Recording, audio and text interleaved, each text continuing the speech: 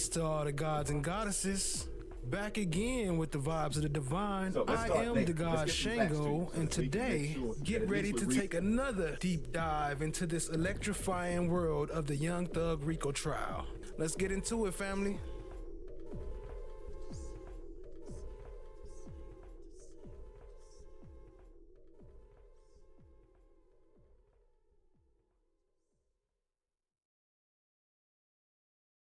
Crisis by moving some of those detainees out of state. Now, we also heard from an inmate who described jail conditions at the facility. The walls are crumbling down, and inmates are creating shapes out of the walls. A Fulton County jail inmate who has been at the facility for about 16 months described the deteriorating jail conditions during Wednesday's commission meeting. So you can go inside of the wall and get you a knife. You can go inside of your light and fix yourself with something and stab somebody next to you. Fulton County Sheriff Pat Lamont told commissioners he wanted them to hear from the inmates themselves as he seeks more than $30 million in additional funding to move inmates out of the Rice Street facility. It's about safety, first and foremost. Sheriff Lamont told commissioners that transferring inmates would allow jail staff to address the unsafe conditions at the jail while allowing the sheriff's office to make needed repairs and upgrades. Inmates to a jail in South Georgia and a correctional facility in Tukwila, Mississippi. That is up to the Board of Commissioners to see where they want to lean in heavily, but ultimately they have better programming, safer facilities, and we can actually get back to creating a safer space at our own facility. But the plan is in County Public Defender's Office, which represents about 90% of inmates housed at the jail. Atlanta Judicial Circuit Public Defender Maurice Kenner has filed an emergency petition to prevent the Fulton County Sheriff's Office from transferring clients who are represented by his office out of state. He urged commissioners not to approve funding. Because it doesn't make good legal sense. It doesn't make good fiscal sense. You may save a penny or two on the front end, but I promise you, you'll pay on the back end. Part of the problem that we have is this little pesky thing called the Constitution.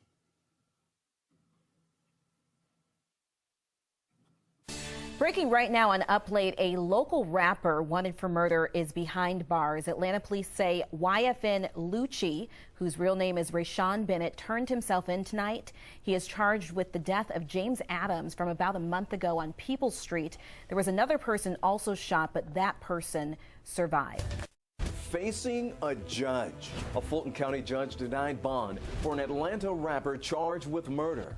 YFN Lucci, whose real name is Rayshawn Bennett, is charged in the death of James Adams. You can hear the 911 calls as neighbors plead for help. Baby, can y'all please get an ambulance here? This man is dying. He just took his last breath, man.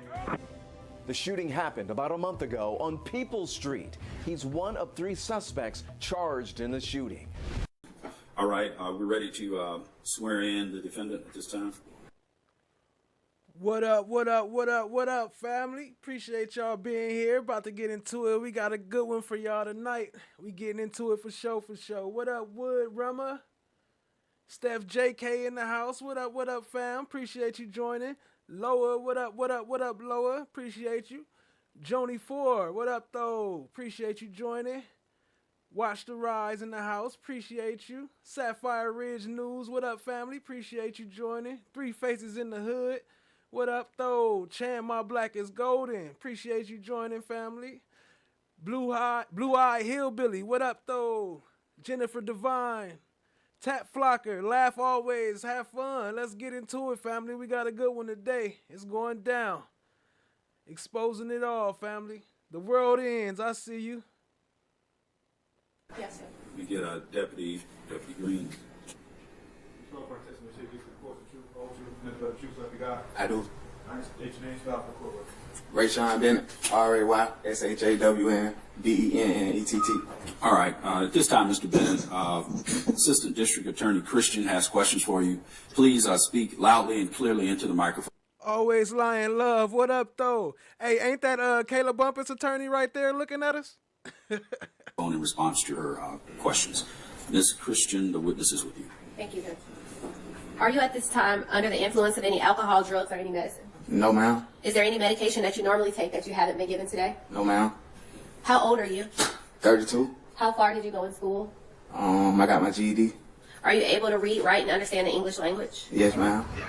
Do you understand that you're charged with the following offenses under Indictment 23 SC 188921? Count 1, violation of the Racketeering, Influence, and Corrupt Organization Act. Got Lucci in the house. What up, Gemini Rising? I see you. Appreciate you, family. Christine Covey, what up, family? Appreciate you joining. GSKI, Chloe Albert's Revenge. What up, though? Yeah. We getting into it.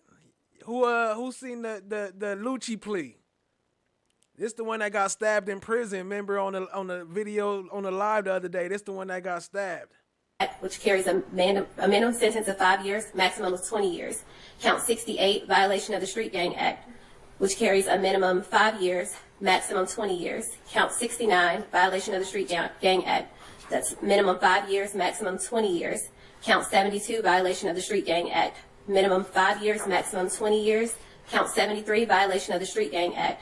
Minimum 5 years, maximum 20 years. Count 76, violation of the Street Gang Act. Minimum 5 years, maximum 20 years. Count 77, felony murder. That's minimum life, maximum life without the possibility of parole. Count 78, aggravated assault. That's minimum 1 year, maximum 20 years in custody. Count 78, aggravated assault. That's minimum 1 year, maximum 20 year. Count 80, aggravated assault. Minimum 1 year, maximum 20 years. Count 81, aggravated assault. The minimum's 1 year, maximum 20 years. Count 82, aggravated assault. The minimum's 1 year, maximum 20 years. Count 83, possession of a firearm during commission of a felony. That's 5 years consecutive.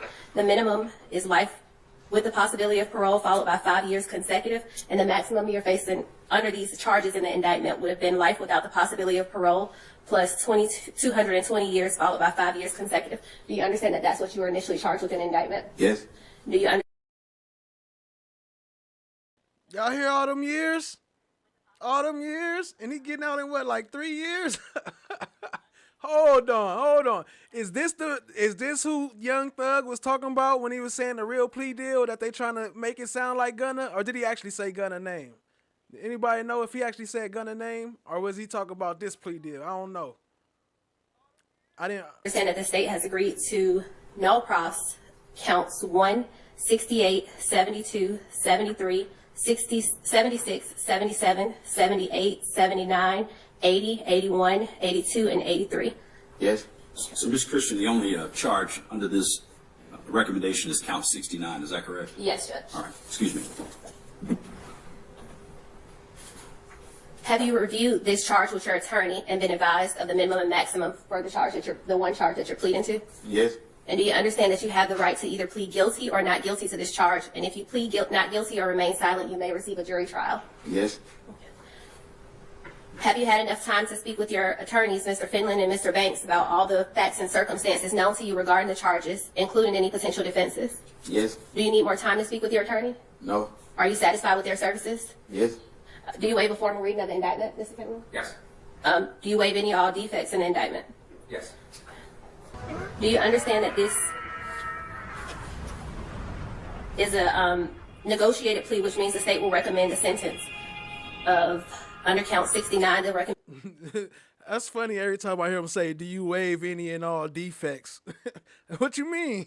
It got defects in there that I'm waiving? The sentence is 20, serve 10, balance probated, and the special conditions of probation are no street gang activity, no contact with any known street gang members or associates, no contact with the co-defendants, Reginald Carter, Artez Carter, Justin Ushery, Demonte Thomas, Tadrikus Glass, Rayvon Boyd, Leroy Pitts, Rondavius Hawkins, and Derek Adams. No guns or replica guns, no gang affiliation or conduct associated with gangs on social media. You must be gainfully employed and no further violations of the law. Do you understand that those are the conditions? Yes. And Ms. Christian, I just wanted to make sure that the record is clear. You said this was a negotiated plea. This is a negotiated recommendation, but it's officially and formally a blind plea. Just want to make sure the record is clear. Yes, Judge. Another blind plea? Okay. Do you understand that those are the statutory conditions of your Yes.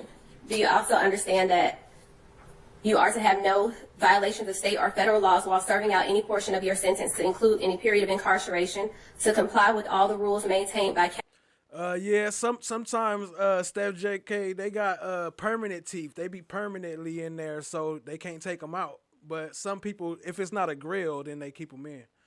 County jail where you're housed prior to being transported to any facility within the Department of Corrections where you're designated to serve out your sentence. Comply with all the rules maintained by Nose ring, that's a little different. Shout out to Gemini. any facility within the Department of Corrections where you are designated to serve out the remaining sentence. You waive a right to appeal any and all terms and conditions of this plea agreement and the sentence imposed, as well as any right possessed in connection with OCGA 244410. And if you violate any of the special conditions, that the state is free to revoke the sentence and recommend any penalty allowable under the law, including that you be sentenced to the maximum for the charge in which you plead guilty. Yes, ma'am. Rainy Rain, what's good, family? Appreciate you joining. Yes. Do you understand that in exchange for this plea, the state has agreed to write a letter to the Board of Pardons and Parole stating that the state would not object to the defendant being released from the Department of Carcerations the first time you become eligible, or after 1/3 of the sentence has been served, whichever comes first. And you must comply with all lawful authorities of law enforcement while in custody and have no further incidents from the date of this plea in any penal institution. Yes. And the state is recommending you get credit for time served at the time that you voluntarily surrendered yourself into the Fulton County Jail on January 13th, 2021 to present, to include any time spent on house arrest as required by law. Yes. You understand that that is the... Shout out to Chloe Albert's Revenge. Welcome back to the family. Appreciate you rejoining. You got the mushroom, so it say you been here for 2 months. Who is that in the corner? I don't know. That look familiar. I don't know. I can't see the face. It just look a little familiar. recommendation that the state is making to the court. Hey, hold on. What up, TC? I see you. Appreciate you joining. Tap Flocker, I see you. Chat Diggy in the house. What up, what up, what up, what up, family? Appreciate you joining. Yes. Do you understand that the judge does not have to accept this recommendation and can sentence you to the maximum? Yes.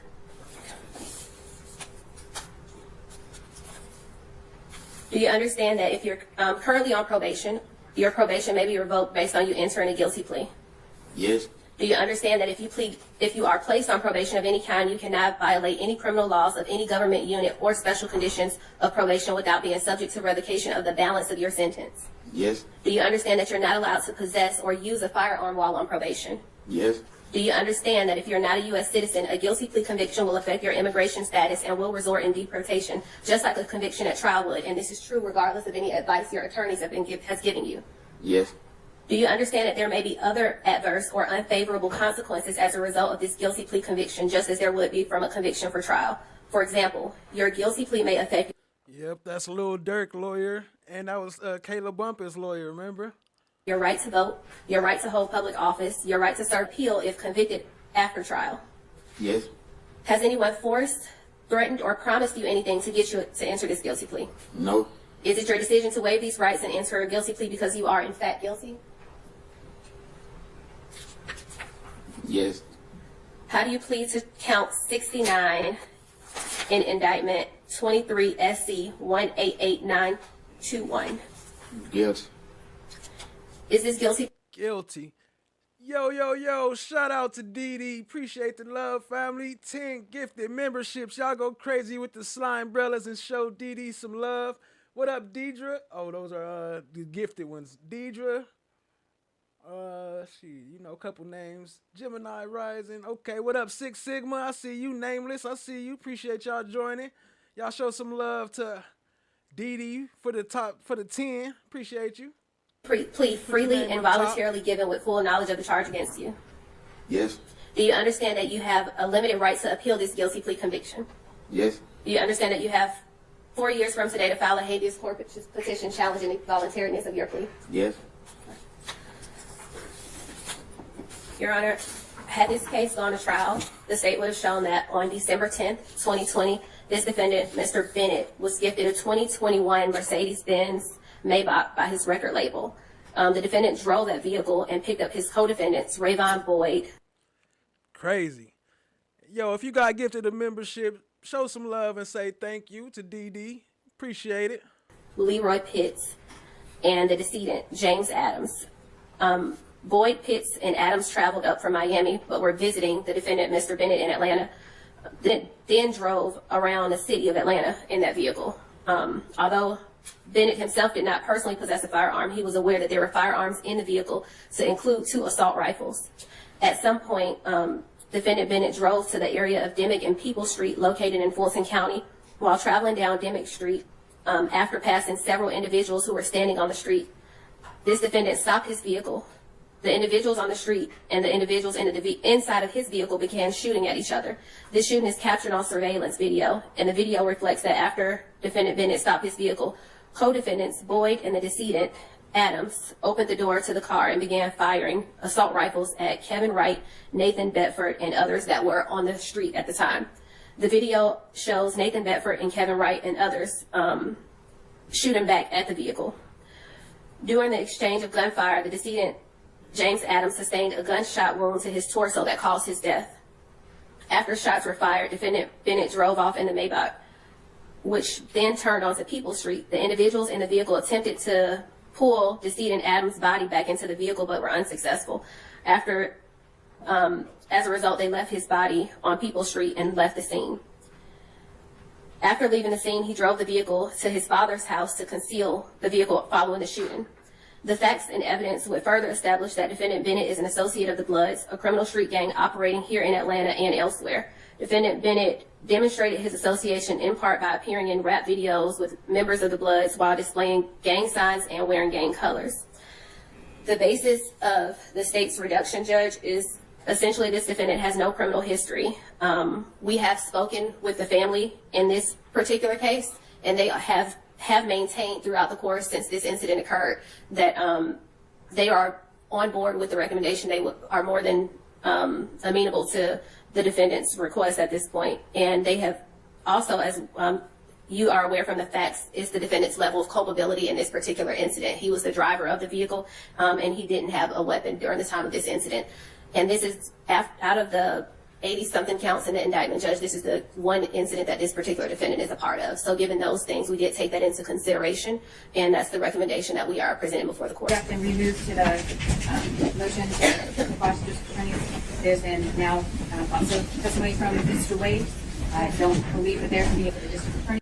We're going to get back into that in a minute, but let's see how it's all combined. We got to mix it all up and see how it all merged together. You know what I'm saying? Let's get into it. It's funny right here. Look, Fannie Willis' lawyer fighting, saying we don't want her to have to testify, and she shouldn't have to testify. And then Fannie dumbass walking there saying, I want to testify. I'm about to testify. Crazy. What up, Fatima? I see you. Appreciate you joining. To testify as well for all of the. All right, Ms. Merchant, what do you think you can establish and have through the testimony of Ms. Willis? And let me start there. I'll look in the evidence stretch. Now that how Mr. Wade has testified, there's a conflict in multiple different issues for all the different issues. The first one is a reimbursement issue. The cash, that opens the door in and of itself. Ms. Willis testifying. Well, what's the conflict there? He testified that he didn't have receipts, but we don't know if Ms. Willis has receipts. So that's one issue. So we don't know. So there's no conflict. We just don't know. We don't know. Right? Okay. So it's a question, not a conflict. But what else? That is a question. So, and there's a lot of different issues with different reasons. The first one would be the receipts. Whether or not these cash payments, if there's any payment receipts. The Louise trip, whether or not she paid for the entire thing in cash. Mr. Wade doesn't have knowledge of that. He couldn't remember a lot of things he couldn't remember. So now it goes to Ms. Willis, unfortunately. And so that I don't believe, given the testimony of Mr. Wade and the extent of the questioning of him, that there is any reason at this point to go into the district attorney herself. And again, I know the court's read all the pleadings. It really is such a compelling need, is the language of the case law, a compelling need to call opposing counsel. Given the record that's now before the court, I don't believe it's enough. My bad, I didn't see you. I must have missed Wilma. What up, Wilma? Appreciate you joining, family. And then suddenly he's changing it. She files her financial declarations, same problem. We need a ready here to go over all of this and to explain exactly what happened. So we would ask the court that the court. Can I wait to be honest? Just a moment, Ms. Willis. So, Ms. Cross, I don't know if you want to speak with Ms. Willis now. It's sounding like maybe they're withdrawing the objection to the motion. I'm going to the motion to. Or does Ms. Willis want to take the lead here? We'll withdraw the motion to quash Ms. Willis. Based on I'll make that. Okay, so the position of the district attorney at this point is that she's no longer contesting the subpoena. Ms. Merchant is called as the next witness. I would ask, I need 3 documents in front of me, and then the 3 filings of Ms. Merchant. 3 filings? I have the 3 filings of Ms. Merchant. When you say the filings, you mean like the pleadings? The pleadings, yes, Your Honor. Okay. I think we could locate those for you in the supplemental. I want the one filed on January the 8th, the one filed immediately after we filed ours, and the final one. Good afternoon. My name is Kristen Clark, Assistant Attorney General for the Civil Rights Division. I want to get into a little of this because we got cut off the other night when my stream dropped, so I'm going to play a little bit of it. At the U.S. Department of Justice. Hit the like, hit the subscribe, tap in, share with a friend. Joining me is Ryan Buchanan, U.S. Attorney for the Northern District of Georgia. The Justice Department has completed a comprehensive investigation into conditions at the Fulton County Jail here in Fulton County, Georgia. Our investigation finds long-standing unconstitutional, unlawful, and dangerous conditions that jeopardize the lives and well-being of the people held there. We cannot turn a blind eye to the inhumane, violent, and hazardous conditions that people are subjected to inside the Fulton County Jail. Detention in the Fulton County Jail has amounted to a What up, Ash Bay? I see you. Appreciate you joining, family. Death sentence for dozens of people who have been murdered or who died as a result of the atrocious conditions inside the facility. It's not just adults, but also young people who are subjected to conditions and treatment that violate the Constitution and defy federal law. Many people held in jails in our country. Kristen Vasquez, what up, what up? Appreciate you joining. Have not been convicted. They are awaiting hearings, trial dates, or are serving short sentences for misdemeanors. We find that the Fulton County Jail does not adequately protect incarcerated people from violence, such as stabbing, sexual abuse, or even murder. Physical deficiencies in the environment, such as unlocked doors and large holes in the walls, permit and even facilitate the brutality. Crazy, crazy, crazy. Ty GQ, what up, family? Appreciate you joining. Incarcerated people use makeshift weapons built out of jail fixtures to attack others, including vulnerable people with mental health needs and 17-year-old young people. In 2023 alone, we identified 314 stabbings and more than 1,000 assaults. This rate of violence exceeds what we've seen in other cities across the country. The Fulton County Jail had as many stabbings in a single month as the Miami-Dade County Jail had all year, and that's a facility with 1.5 times more people. Since 2022, 6 people in the jail have lost their lives to violence. I'll walk through additional court findings set forth in the report that we're issuing today. Living conditions at the jail are hazardous and unsanitary. Housing units are flooded from broken toilets. Roaches, rodents, and pests abound. Standing water, exposed wiring, and vermin make living areas unsafe. The jail does not provide enough food, leaving people severely malnourished. The jail fails to provide constitutionally adequate medical and mental health care to people at the jail, exposing people to preventable bad outcomes, including injury, seriousness, illness, pain and suffering, mental health decline, and even death. The lack of security staff and failure to prioritize health services impede access to care. Hi guys. Medical How is emergencies everybody? Do not receive appropriate medical responses. People at risk of suicide do not receive sufficient protection, and people with serious mental health needs do not receive adequate treatment. Time, what up though? Appreciate you joining, family. FFS, what's good, fam? Good to see you. Where you been, man? We put out a bolo for you the other day on Cat Stream. Appreciate you joining. Hope everything's all right. As well as everybody, I hope everything is all well always. Let's get into it, family. Hit the like button. Jail uses solitary confinement, also known as restrictive housing, in discriminatory and unconstitutional ways that expose people, particularly 17-year-olds and people with mental health disabilities, to risk of harm, including acute mental illness and self-injury. The jail uses lengthy confinement in restrictive housing as punishment without written explanation, which violates due process. As Georgia is one of only 4 states where the juvenile justice system's jurisdiction ends at 16, there are 17-year-old boys and girls also held at the jail. And these 17-year-old boys and girls are exposed to particular harm. The jail does not provide special educational services to 17-year-olds who are entitled to them under a federal law known as the Individuals with Disabilities Education Act. It fails to protect these children from violence, including sexual abuse, and it uses isolation to punish them, which both violates their rights and contradicts clear research that such isolation uniquely harms our young people. The jail staff also uses excessive force. This includes deploying tasers without reasonable cause. Hi guys. For How is example, everybody? detention officers tased a man after he said he felt like hurting himself and needed to see a mental health specialist.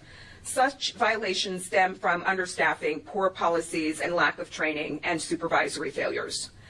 The summary that I have just shared is harrowing enough, but individual experiences are gut-wrenching. For example, LaShawn Thompson, a black man. You need to report to Human Resources. You gotta send it to my email. I'll get back to you in 7 to 14 days. With serious mental illness, entered the jail on low-level charges and was confined to the mental health housing unit. 3 months later, staff found him dead in his cell, infested with lice, and as a medical examiner concluded, neglected to death. Several months before that, another black man was... That's crazy. Ain't that like murder though? Or neglect? Yeah, like gross neglect. Serious mental illness died after he stopped taking his medication. 2 more black men with mental health disabilities were murdered by their cellmates. Weeks after we opened our investigation, 6 more black men died at the jail. All of this is a racial justice issue. 91% of the people living in these abhorrent, unconstitutional conditions are black, as compared to 45% of Fulton County's overall population.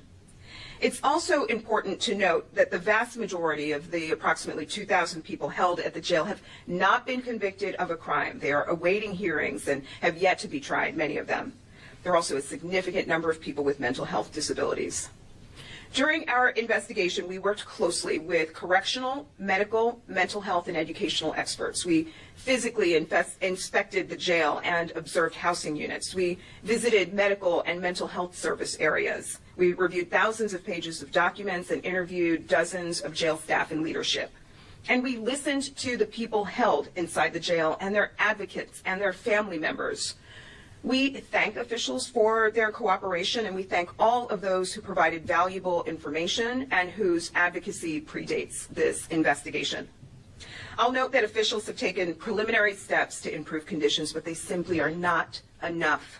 We hope our findings report sounds an alarm that will prompt the Fulton County Board of Commissioners and the Sheriff's Office to swiftly implement the comprehensive reforms necessary to ensure constitutional conditions going forward. At the end of the day, people do not abandon their civil and constitutional rights at the jailhouse door. Jails and prisons across the country must protect people from the kind. This why Art Arrington, I got him coming up later. He want to fight against the Constitution. He said that pesky Constitution. Remember at the beginning, that's what. It's only one problem: that pesky Constitution. Of gross violations and unconstitutional conditions that we have uncovered here. I'll now turn the floor over to U.S. Attorney Buchanan. And believe that we're headed in the right direction. I've said all along that we will have to comply with whatever the Justice Department recommends, and that's what we're in the process of doing now. So thank you all for being with us. Positive and optimistic, but to be honest, the tone this morning was really damning from the Department of Justice. How serious is this, and were you guys already making plans and making changes before now, or because earlier this morning it seems like no changes have been made? Well, I view that a little differently. If you look at what was said this morning, the tone and tenor was, none of this is new. This is decade. All right, Dee. We appreciate you stopping by and showing some love. Y'all show her some love on her way out. Appreciate you. Old problems, some that predate certainly the chairman and I relationship, but ultimately it also said And it was also pointed out very, very poignantly, these are fixable opportunities. And so that's what our plan is as we get ready to move forward, is to be able to fix each one of these opportunities and move forward. Chair, the DOJ said that some of the violence stems from the fact that, or stems from a lack of an adequate classification system that results in really violent inmates being housed with more vulnerable inmates. Do you have any response to that, and is that something you're trying to address? So we are addressing that. I have said. So we are addressing that.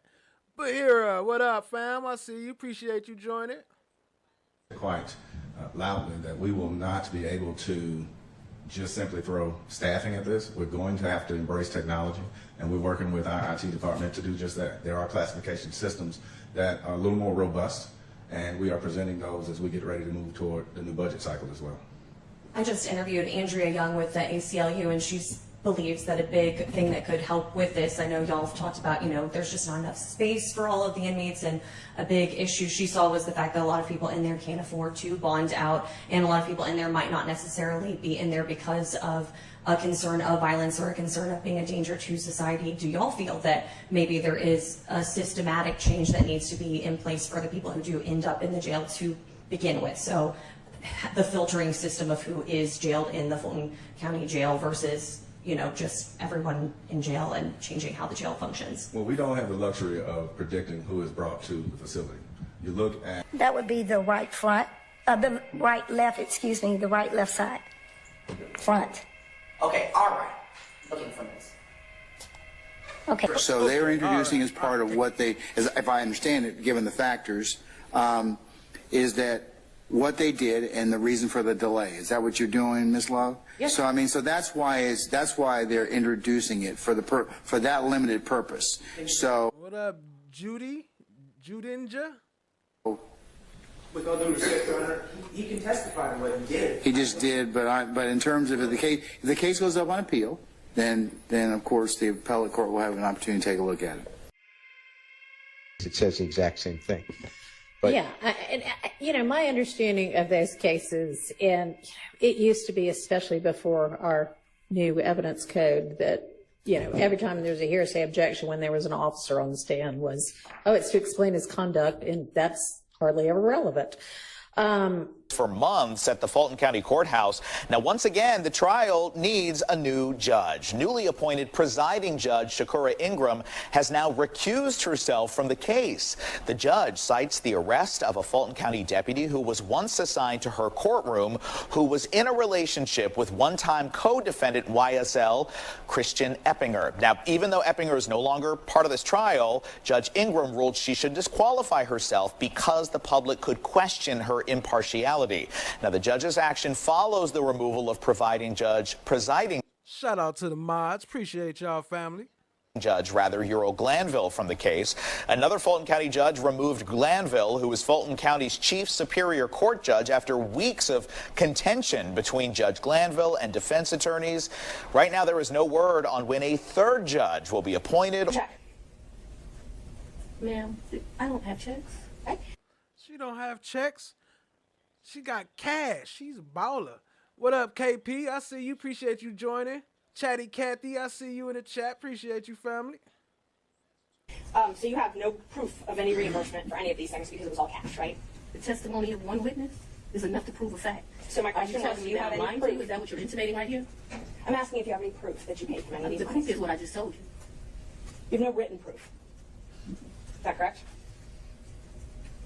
So I have some, probably some transactions like in Belize. I probably spent $500 on my card in Belize. I spent $800, I can't remember, $900 on tickets. Lady Justice is blind. I did the Everybody I probably got some minor expenses in Aruba that would be on a card. But for the most part, for those trips, other than, so the 2 cruises, I gave him money for those before we ever left. Because they were let me answer. Well, the question was if you had any written proof. And so I've answered you that I've had written proof. We can move to the next question. If you've answered if we had any written proof, and that was my question. I want to make sure that we're clear that for the 2 cruises, Judge, I asked if she gave her written proof. We're not going to talk over each other. Ms. Merchant, she answered your question, so we can ask the next question. Ms. Willis and Ms. Cross will have plenty of opportunities to let you clarify your answers when it's her turn. Thank you, Judge. Knowing your role as district attorney, You know that public funds are scrutinized and the money is scrutinized and things like that. You understand? I'm sorry. You understand you're under a microscope. You have reporting requirements, all of those types of things. You have no record other than your testimony of the money that you've given Mr. Wade. You've already asked that question. Let's keep going. When the Hilton vs. Love on Netflix last night. You crazy. you took office, you had a tax lien of $4,600. Did you pay that with cash when you made that tax lien whole? I probably paid through however you pay. Okay. So, but you were saying that you had amounts of cash. You still had that lien in 2022 when you were giving Wade and going on these trips. So the cash that you gave him, that could have been used to pay the tax lien off? You gonna tell me how to pay my bills? No, object. This is not relevant as it relates to why we're here today. Mr. Merchant, are you trying to establish that she was insolvent in some way? I definitely was trying to establish that she did not have these mass amounts of cash that she's talking about, yes. All right. Re-ask the question. You had a tax lien in 2022, $4,600. Did you say I did? And you did not use this cash that you had to reimburse Mr. Wade to pay that off, correct? No. Okay. I went shopping too when I didn't pay it off. And you talked about, you gave a lot of interviews to some authors on the book on finance, right? I would not characterize it as a lot. I probably have spoken to them 2 or 3 times. My question is relevant as to. I think it's already come up that finances are discussed in the book. I'll overrule that. Thank you. Ms. Wilson, you can continue your answer. What came up with Mr. Wade as it relates to hearsay statements that he was asked about in relation to what Ms. Willis may or may not have said in relation to an author. So it's not relevant to testimony that's occurring at this time. I think Ms. Merchant has said it inside the book. I was doing just fine. I had a municipal court judgeship that was paying me $100,000 a year, and like you got to show up twice a week. Easiest thing I've ever done in life. I also had private clients that were paying me to represent them, so I was able to have a law practice and that. Raising 2 daughters by myself, there were times in life where things were hard, and so I was telling people, I don't really run for DA. I don't want to run for DA. I'm in a good position right now. I got this easy job that I enjoy, being the chief judge at the city of South Fulton. I'm making money at the law firm, and I'm not sure that I want to make this sacrifice. And why does it always have to be me? Eventually, I prayed. I think that I was the appropriate person. I think that I did that. So when you're referring to that, what I'm saying is, why should I make a sacrifice again? And what I was not talking about is being district attorney. So if you want to gift a membership, you have to be either on a Chrome browser or an Android phone, some type of Google thing. It's a problem with Apple. But then you just right there on the bottom side, right next to the chat, there's a $sign. You hit the $sign. And you can gift a membership through there. They have some options. And also, anybody who's been a member for longer than a month, anytime you renew your membership, you can hit that $sign and you get a free chat once a month from that thing. That's why where you can see it pop up and show how many members you've been. You got to hit that $sign right next to the chat. All right, let's get back to it. Appreciate y'all, family. Hit the like, hit the subscribe, tap in, share with a friend. You get elected district attorney, you're in a fine financial position. I make over $200,000 a year. What I was talking about is I ran for judge. When I ran for judge, I took $50,000 of my personal money out of my retirement, and that money ended up being lost. And I know when you bet on yourself, you're going to have to bet money on yourself. And so what I was talking about was not wanting to go through the personal financial expense of running for office. By no means did I think that I was going to be financially in a bad position once I won. Let's talk about what I was up against, because it's important to understand that comment. I had a district attorney who had been here for 24 years. People, it's very relevant as to what my mindset was about this. So I'm trying to answer your question. So what I was saying is Solely to finance. Right, but it is about my finances. If nobody put me in the seat. So I had already run for office once. I had spent $50,000. I had spent $50,000. Hey, there you go. Appreciate you, family. Y'all show some love to FFS with the 5. Drop some slime brothers in there. Show some love to FFS. Appreciate you, family. Hi, guys. How is everybody? It's my own money running, and it was vamoose, nothing. And so when I'm talking to those offers, I'm talking about the contemplation of the sacrifice of the run, not the sacrifice of once you become DA. The odds were against me. I was likely going to lose the election based on who I was running against. So that needs to be in the appropriate context. Isn't it true that the authors also wrote, and you can dispute this if you'd like, that you were broke after that race? The 2018 race? Yes. Yeah, that was a hard race. I wasn't broke like I didn't have any. So broke is relative to depending where you are, but Lady Justice is blind. Everybody can get I just gave $50,000 away. Right. So they characterized it from their conversations with you that you were broke, you had poured your own money into the campaign, and you weren't able to pay your own bills because of your, your clients couldn't pay their bills to you, and you had a paltry array of family and asset forfeiture cases. It says you were trying to make it month to month. Is that an accurate depiction of your financial situation at that point? I would want to read that, but I don't remember clients not being able to pay their bills. Or May I approach Trish? You can. You may. Please go ahead. I have not read this book. Talked about the ACDC plan. Let me be crystal clear. I support the sheriff. I disagree with him on some things. Because when that plan came before us, I didn't support it. And I have a good memory. And if we have beds over there and we're not utilizing them, you can show me all the data that you want to. But if you are not utilizing that, it didn't work. So something else needs to work. I am sad today that in the civil rights cradle, we're talking about shipping individuals to Mississippi? Really?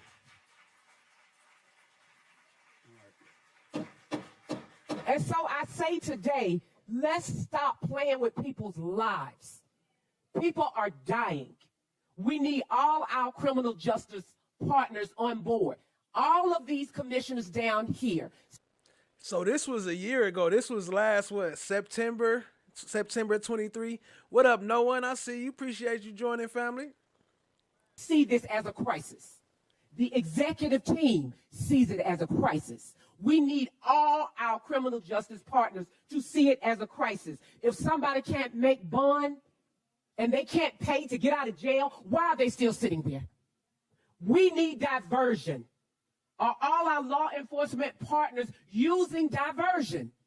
Are we using everything that we need to use in this crisis? This is a crisis. We have had too many people die. I know people want me to be quiet, and they want me to make them cozy and warm, and they want me to not say what I have to say, which is until all of the criminal justice partners, until everyone sees this as a crisis, I'm going to be Miss Cleo, and we're going to be here again. What we have to do is enable our county manager and our executive staff to do what they need to do and take the politics out of this. We need to ask City of Atlanta, do what you need to do for us to get the beds. The sheriff needs the beds. And if the City of Atlanta can't do it, do we have any other agencies or jails in the metropolitan area that will do it? And we need to do it. But at the end of the day, we come down here every first and third, and we look at nice little slides, and we don't deal with the fact that crime is going to continue. What is the plan for those individuals that are still going to get arrested? What is the plan for that? So I asked my colleagues, I asked the sheriff, I asked the courts, I asked every judicial partner today to please step up and treat this as the crisis that it is. No more deaths in Fulton County Jail.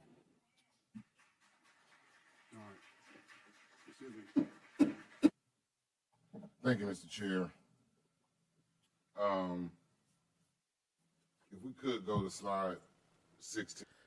Yeah, that's the little cat pop-up for the new ones who ain't seen it yet. It looks like there's an axis or some numbers missing from this slide. What are the numbers? Lady Justice is blind. Everybody can get it. 125 people each. Like something's missing. How many? The orange part says bed available. So how many beds available are there at ACDC? No, sir. There's 700 total. I'm asking you about the orange. There's blue and there's orange, right? Blue says beds in use. So how many beds are in use? There's something missing from the. Can nobody else see that? So the slide that's projected up there didn't. When we transferred it, didn't show up. So to answer your question, Commissioner Arrington, there are 229 available beds in ACDC, 108 available as in not being utilized, 187 out of county, which is primarily Cobb, but it includes Oconee and one other county, 110 in the South Annex, and 23 in Alpharetta. So that's a total of how many available? About 600? Approximately. Approximately a little less than 600. That's correct. Well, just clarification, ACDC, the city jail, they have 1,300 beds. Our contract limits us to 700 of those 1,300. Oh, yes, and not only that, there are also restrictions on who can be put over there. Correct. I'm very familiar. Yes, you are correct, Mr. Chair. There are 1,300. Tall Glass in the chat. What up? I see you, fam. Appreciate you joining. Available beds there. But again, there are restrictions on who can be sent there, right? Which the city of Atlanta imposed. In addition to the cap of 700. I think we've got to call on our partners at the city of Atlanta to raise that cap from 700. Certainly, we got to do whatever we can to get anybody out of jail that shouldn't be in jail. That's number one, right? Now, I don't know what that number is. Sometimes there may be an unindicted case along with another case. See, I hear y'all talking about this and these numbers and the charts,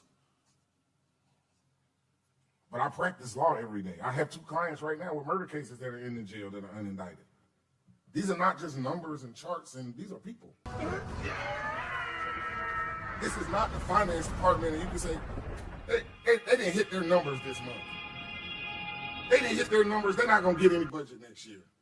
This is not the real estate department where you can say, well, you didn't make your mark, no bonus this year. You can't add money next year. How can you tell someone that their budget is gonna go away, that the money that was funding what's been helping them is gonna go away, the ORCA money, and they can't ask for a request to allow those people to stay on? That's another human issue. So those people just don't get fired? How many people y'all gonna fire by doing that? How much more of a backlog is that gonna create when y'all they have to let go of everybody that they hired for ORCA? See, I've been practicing law for 27 years. Before COVID, it took 2 years. 2 years from a case to go 2 blocks from the city of Atlanta Municipal Court to this court right here. 2 years before COVID. We had, 2-3 years of COVID? We got to be real careful what we're talking about and what we're doing. And I don't know anyone that's playing with this. The idea that someone is down here playing is doesn't make sense to me. I don't think anyone is down here. I'm sure y'all all know about Arrington by now. This dude be wilding out every time he get on the mic. And then he always like, we need more. We need to give them the money. We got to give them more money. He must be getting a cut on the back end for sure, for sure. They're playing, and if they are, they need to leave. And he connected with FANI too from that case where old girl was trying to press charges. I'm going to bring that back up later too. You know, it's a few things that we just have to really be mindful of, right?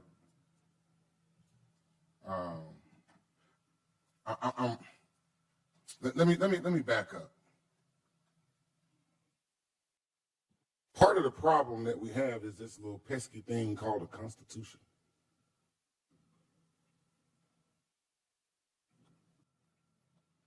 The Constitution of the United States and of the state of Georgia, as you all have heard me say before, require and demand the separation of powers. As commissioners, we are part of the legislative branch, not part of the judicial branch. Oh, y'all in school now. If y'all don't know about the legislative and the judicial and the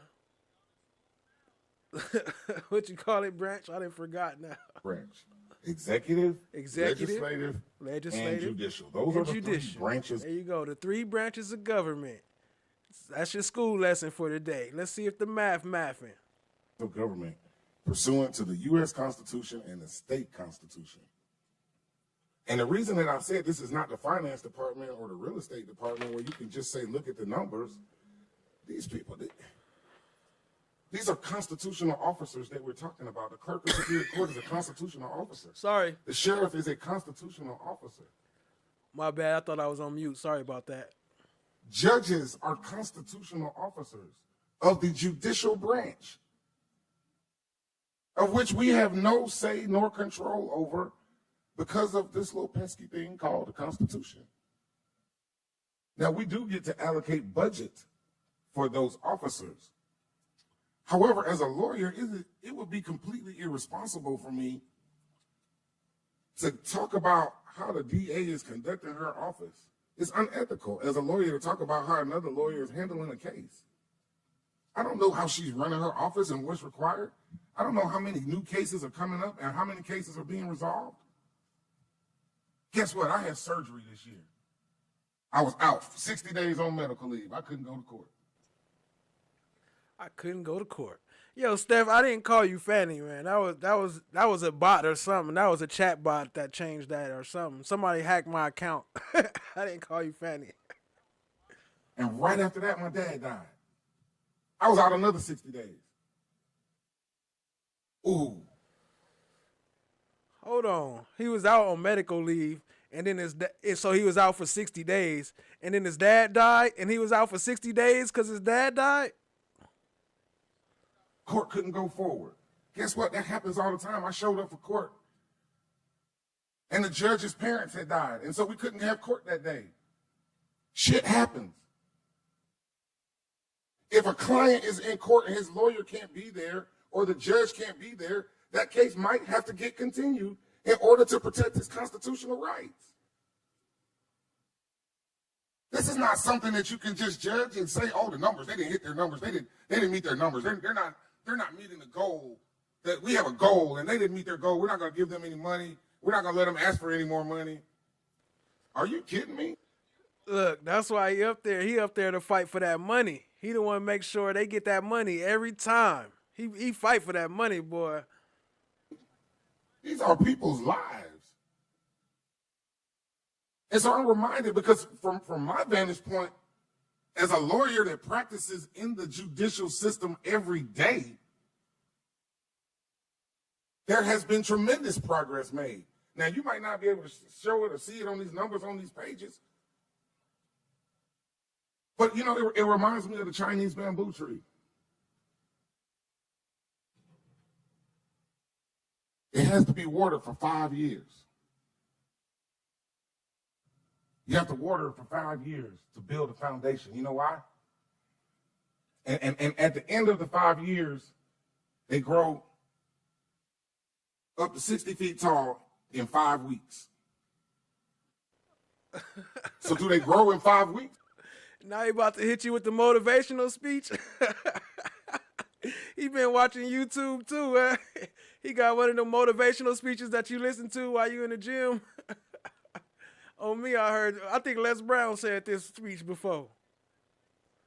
Yo, shout out to Jennifer Devine. Y'all drop the slime brothers and show some love. Jennifer Devine says, thanks for your service, FOTG. Editing this must be painful. Watching it one time is shocking. I can't imagine. Wow, just wow. That's a fact, Jennifer Devine. I appreciate that.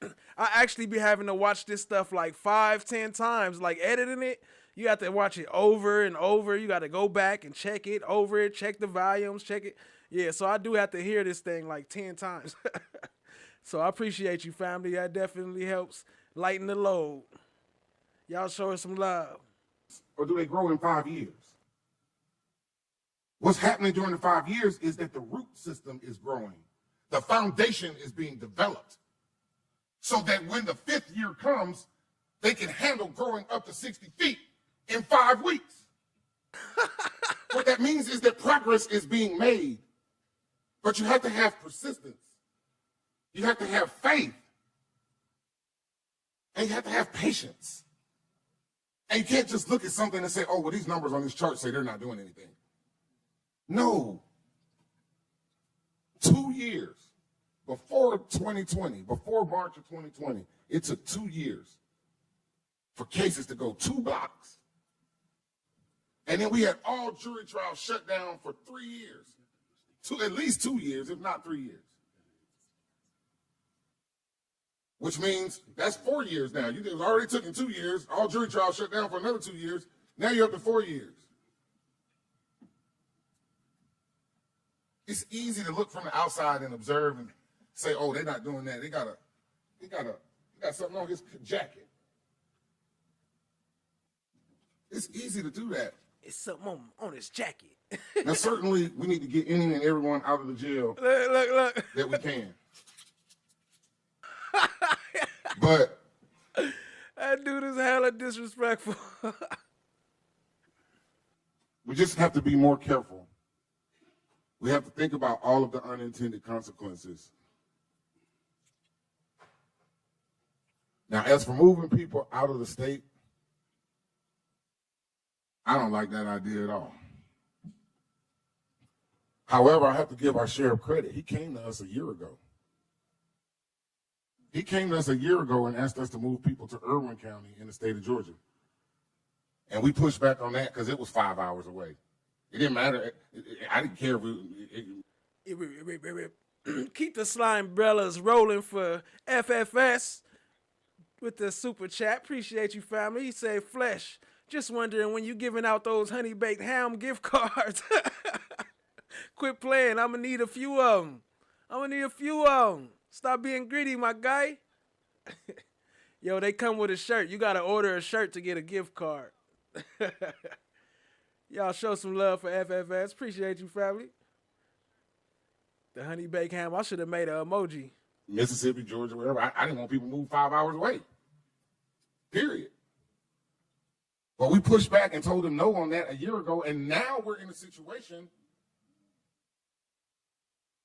where me personally, I'm going to have to vote for this contract. I can't protect the inmates' constitutional rights if they're dead. I can't let them, they can't. So how you go from, it's only one thing in our way, this pesky constitution, but now you trying to protect the inmates' constitutional rights? They can't go to trial. They can't be found innocent if they're dead. There are people dying. We got to get everybody out that doesn't need to be in there. Absolutely. Number one, first thing we got to do. But other than that, we got to make sure people are alive so they can go to trial. I can't keep them safe if I can't keep them alive. Our only role in that is budget. Do we allocate budget? As a commissioner, I feel it would be completely irresponsible for me to not allocate budget that would allow people to be moved out of a jail where people are dying almost every day. What up, Rochelle Ingram? Appreciate you joining. Now, if we can house them somewhere locally closer sooner, yes. The problem we have with ACDC is, I'm surprised that we're up to that number, is that the deal we have with the city of Atlanta, we have to staff that building. And we having enough problems staffing the current jail. And so it's easy to say, oh, put more inmates over there. Take it up to 1,300. Okay, who's going to staff it? Who's going to staff it? That's fine, I agree, that's no problem, but that's a long-term solution. We got people dying every day. 2 minutes. Those social problems aren't going to change in a day. Yeah. Just a minute. We've got a lot of stuff that we have to do. We've got some real challenges here. I'm a criminal defense lawyer. I don't want my clients going 5 hours away. But as a commissioner, I feel it would be irresponsible not to allocate money to make sure that we can save people's lives and make sure that not one more person dies in that jail. And if that means they have to be moved somewhere that I don't want to move to and that I didn't want to move to last year, then that's unfortunate. But under these emergency circumstances and situations, as a commissioner, I don't feel I have any other choice. Thank you, Commissioner. Stitches just above his left eye. You can see my cut. 29-year-old Levi Riley said he was stabbed just above the eye after he said a fight broke out inside a cell at the Fulton County Jail. I ain't gonna get stabbed, and I ain't gonna get stabbed in my head. Worse than the stabbing, he said, was the silence. He said for multiple days, officers did not help him. I'm in the room 3 days bleeding. It's bleeding out. The sheriff's office confirmed the stabbing incident, but denied officers were slow to respond. The spokesperson told me in an email, quote, an officer saw the inmate's injuries and immediately took action so that he received medical attention. There is no indication of when the assault occurred or that it was reported. Riley said he was taken to Grady Memorial Hospital, where he received 23 stitches. The Fulton County Jail has a history of stabbings. Last month, 37-year-old Leonard Fortner was stabbed to death. one of 13 people who has died in the county's custody at the jail since the beginning of 2023. Last year, Sheriff Pat Labonte brought a group of inmates to the County Board of Commissioners meeting to detail their experiences inside the jail. I also had 4 knives pulled on me at once. I had knives put to my throat, and I had to call my mom telling them, please wire somebody some money or I'm going to be killed. Levi Riley spent 34 days at the Fulton County Jail. We checked. A judge dismissed his probation warrant charges this past Thursday. He was released on Friday, set free, and scarred. Just living here, wait for a court date. It's like living in a third world country. So I've been to prison, I've been multiple times, never been to a place like this. This don't want nobody to go through what I went through. And first tonight, unconstitutional, unlawful, and dangerous. In 2023 alone, we identified 314 stabbings and more than 8,000 assaults. What a new Department of Justice report reveals about conditions inside the Fulton County Jail and how county leaders are responding. Shout out to FFS. Keep the slime umbrellas rolling. He said, are the t-shirts orange in the Department of Corrections? I believe it's different ones. It depends on where you're at. I don't know, but sometimes I be seeing people in orange and blue. I don't know the difference. But appreciate the super chat. Y'all show them some love. Appreciate you, family. If y'all got the answer to that, let FFS know. And good evening, everyone. Comes in response to a scathing report from the Department of Justice. The report found inadequate staffing, a lack of food, unsanitary conditions, a lack of mental and medical care, and evidence of hundreds of stabbings and thousands of assaults. Detention in the Fulton County Jail has amounted to a death sentence for dozens of people who have been murdered or who died as a result of the atrocious conditions inside the facility. Now, enough. 30 days. 30 days. It didn't take much time. What I realized was that Rice Street location is pretty intense. LaDavius McNair knows firsthand what life behind these walls is like. The 32-year-old just released November 1st after a judge ruled he was wrongly arrested by Atlanta police. Inmates are really going through a lot of things in there. He says it felt like he had no rights. I ate rice and 2 slices of bread for dinner. I've been denied water. Wrongly accused. Could you imagine all the stuff they going through? Then you wrongly accused. You got honey baked ham gift cards. Hey, why is his Patrick Labonte? Why is his name on the side of the police cruisers? Crazy.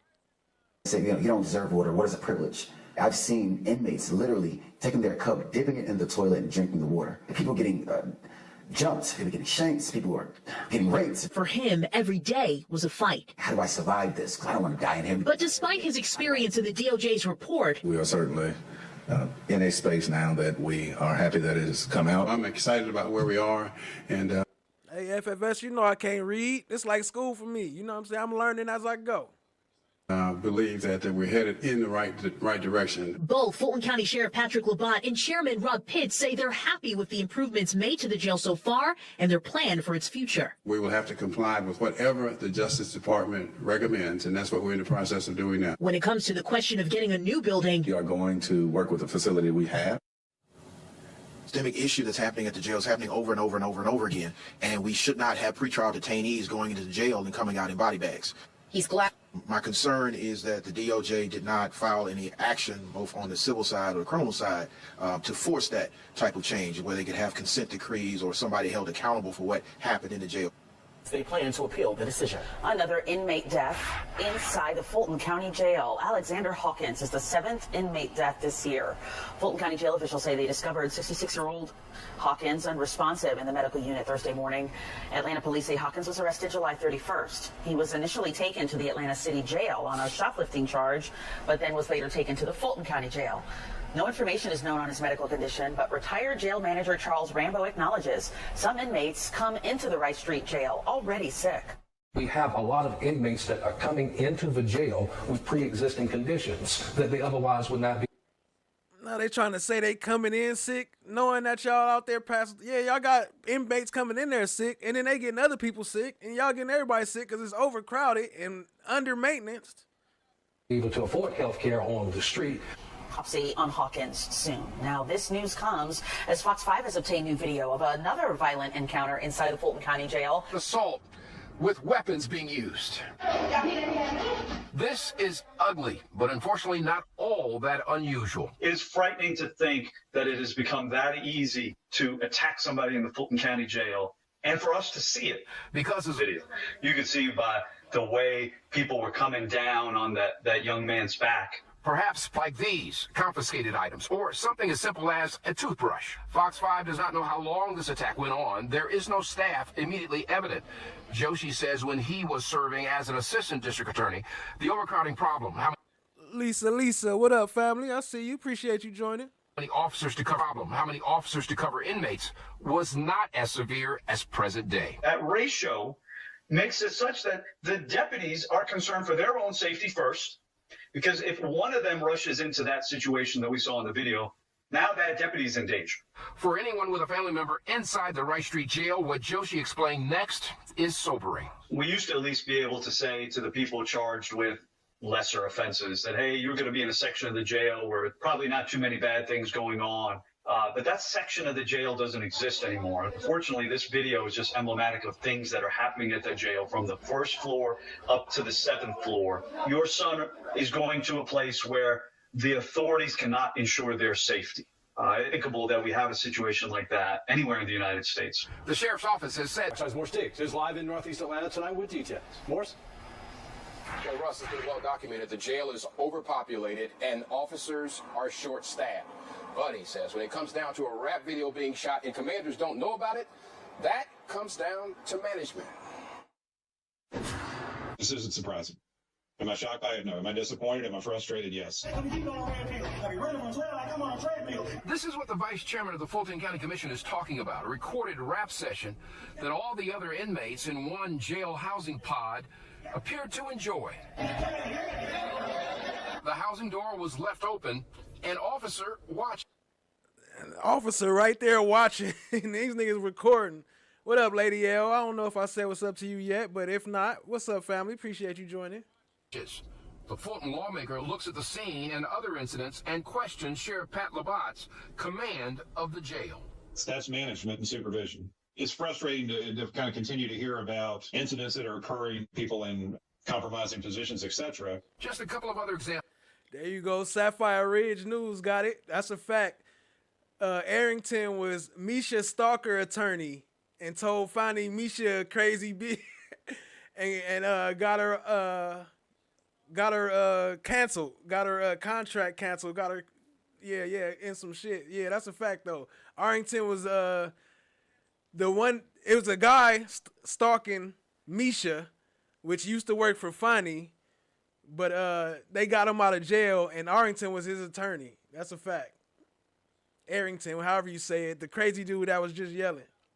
Authorities say a former jail staffer put herself in a compromising position with a male inmate in a private jail office. On a different day, you had this image, restaurant meals brought to inmates by an officer. Vice Chair Ellis says taxpayers are paying for high-quality staffers supervised by competent commanders. In an earlier interview, the sheriff told me that is his goal. We've been very intentional about working with the Board of Commissioners. We've given just our law enforcement division and our sworn division a 36% pay raise in the last 2 years. All right? We're the only law enforcement agency that we know of in the metro area that's paying a $10,500 bonus.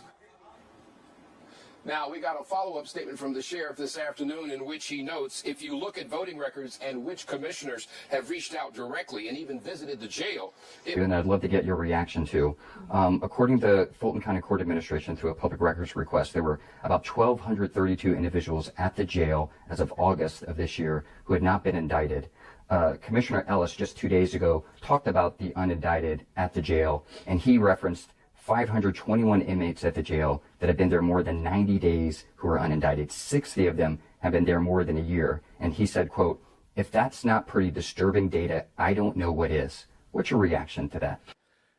2 slices of bread and some rice with no water. That's why they call it Rice Street. Shout out to everybody in the chat. Appreciate y'all being here, family. Y'all hit the like, hit the subscribe, tap in and share with a friend.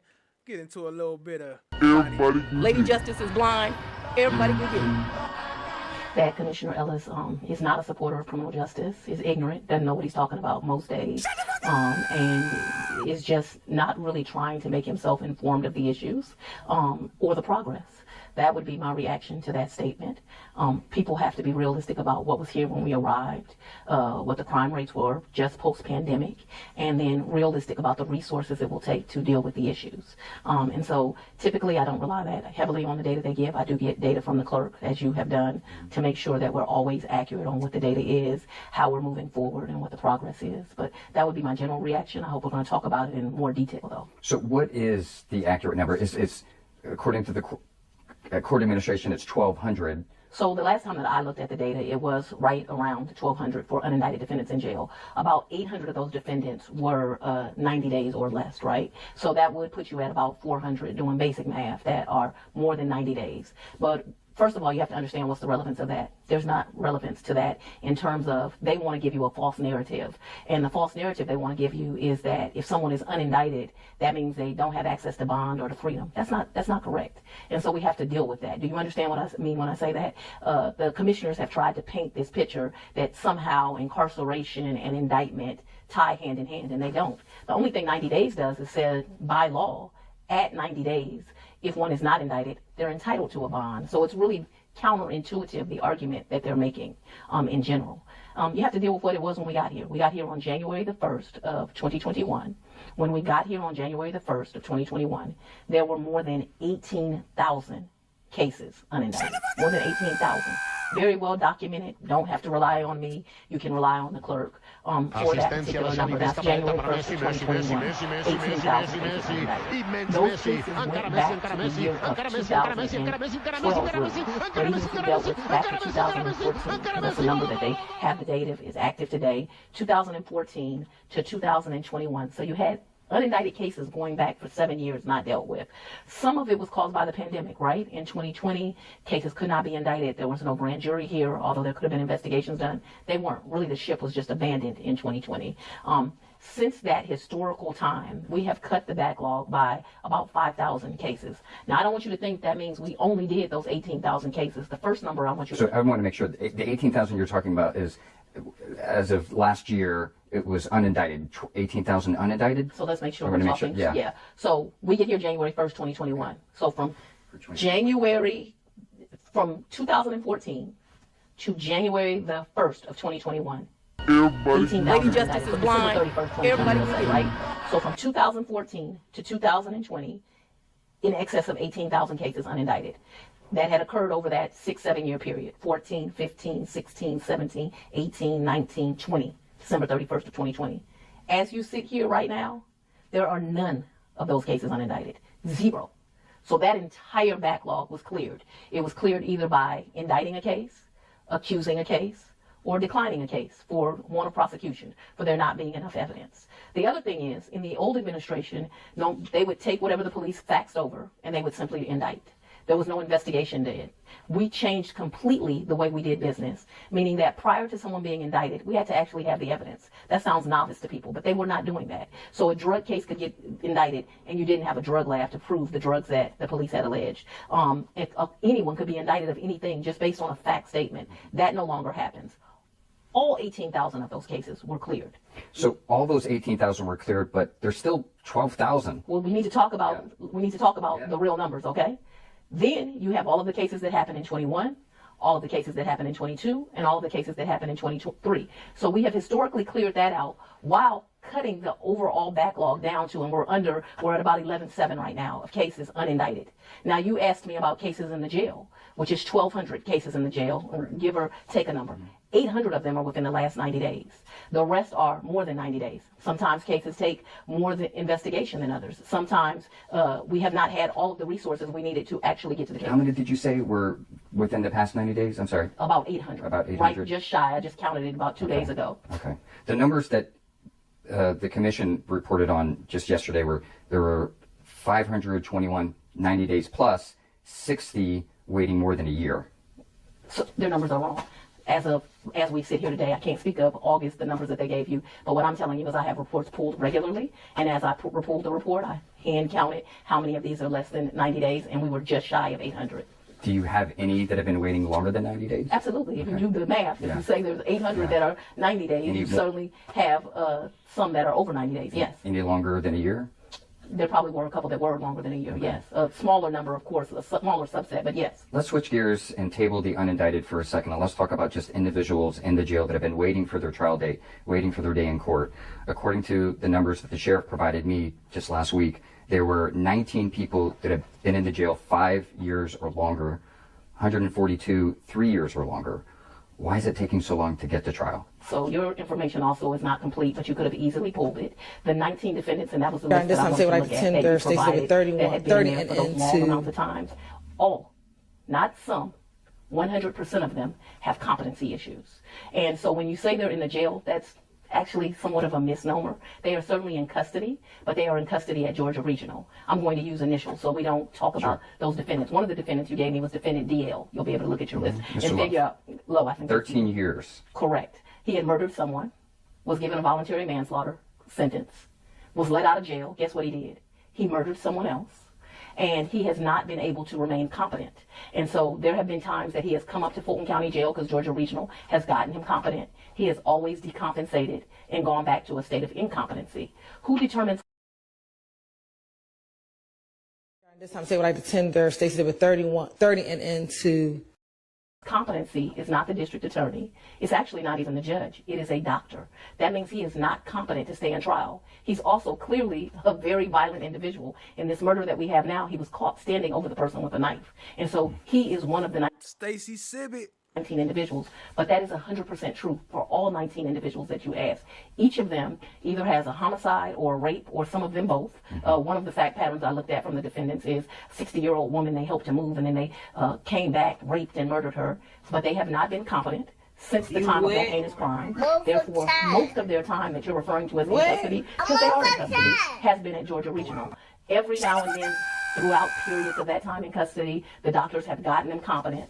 They've come back up to the court, tried to get on trial, and before they could be brought to trial, they would decompensate because they're truly incompetent individuals, meaning that they have competency issues. This is a larger problem in society, and I don't know what the exact solution is when you have people that are so severely mentally ill, extremely violent, not someone you want on the street, not someone your neighbor wants on the street, and so they've been held in custody, but not custody as in Rice Street. They've actually been at Georgia Regional. That was true for every single one of the 19 you gave me. Your Honor, I would like to tender this as an exhibit, number 22. Is that your copy? It is. All right. What exhibit is that going to be? 22. All right. I'm making the evidentiary contribution here to this. Now, Lady Justice is blind. Everybody can get it. Position of the state. And object to the relevance at this point.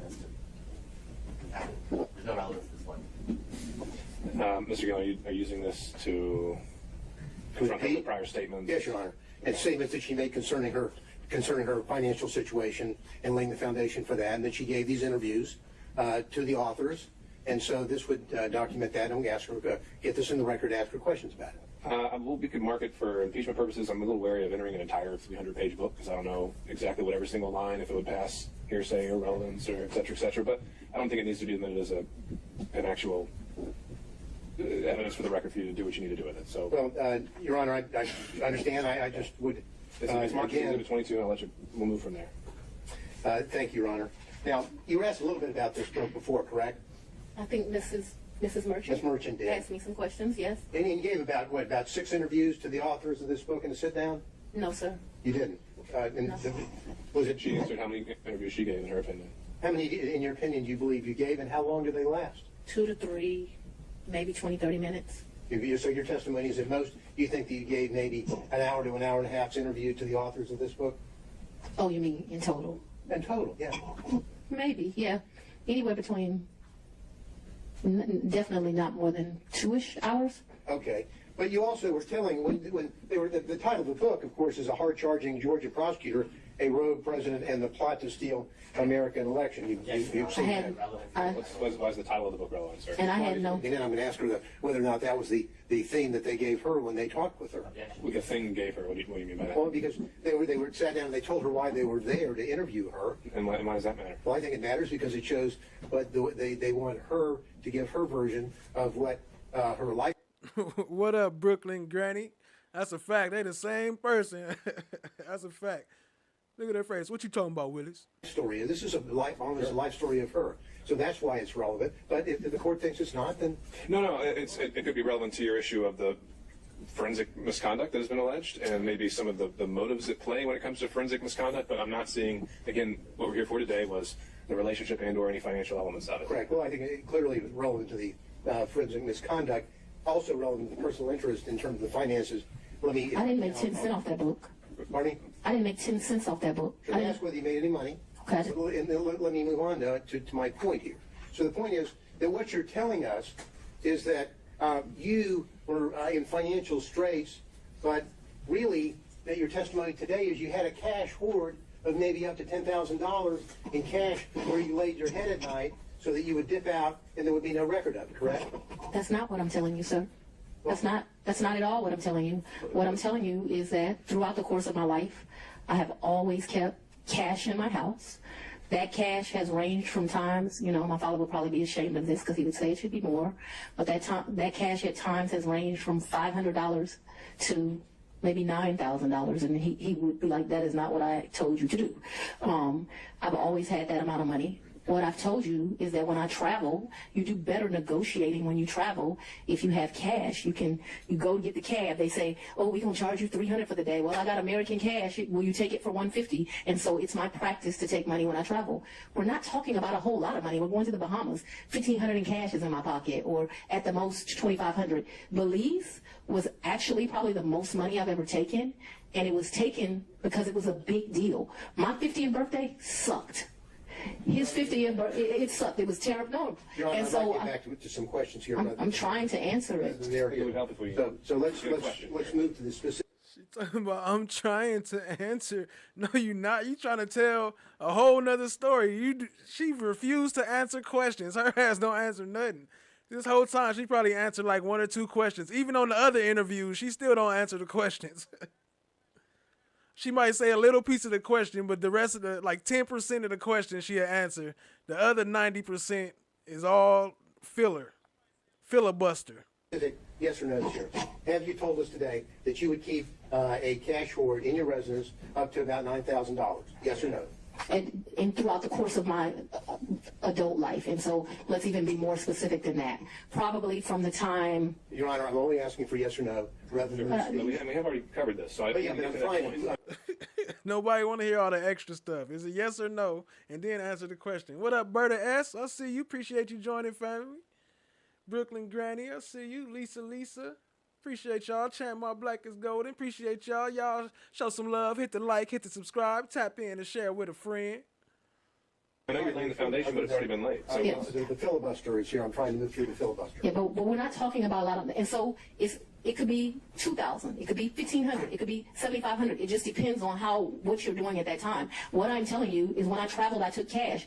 I find that when you travel, especially to foreign countries, the American dollar does well, and it's good to have cash. You can negotiate with the taxi driver, with the jet skis, and it's not a lot of money we're talking about. Honor, okay, we understood, need Ms. to Willis.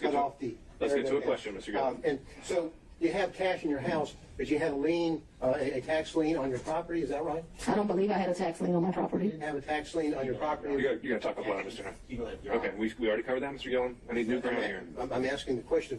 I'm trying to figure out how someone can have a tax lien. Then ask that question. But not use the money that they allegedly said they have. Well, I think Ms. Merchant asked that exact same question. She said she didn't use the money to pay your tax lien. So what's your question? It's new. So I was going to build on that to say... No more building. It's already built. All right. It's the same way you pay a bill. Just put the top on it if you need to. Okay? It's the same way you owe a bill and go shopping.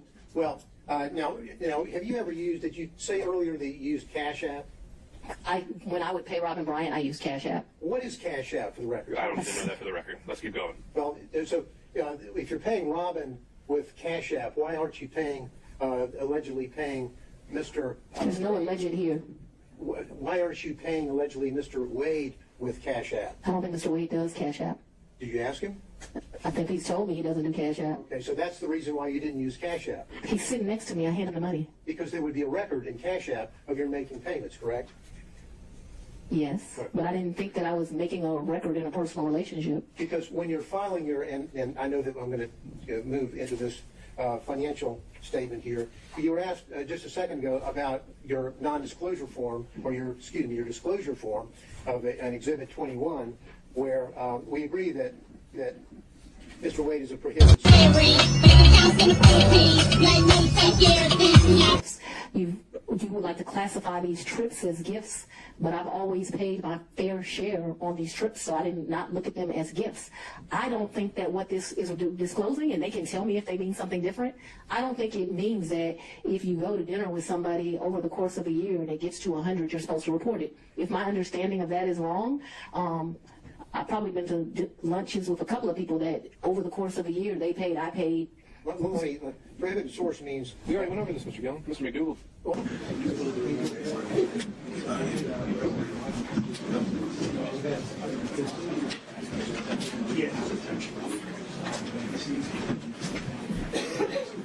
Assistència de Xavi, més capradeta per a Messi, Messi, Messi, Messi, Messi, Messi, Messi, Messi, immens Messi, encara Messi, encara Messi, encara Messi, encara Messi, encara Messi, encara Messi, encara Messi, encara Messi, encara Messi, encara Messi, encara Messi.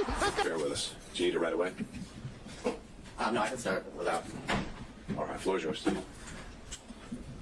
afternoon, Your Honor. I want to start with some of the things that were addressed over the last hour and a half. First, beginning with something Mr. Merchant referenced as it related to the comments that the state made in regards to the good faith basis in which was submitted to the court, in which defense counsel claimed the evidence would show. And I would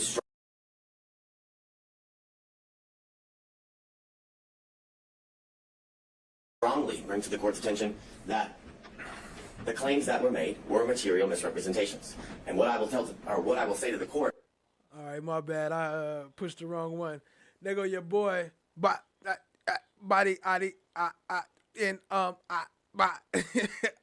robot, Adi. Why you talk like that? And beep boop boop beep boop boop. And why I say that to the court is because the representations that were made by counsel was that Ms. Daisha Young, Ms. Sonia Allen, Mr. Dexter Bonds, Investigator Hill, Investigator Green, Investigator Ricks, all of these people would be called, and Mr. Bradley would be able to impeach their knowledge by saying that he specifically, in his presence or to him, said that Ms. Willis and Mr. Wade were in a romantic relationship, and that Ms. Willis and Mr. Wade were cohabitating, that they all knew that. And I would submit to the court, we didn't hear from any of those individuals. Mr. Bradley impeached no one. And I say no one because he did not impeach Mr. Wade. In order to properly impeach a witness, you have to confront the witness with the specific statements. Mr. Wade, and you can look back at the YouTube of the entire hearings of the last couple days, Mr. Wade wasn't once confronted with a statement that he claimed or said, or that is claimed that he said to Mr. Bradley. The way you properly impeach somebody, you have to confront the witness. Here would be Mr. Wade, and once he makes a statement that you believe to be inconsistent, and you have a witness who can prove that inconsistency, that's when you call that witness. And when Mr. Wade was on the stand, not once was he asked, did you tell Mr. Bradley this in a confidential conversation in your conference room that was not covered under attorney-client privilege? That was not asked. The specifics of that conversation was not asked. So any testimony that Mr. Bradley testified to is impermissible. It is improper impeachment because they did not confront Mr. Wade with it. So that's where the state would begin with the comments that Mr. Merchant made about me referencing his wife as lying. I never called Ms. Merchant a liar. I never used those words. I don't know why she made the material misrepresentations. It could be because Mr. Bradley lied to her. I don't know the reason. So, but I can submit to the court that those were material misrepresentations that were made to this court on the day a few Mondays ago as everyone was arguing the motions to quash certain subpoenas. I'd also bring to the court's attention that during that motion to quash subpoenas, certain subpoenas, Ms. Yerke's attorney appeared, Mr. Partridge, and he made very clear on that Zoom that Ms. Yerke had absolutely no knowledge of a romantic relationship and absolutely no knowledge of cohabitation. Those are the specific references. Look at her sitting there looking crazy. Yo, shout out to FFS. Is that the blazer missing from the evidence room? I wouldn't doubt it. You know, they stunting with all the thug stuff. They probably got some stuff from his house too, like a lot of his clothes, or you know, when they raid people's house, they take all type of stuff. I told y'all before, I'm a witness. It happened to me. That he made. So, what I would submit to the court is those are considered adoptive admissions that his client has made based on the statements he made because of the representations she made to him. So, I know that sounds convoluted, but what I would say to the court is, Ms. Yurdy told... Why he look so confused? Confused. Y'all drop some slime brothers for FFS. Appreciate the support, family. Told Mr. Partridge, because Mr. Partridge told the court that she had absolutely no information about romantic relationship, and she had absolutely no information as in regards to... So, but wait, are you making an argument I should make inferences based... Now, these would be attorney-client privileges, or communications then. She's communicating with Mr. Partridge about what her upcoming testimony is, that's why she's hired him, and you're telling me I should infer things based on her communications to him? Absolutely, because they're not attorney-client communications anymore when he discloses them to the court and everybody else as they watch the Zoom and attend the hearing. The difference is there was no request to go in camera. There was no request to go or to have a private conversation with you, as was done with Mr. That's right, I forgot. FFS do got his whole own emoji. Y'all can't drop the FFS for him. I keep saying Slime Brothers. He got his own whole emoji. Bradley. That would have been the proper procedure. So yes, I'm asking you to infer that, 100%. I'm asking you to infer that her testimony was at best inconsistent. Any of the defendants. I forget which defense counsel referenced the fact that it was at best inconsistent. You mean she was lying? She said she had a 95% commit rate. Well, what Ms. Willis's job is to instill confidence in the community as to how well she is doing as it relates to her constitutional duties. And that was exactly what was done when she referenced that she had a 95% conviction rate in the previous year that she was serving as a district attorney. More importantly, it's been the allegations about race and religion being imputed in her speech, and that those comments were directed at the defendants at this table. Hi guys. And if you listen How to the is speech, everybody? are directed at two elected or political officials. I believe it was Marjorie Taylor Greene and Miss Bridget Thorne, who is a member of the Fulton County Board of Commissioners here. She specifically used their names. I don't know that they, and my knowledge is they're not. Yeah, he got the new buzz cut. We seen the new buzz cut. Supposed to be sitting at the table, and I haven't seen them in my work as it relates to this case, Your Honor. So those allegations that Ms. Willis committed forensic misconduct are, again, there's no validity to them. There's no evidence of them as it relates to any of those comments, which this is an issue that Judge McBurney has previously ruled on when these same allegations were alleged as it relates to extrajudicial statements made by Ms. Willis, and it involved a statement that the words fake electors were said by Ms. Willis, and he found there was absolutely no conduct that was impermissible as it relates to forensic misconduct.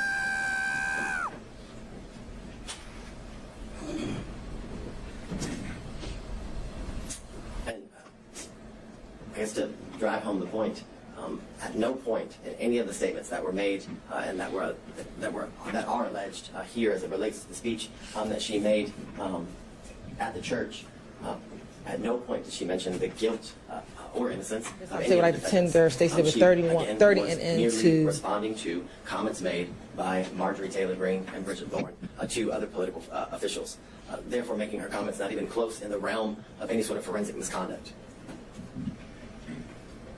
Hey, shout out to Survivor Speaks in the house. What up, family? I see you. Appreciate you joining. Y'all show some love to Survivor Speaks. What I find interesting is that defense counsel wants to make these allegations that Ms. Willis committed this forensic misconduct by the statements that she made in her defense as two unrelated, in this case, public officials criticize the job that she was doing. If y'all got Survivor Speaks link, y'all can drop that in the chat. Appreciate y'all, family, if you want to, if you don't mind. I find the hypocrisy interesting in the sense that we've had video proffers released to the media by defense. Oh, look, of course, Steph JK already on it. Appreciate you, family. Y'all show some love and drop some ice cream emojis for Steph JK and some blue hearts for Cha Diggy.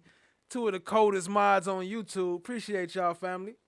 Counsel emails between counsel released to the media by defense counsel. Statements have been made by defense counsel in relation to this case. We had the unredacted version of the cell phone records of Mr. Wade released to the media by defense counsel with his private and personal information causing the threat of harm to both Ms. Willis and Mr. Wade to increase. The most recent instance was the text messages that Your Honor hadn't ruled on their admissibility prior to their release, and it was made clear during the hearings that the ability to get those, the full chain was something that they were unable to do. But they figured a way, and the minute they figured a way, they released it, the information to the media, simultaneously returning it over to the state and the court. For all of the reasons obviously stated before Your Honor, that this motion should be denied. Lisa, you talking about Wade? Yeah, Wade up in there. Should be denied because the legal requirements. We got him coming up a little later in the show. By that are required in order for the district attorney to be disqualified have not been satisfied. The defendants have failed to raise any issue legally or factually to satisfy the legal standard for disqualification. They must show an actual conflict. They've been unable to show that the prosecution of this case was at all a result of political bias, which has been accused, or accusations have been made, as well as demonstrated that the prosecution of this case was motivated by any means or any way because of malicious prosecution. And they haven't been able to prove that this case was one of selected prosecution for political benefit or gain. Malicious prosecution. Trump and Thug, they was both malicious prosecution. All allegations that have been made during the course of different hearings and the procedures as it relates to this case. What I would leave the court with and how the state started the argument is that courts have been generally unreceptive, if not hostile, to attempts to disqualify prosecutors based on pervasive and institutional conflicts, which makes clear that the burden, that the standard is very, very high that must be met in order for an elected district attorney to be disqualified. And that burden, that standard has not been met. An actual conflict has not been shown. And more importantly, in conjunction with that, there's been absolutely no evidence that the district attorney has benefited financially at all, but benefited financially in conjunction with any outcome, whether it be now or ultimately as it relates to the prosecution of this case. And because of all of those reasons, Your Honor, we respectfully request to deny defense counsel's motion to disqualify the elected district attorney, Ms.love. Thank you, Mr. White. Look, she walked off like, you see the way she walked off? She was gangster. Like, I'm out. I don't want to hear no cross-exam or no. I don't want to hear the y'all closing statements. The prosecution, not the complainant. What is it called? Exchange should there first be a consideration of a the plaintiff. I don't want to hear the plaintiffs complaining. materiality requirement. No. Have you seen that in this jurisdiction? Or, well, it's not in this jurisdiction. Have you seen that in any other jurisdiction? I haven't seen that, Judge. And if it was $6, that would still be improper.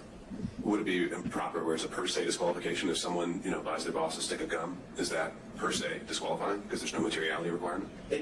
Well, no, I don't disagree that it may not meet a materiality requirement, but it's a personal benefit. I won't say that giving a pack of gum is justification for disqualifying a district attorney. I think that's part of the issue, Judge. I think it's a fact-based inquiry by you. So there's a continuum involved here. Yeah, but I think the continuum involves you looking at whether or not, in the grand scheme of things, it violates the Constitution, and whether or not there's an appeal. Yeah, ain't they the plaintiffs? Like when you filing a case against somebody, ain't that the I mean, I don't know. I ain't drunk. Nah, maybe that's why. Maybe because I stopped drinking. I can't think right now. I'm off this energy drink Monster instead. Appearance of a conflict, and the appearance suggests that she actually was through the benefit, and we know that she did. They admitted it. We don't have to speculate about that. They said that she said she got a benefit, and she said she paid back certain amounts. So in that regard, Your Honor, I don't know, would $100 be enough? Would $200 be enough? I think you have to look at it globally and consider all of the witnesses, consider all of the facts, consider the credibility of the witnesses. Frankly, I mean, Your Honor sat here and watched everybody, so I haven't spent a lot of time going into the specific testimony because Your Honor is well aware of it. But you get to evaluate the credibility of the witnesses as a fact finder. And, just from a legal perspective, though, you're saying we can't just say dollar amount, look no further. There has to be a totality of the circumstances analysis. I think it's fact specific, Judge. I don't really want you to pin me down on that because I haven't seen anything like that. And I think if we build a materiality requirement into the case law, then you're down a slippery slope then, because then it's going to be the appellate courts are going to be deciding, well, is $50 enough? Is $100 enough? So I think it's not necessarily the amount of the money, it's the fact that she received it, and it's not insignificant. And I don't think your order has to say because she received $9,200, she's disqualified. I think if we go back to the 20,000-foot level, what's the appearance here? Is this fairness to the defendants? Does it appear that she is interested in this prosecution, or does it appear that she's disinterested? She took the stand. You can tell she's not a disinterested person when it comes to this proceeding, but we also argue she's not a disinterested person when it comes to the prosecution as a whole of the witnesses. You don't just evaluate the credibility of the witnesses. You evaluate the credibility of the lawyers. And Mr. Abadi stood up here in open court in front of national news and the national public and called her a liar. I need to address that for 1 minute.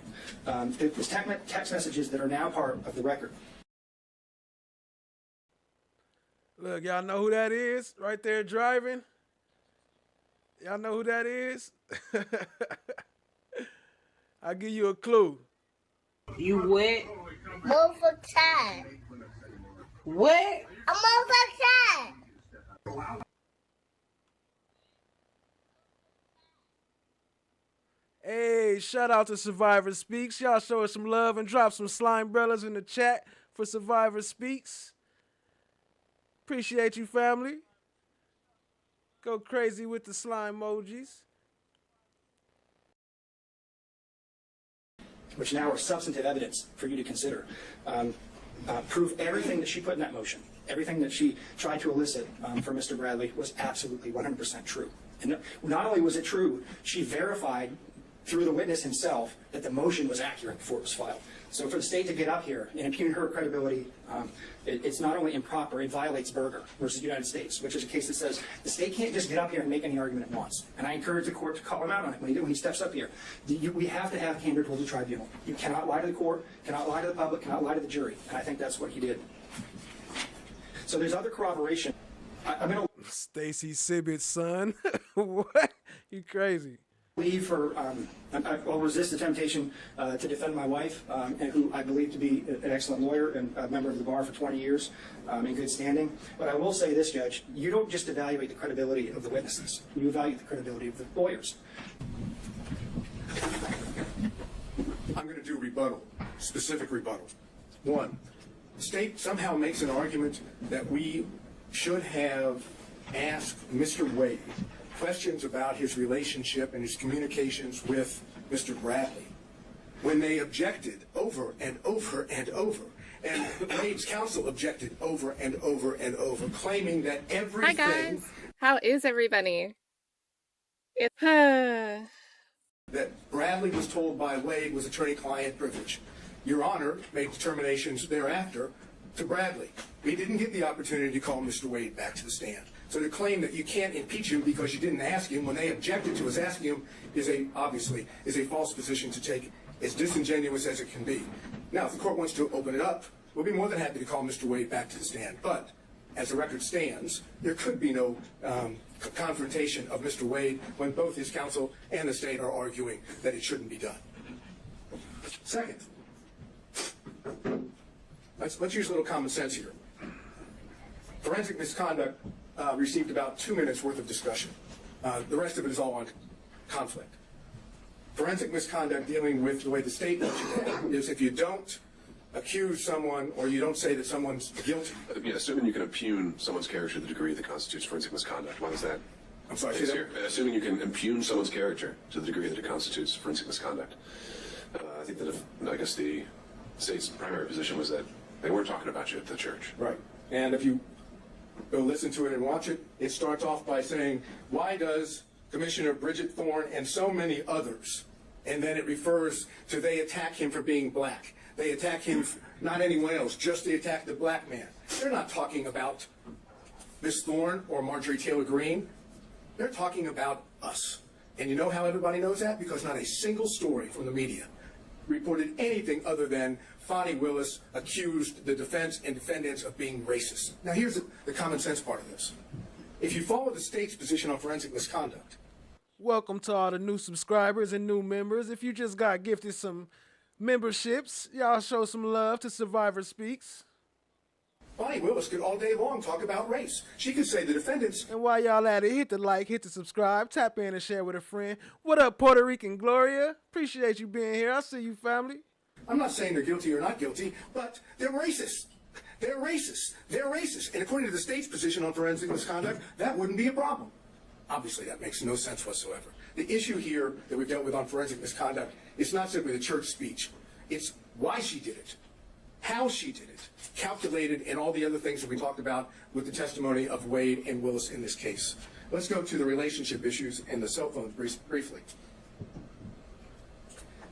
No one knew that there was a relationship between Wade and Willis, according to Wade and Willis. Not a soul was ever told that they were dating or that there was an intimate relationship. Ever. They concealed it from all parties. From Say what I Tinder, Stacey did with 30 and into. Suggest that somehow in the beginning of 2021, January to whatever it was into April, that they couldn't. My bad. Did y'all hear him say, Daddy? Daddy didn't even know. have met in Hapeville in the beginning of 2021, January, to parties. From Daddy. Daddy didn't even know they had a relationship.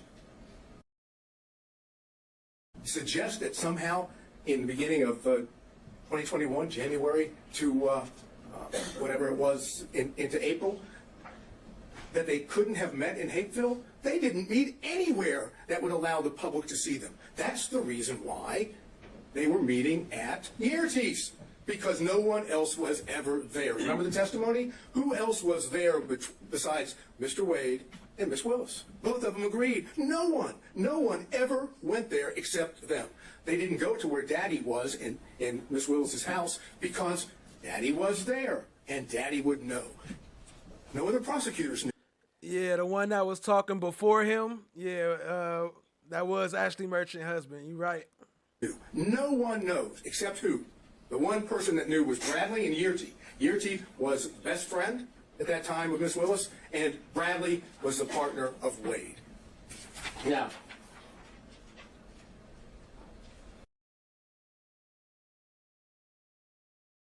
what up, Chloe? Your friend Stacey Sibbett, she here? This time, say what I Tinder, Stacey did with 30 and into. The only way that Wade can walk, the only way that Bradley can walk away from the, I have very little time, so I'll skip that. Let's go to something. Motive. That's it. An issue. Whose motive in this case is the strongest? Bonnie Willis. You what? Over time. If they, What? if they I'm over testify time. truthfully on every point, what happens if the relationship started before November 1st? They get disqualified. Who has the best motive of anyone to lie? They do. Who has the most at stake to lie? They do. Who wants to stay on this case for whatever the financial reason may be? They do. And more. Thank you, Mr. Sato. Put it down. Put it down. Put it down. Put it down. Put it down. Everybody get Lady Justice is blind. Everybody get it. No, that man just smoking me. You don't suck shit. Put it down. I can't want to go straight up. Move. Listen, if you stab me, I ain't gonna step back.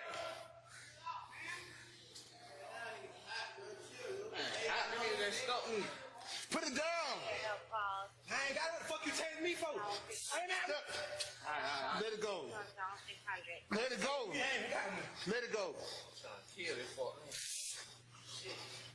Move. All jail units show you not emergency traffic. All needs assistance. Step back. Step back. Step back. What's the situation? Step back. Step back. Step back.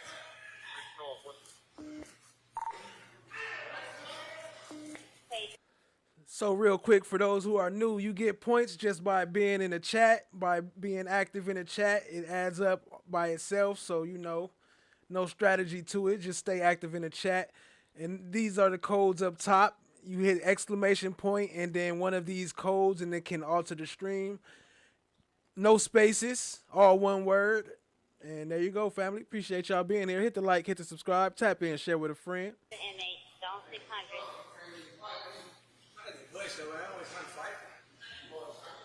Get down. Get down. Don't slide the weapon nowhere. Get down. Everybody. Lady Justice is blind. Everybody get it. Get down. Get down. Oh, down, bro. You the one. Roll over on your back. You the one shoot me. Why they shoot me? That shit lame. Hey man, they shot me. I ain't had no money. Shut up, you do. Shut up, you do. Get down.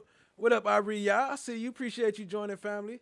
Why you get all gangster at the end, though? First he sounded all scared. Then once he tased him, then he was like, "Get down, motherfucker." Oh, like he got all gangster all of a sudden. What is that? Anyway, they shot me.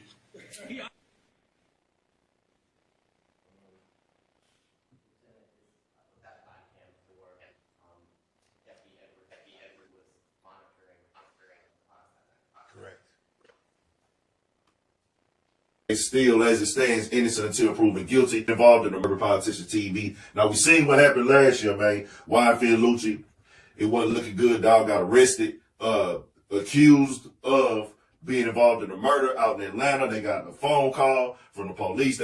Somebody got dropped off to the hospital. Like I said, in that case, still, as it stands, innocent until proven guilty. YFN Lucci was eventually granted a bond and able to come home. We saw that. But now they saying he done violated the restrictions of the bond. Now, if y'all don't know how it works, you come up with a certain amount of money. In YFN Lucci case, they saying $500,000 is what he came up with, and he dropped that to be able to come home. But they gonna give you rules. You can't go here, you can't go there, you can't do this, you can't do that. Depending on, your situation, how strict they is. So according to the documents, I'm gonna read them in a second. YFN Lucci allegedly went to a strip club and went to a recording studio right when he was released. Now, these reports coming from TMZ. Like I say, I don't solve the crimes. I'm going to bring out the news that's out there and let y'all decide what y'all got to decide. And I'll tap in some more in a second. But it says, YFN Lucci violated his strict bond conditions when he hit up a recording studio and a strip club as a murder case looms, at least according to prosecutors who want him back in jail. According to new legal docs, prosecutors in the Georgia claim the rapper violated the conditions of his $500,000 bond the first day after. Y'all killing me with Jack up there dancing for subs. Getting sprung from jail as he awaits trial for murder. Real quick, drop a slime umbrella for FFS. Gifted a membership. Appreciate you, family. Sprinkling up in here. Appreciate it. Or drop a FFS emoji. He a top stream sponsor, so he still got his FFS emoji. Docs obtained by TMZ, prosecutors claim YFN Lucci spent his first day on the outside hitting up an Atlanta recording studio, which they say is a violation of his monitor release. Prosecutors also claim YFN Lucci went to an Atlanta strip club the same day, and they say it's the same club at the center of the investigation into a gang-related shooting. Now, making it rain. Shout out to FFS with another gifted. Appreciate you, family. He got released back in February, man. TMZ put that out. Appreciate the support. If y'all got, with another one, that's 3 in a row. If y'all got gifted a membership, show some love and drop some FFS and some slime umbrellas in the chat. Appreciate you, fam. And everything like that. This is what the prosecutor saying. TMZ be having people on the inside that can call these people behind the scenes, or people sell them the information. If you don't know, that's how they work, and then it's going to trickle down to the media, bro. YFN Lucci, like I say, is still innocent until proven guilty. And an Atlanta rapper charged with murder out of jail tonight. The Fulton County Sheriff's Office says YFN Lucci posted a $500,000 bond. They say the rapper, whose real name is Rayshawn Bennett, is wearing an ankle monitor. He's charged in connection to the shooting death of 28-year-old James Adams in December. He turned himself in last month. All right. Thank you, Ms. Christian.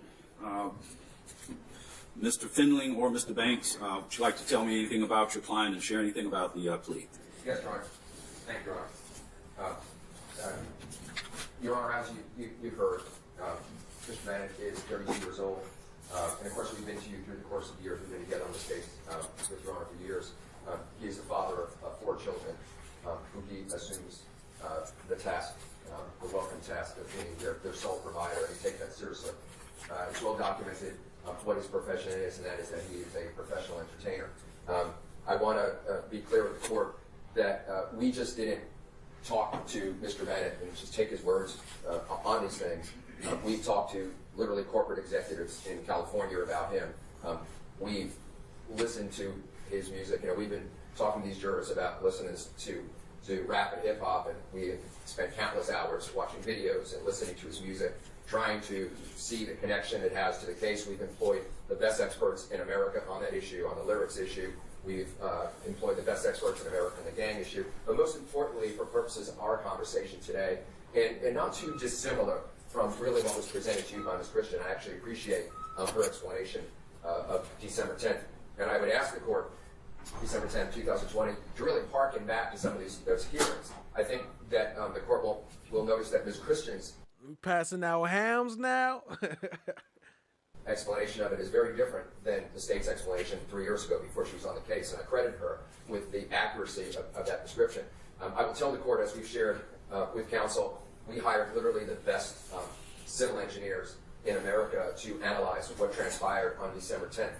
And I think it is fair to say from that, number one, not only is it impossible to with 100% certainty say who initiated shooting, but I think it's fair to say that the argument can be made by professionals that these other people actually initiated the shooting based on expert testimony. But what's critical about that and what is transpiring, we've been very open with the court, and the state has acknowledged, and that is the other folks that were involved, some of the names I'm not going to be Texas T, what up, though? I see you, family. Appreciate you joining. 3 Faces in the Hood, back up in here. I see you. Their reputations, as the court has heard, now have literally open murder cases going to trial. One of them had been charged with criminal attempt to commit murder. These were these other folks. And so there was a lot going on in that particular area at the time. And these are all the things that contextualize why this plea. FFS said he got a new switch. He got to get a new switch for the subs. This shot by shot ain't hitting right. He can only do one at a time. He ain't letting them shoot them automatics. You got to put this new switch on it. Appreciate you, family. Came to fruition at this time. We have really gotten to know our client's family. The court will note that his family has literally sat in that back row, dedicated to him, paying attention, being courteous to the court, and being respectful to the court, and being here in support of Mr. Bennett. And I think that's what the court can expect with him moving forward. There have even been people that are involved in the music world that in like fashion have literally been here, sitting in the back, being courteous, paying attention to these folks, to what has transpired here. Your Honor, given the fact that he is 32 years old, given the fact that YFN Lucci, he got bond on his first case, like that was back in 2021, but he went right back to jail like right after that. I think we got that coming up later, a little more information on it. But he about to get a hell of a deal though, I'll tell you that. After you heard all them 20 something 200 life plus 200 years. As Ms. Christian accurately said, he comes here with no criminal record. I know it's in the discretion of the court for me to ask for a first offender, but let me give you the logistics behind it. I know others have asked, but they've had a bunch of. Yeah, that's right. That's what he did. He got out, went to the strip club, and went right back in. Shout out to Jennifer Devine. Y'all drop some slime, brother. Show her some love. Get out of jail and went to the studio and strip club. That sounds about right. Healthy as hell. Appreciate the super chat, family. Yeah, that's what he did, and didn't pass go, didn't collect $200. He went right back to jail. Offenses for which they've entered guilty pleas to. Mr. Bennett comes to Your Honor, out of the 13 counts, 12 of them will be non-pros. He's going to enter a plea to one of them with the court's permission. I philosophically had the honor of my first assignment. This is a free call from assigned to Judge Daniels Courtman, who wrote the book on criminal law, the original. An inmate at I Fulton County Jail. This call is subject to recording and monitoring, and your location information may be collected and used by corrections and law enforcement personnel. Of course, if you commit any faux pas during that period of time, you will pay the price dearly. First offender is the proverbial sword of Damocles, and it will hang over Mr. Bennett's head for a long time. What's interesting about this offense, this plea, excuse me, is that it really will take 2 decades for first offender to ultimately inure to the benefit of Mr. Bennett. And so I think that it kind of serves kind of a double purpose. One, it incentivizes him. But 2, it's just not that sword of Damocles that's there for a 3-year theft by receiving probation, but something that he will have to live with because his probation, as the court is well aware, his probation literally does not kick in for approximately 7 years. And so then he's got to go 7 years and then get on the other part of that probation for first offender to kick in. I want the court to know that we, his lawyers, have made sure he understands that first offender can be problematic. We went over the negative and positive consequences of that. Now, as with any other profession, first offender gives you the chance professionally, and it is important in his line of work. Hopefully one day he'll be freer to travel, to try to get back to where he not only was, but really a whole nother level. And first offender would give him the ability to travel in places, quite frankly, but for getting first offender, he may never get the chance to travel. As the court knows, with felony conviction, international travel becomes extremely difficult. And maybe it will take 10 years for him to go to those places, but that would be very, very important for him moving forward to be able to go to different venues he would not necessarily be able to travel to contractually have relationships with morality clauses he might not able to otherwise be able to contract to. There's just a plethora of reasons it would be important. I also, Your Honor, want to say that I think that this process has really served a purpose. This case is unique. It's a RICO case where his charges were 13 in number, but I know ultimately had 11 people in the case, and cases like this are not the normal single defendant, single count case. Unfortunately, with the complexity of a case that can last as long as three months, it takes a while for all parties, and I include our colleagues from the state, to get to the point where a resolution makes sense. And so this is really not a statement on Mr. Bennett. Yeah, that's a fact, Puerto Rican Gloria. That's Lucci's mom that they had in court. That was like that they were showing the bullet holes all in the house and all that. We're taking this, in this 3rd week of jury selection, but really the process. And as I said in my opening remarks, this court has encouraged. I know you have your phrase of need and need. You have encouraged us to remain in conversation, while never saying specifically about this issue. It's been about all the other issues in the case, and all parties have taken it seriously. I think, as I said to you yesterday, if the parties look red-eyed, it's because other than the legal work we've been doing, we've been literally talking with one another to all hours in person, on the phone, trying to bring a resolution. With all that being said, I think that Mr. Bennett truly appreciates where he is right now, and would very much, on his behalf, we'd ask that the court accept the plea as. Not yet, no one. I'll have to make that. I have to make that. And I'll throw that in there for y'all. Appreciate it, family. Negotiated between the parties, and we're available for any questions from the court. Thank you, Mr. Findling. Mr. Banks, do you wish to go on the record as well? Judge, I would just simply say that these are very difficult cases. Having been the former director of the gang unit in this office, there are always challenges when you try these type of cases with these multi-defendant cases involving gang charges. Mr. Findley has really adequately described what has occurred between the negotiations of the parties. This was going to be a hard-fought battle, and the state knows that. We knew that, and as a result of that, Judge, I do believe that we were able to have those kneecap-to-kneecap meetings and come to this resolution. I do think it's appropriate. This is not a slap on the wrist by no means. because of the hard-fought battle that was going to be fought. Having said that, he's here, he's ready to accept responsibility, and I would submit, Judge, that you should accept the party's negotiated recommendation. Thank you, Mr. Banks. What's the state's position on the first offender request? Thank you, Judge. We, as the court knows, we've had several negotiations. This has been a point of discussion, and we were aware that this would be a request. And listen to what she about to request. Remember all that stuff that he was got charged with, all them charges. Yo, shout out to Chadigi. I like the new symbols. That's your symbols. I like those, the cold ones. I'm rocking with it. Not just on my behalf, but after speaking even with the DA regarding this particular issue, Your Honor, the state objects. Ice cream and the snow. What's that thing called? Snowflake. That's the coldest mods on YouTube. To first offender.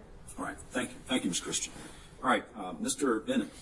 Based on the presentation of Ms. Christian, the Assistant District Attorney, I find that there's an adequate factual basis for the charges against you.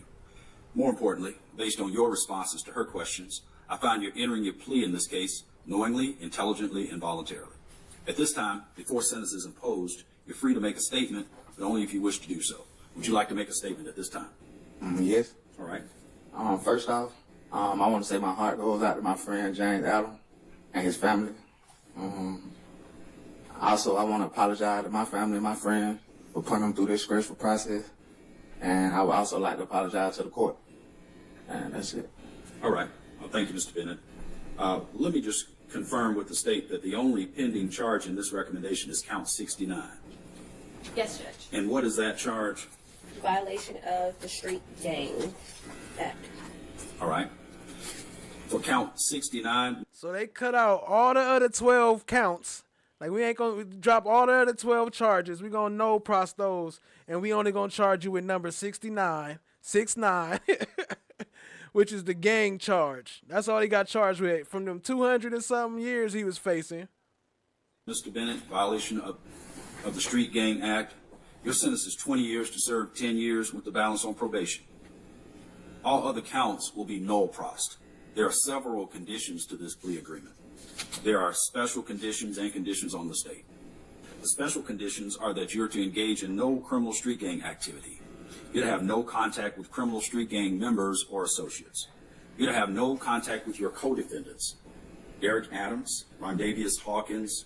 None of them rude boy. Shout out to Frida Jury, a.k.a. Ash Bay. Appreciate you coming back or switching accounts. Rayvon Boyd, Leroy Pitts, Artez Carter, Malik Stanley, Reginald Carter, DeMonte Thomas, Tidrikas Glass, Justin Ushery, and Victor Meadows. You're to have no guns or replicas of guns. You're to participate in no gang affiliation and or conduct associated with gangs on social media. You must be gainfully employed. And for purposes of the definition of employment, since you are an entertainer, a self-employment would come under the context of employment. You're to have no violation of any state or federal law while serving on any portion of this sentence, including any period of incarceration. You're to comply with all rules maintained by the county jail where you are to be housed prior to being transported to a facility within the Department of Corrections where you will be designated to serve out this sentence. You're to comply with all rules maintained within any facility of the Department of Corrections where you will be designated to serve out this sentence. You will waive your right to appeal any and all terms and conditions of this plea agreement and the sentence imposed, as well as any right that you possess in connection with those. Shout out to Laugh Always. Appreciate you tuning in. Appreciate the love, family. CJA section 24-4-410. I'd like to ask both Mr. Findling and Mr. Banks if this term is agreed to by counsel as well. It is, Judge. All right. If you violate any term or condition of this agreement, including the special conditions, the state will be free to revoke this sentence and recommend any penalty allowed under the law, including but not limited to the maximum sentence provided by law. As a condition of this sentence, the state has also agreed, and I believe this is the first time I've ever seen this, the state has agreed to write a letter to the Board of What up, Miss D? I see you. Appreciate you joining. Pardons and Parole, stating that the state will not object to you being released from the Department of Corrections the first time that you become eligible for parole, or after serving 1/3 of your prison sentence. He only got charged with count Takashi 6ix9ine. Is that who Thug and them was talking about? Whichever comes first, if you comply with the following conditions. You're to comply with the lawful authority of any and all law enforcement. You're to have no further incidents from the date of this plea in any penal institution. You are to receive credit, and I don't do the credit for time served, but what I will acknowledge is you have been incarcerated since January 13th of 2021 to the present. Is that correct, Ms. Christian? Yes, Judge. And Mr. Finley and Mr. Banks, do you agree with that date, with those dates? Yes, Your Honor. All right. Have I adequately detailed the recommendations, Ms. Christian? Yes, Judge. Mr. Finley? Yes, Your Honor. I just want to ask just one fact on the first offender. I know there was an issue with a co-defendant. The court would note that co-defendant had plead to a voluntary manslaughter charge, which the court in an uncomfortable position for a request on first offender on voluntary manslaughter. That's a difficult ask. We're not similarly situated. All right. And the court has considered the first offender request. Look, exactly. 10 years for one gang charge, BS. So imagine if they would have went through, and even if the jury found Thug innocent of all them other charges, just finding him guilty of that one gang count, plus whatever that one charge he did, they could have gave him 10, 20, 30, 40 years. And the court is denying the request at this time. All right, anything else? Have I adequately detailed the recommendation, Mr. Banks? If I may, Judge, as a part of the negotiated recommendation, the state has agreed to no pros indictment number 22 SC 180737, as well as decline to prosecute case number 23 CP 216278. Is that correct, Ms. Christian? Yes, Judge. I was going to present that at the end of this. All right. So is there anything else before I bring... I like them. I like them. I like them both. I know Chan is the purple devil, ain't she? Probation on to get further...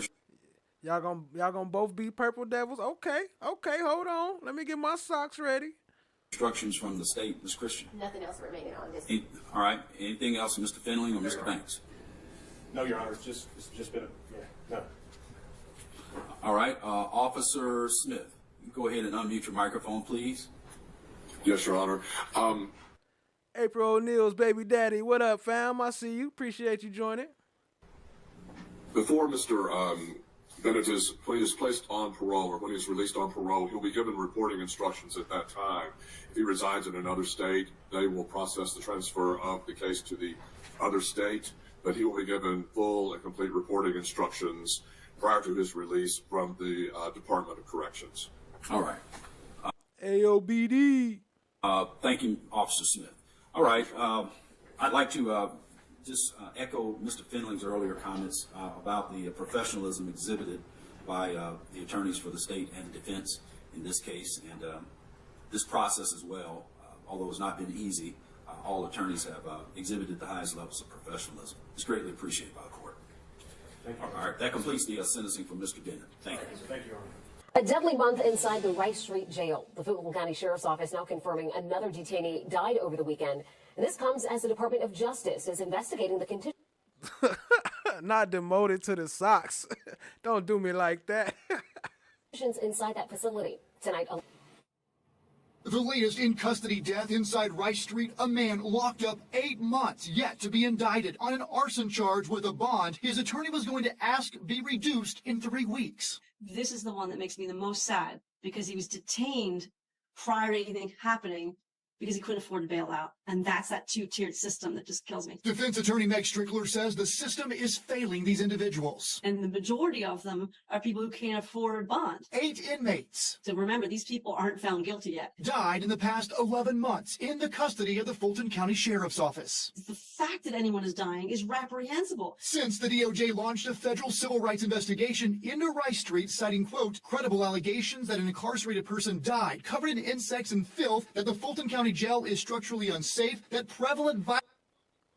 Found a dead covered in insects. Yo, what's up, Christine Covey? Appreciate you joining, family. Violence has resulted in serious injuries and homicides, and that officers are being prosecuted for using excessive force. 4 inmates have died inside, 1 a week since August 1st. It's just so many moving parts, and it's going to take a lot to fix, but we're getting to a point where we are in an emergency state. I wasn't a commissioner then, but I remember a year ago seeing almost this identical slide, except the numbers instead were 2022 all across the bottom, and it just seemed that everything flatlined. Like initially, the cases went down quickly, and then they just kind of flatlined, and now there's been no change in over 2 years almost now. What's good, Becky Einhorn? Not the Tekashi 6ix9ine count. Facts. So my question is, how are these high-profile cases affecting the court system, or do they have any court? I remember last year listening, you said something about the judges go to conventions and all that kind of stuff during the summertime or something. Oh yeah, y'all don't get it twisted though. Y'all see, he said 10 years to do. He only got to do a quarter of it though, and he already been in there for since 2021, so he should be getting out sometime next year, the beginning of next year. Something to that effect. Why are we seeing this flat line, and how are these high-profile cases attributing to that, if they have any effect at all? Well, a couple of things. It's not flatlining. It's slowing down. But at this point in time, we're still $35,000 cases to the good versus the straight line forecast. So the pace has slowed down. Look, he count the cases as dollars, huh? $35,000. Oh, I mean 35,000 cases. The initial out of the kind of gate caseload, I think it's fair to say that there were a number of discussions and activities that allowed for faster disposition. It has slowed down, you're correct, considerably, but it's not flatlined. Einhorn, Finkel. Finkel and Einhorn. Finkel and Einhorn, Finkel. Wait, Finkel is Einhorn. Einhorn is Finkel. Because we continue to dispose of, in last month, 1,500 cases. In terms of I think I did mention that there is a predictable summer slowdown, and it's just conferences across the entire system, right? So Commissioner Ellis, I don't know about those numbers you got. I'm in 119 trials in a calendar year throughout a whole court with 10, 12 plus judges. We're gonna have to double check those numbers. Flesh of the socks. Circle back on those. I don't buy it. But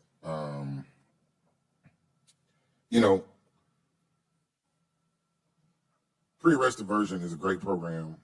Grady socks. Georgia closed all of their mental health hospitals, so where else do we have to put them? So I would just challenge us as we talk about these things. You can. My mother said you can disagree without being disagreeable, and so you don't. I don't know that it benefits us or you. So why you didn't listen to your mama? Because you always sound disagreeable when you disagree. You or your cause to come attacking people, right? Because you might have more in common with them. They might agree with what you're saying, but if you're attacking them, they're going to push back. On page 14, 230648, discussion inmate outsourcing options to include D. Ray James facility in Core Civic and identifying funding options. All right, Sheriff, come on up, Sheriff. Slime's up. What up, Pink Slime? I see you. I'm hoping that we will have Appreciate you joining, family. the same lively debate when we get to the money part of this meeting today.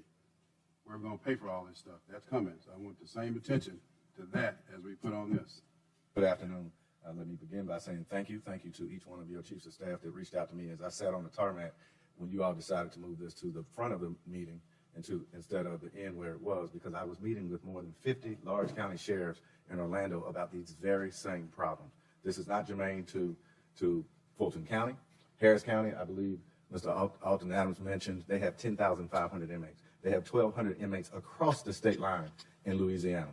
So this is not germane just to us. Where we find ourselves is at a crossroad, the crossroad between the Constitution, execution, and education. So I am going to make sure that we answer a few of the questions that were asked correctly. Irwin County, 3 hours away. Gwinnett County is now using that facility. He said we had a crossroads between the Constitution, education, and execution? Wait, what? For 400. I am going to make sure that we answer. So this is not germane just to us. Where we find ourselves is at a crossroad, the crossroad between the Constitution, execution, and education. So I am going to make sure that we answer a few of the questions that were asked correctly. Irwin County, 3 hours away. Gwinnett County is now using that facility for 400 inmates. The population on slide 16 needs to be adjusted. So where it says 500 at Cobb, we reduced the amount of monies there. So this right here, for those just joining us, this was a year ago when Sheriff Labat was trying to get $30 million so he could move half the inmates, not half, like 500 inmates to another state about 5 hours away. And they would still be having to run and control that jail 5 hours away in a whole nother state. And he trying to get $30 million for that. They're going there, 234 people. And so that's inaccurate. Plus, they have space where they too have said you can bring inmates, but you got to bring staff.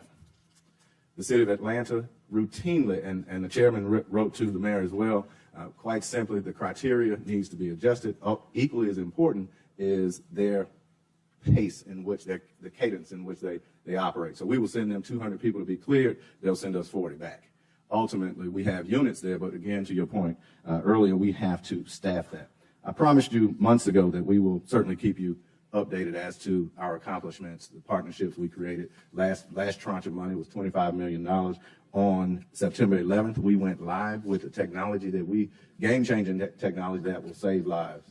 Ultimately, the delay is simply because we cannot move inmates, cannot move detainees out of these spaces to work and upgrade the unit itself. The tower staffing, which was something that was very important to all of us. Ultimately, we contracted for 75 individuals. Year to date, or since the contract was put in place, we have 41 individuals. 2 of those individuals have been arrested. Another one's access revoked. So they have the same issues because that's just where we are with respect to hiring in a correctional environment. Someone asked earlier about the new programs we put in place, and let me walk you through some of that. We've worked with our DA and our solicitor, and including the public defender's office, who somewhere along the line is suing me for something I hadn't done yet.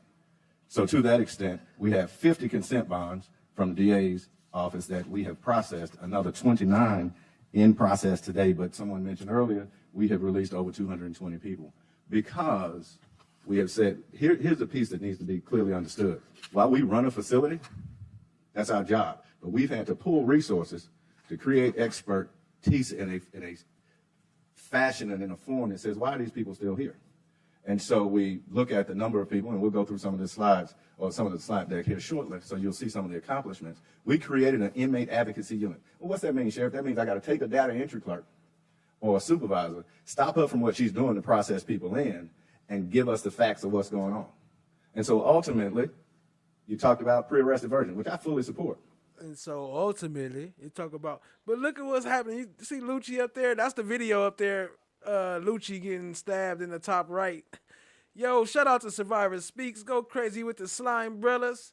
Gifting the 5 memberships. If y'all got gifted membership from Survivor Speaks, please show us some love. Drop some pink hearts or some SS or some slime brellas and slime emojis. Appreciate y'all, family. Y'all show us some love. Hit the like, hit the subscribe, tap in and share with a friend.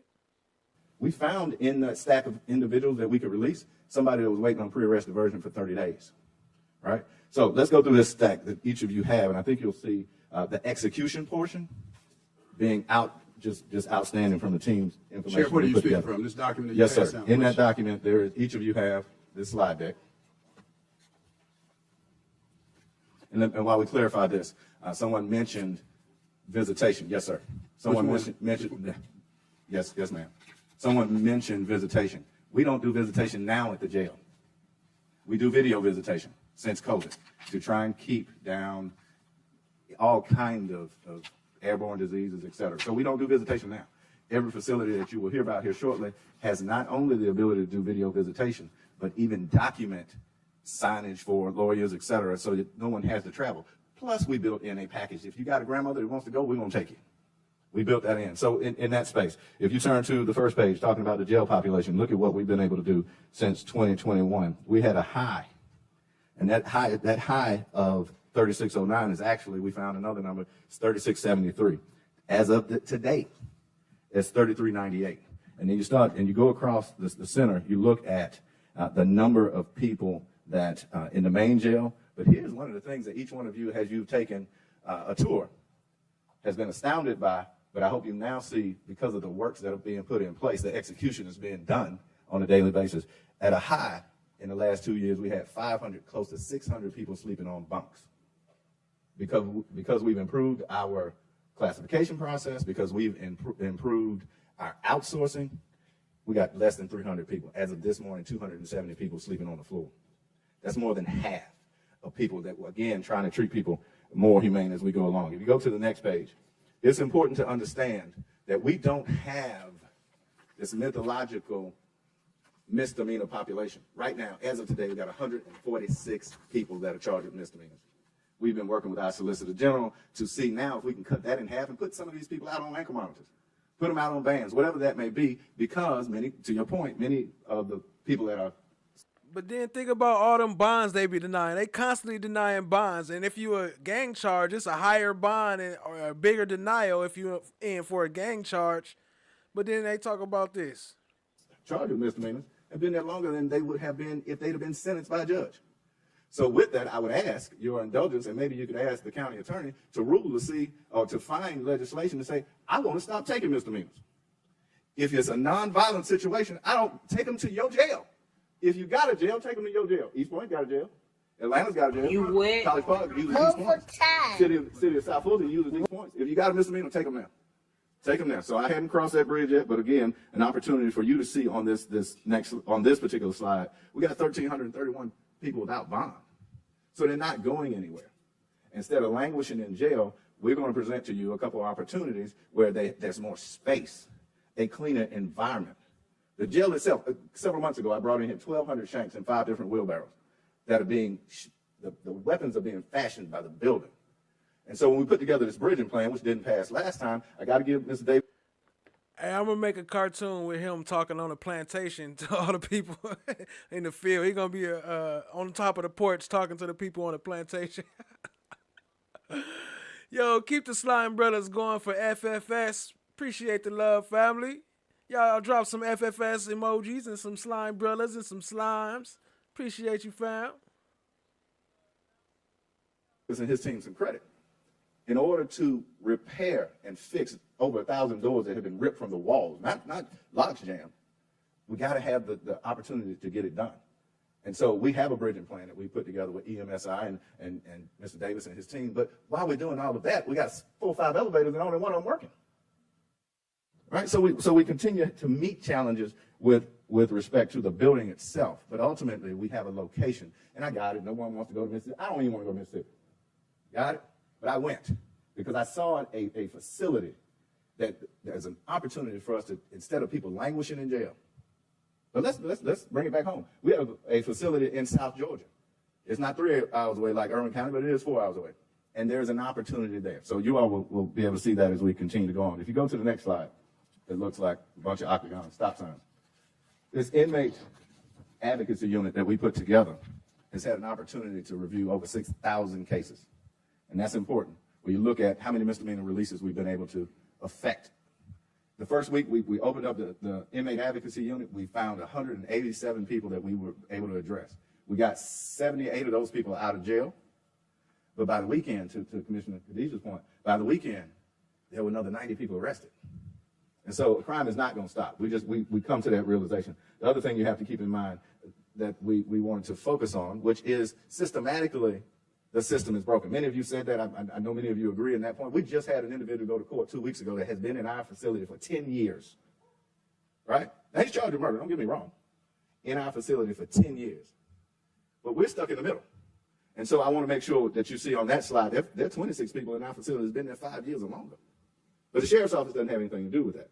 So as we go about execution, if you go to the next page, we talk about inmate advocacy. When we were able to analyze, again, pulling people from other resources, other jobs, analyze the exact population. You see this court production order? We had nearly 250 people sitting in jail that judges were saying, bring them from the state. We're going to try them eventually.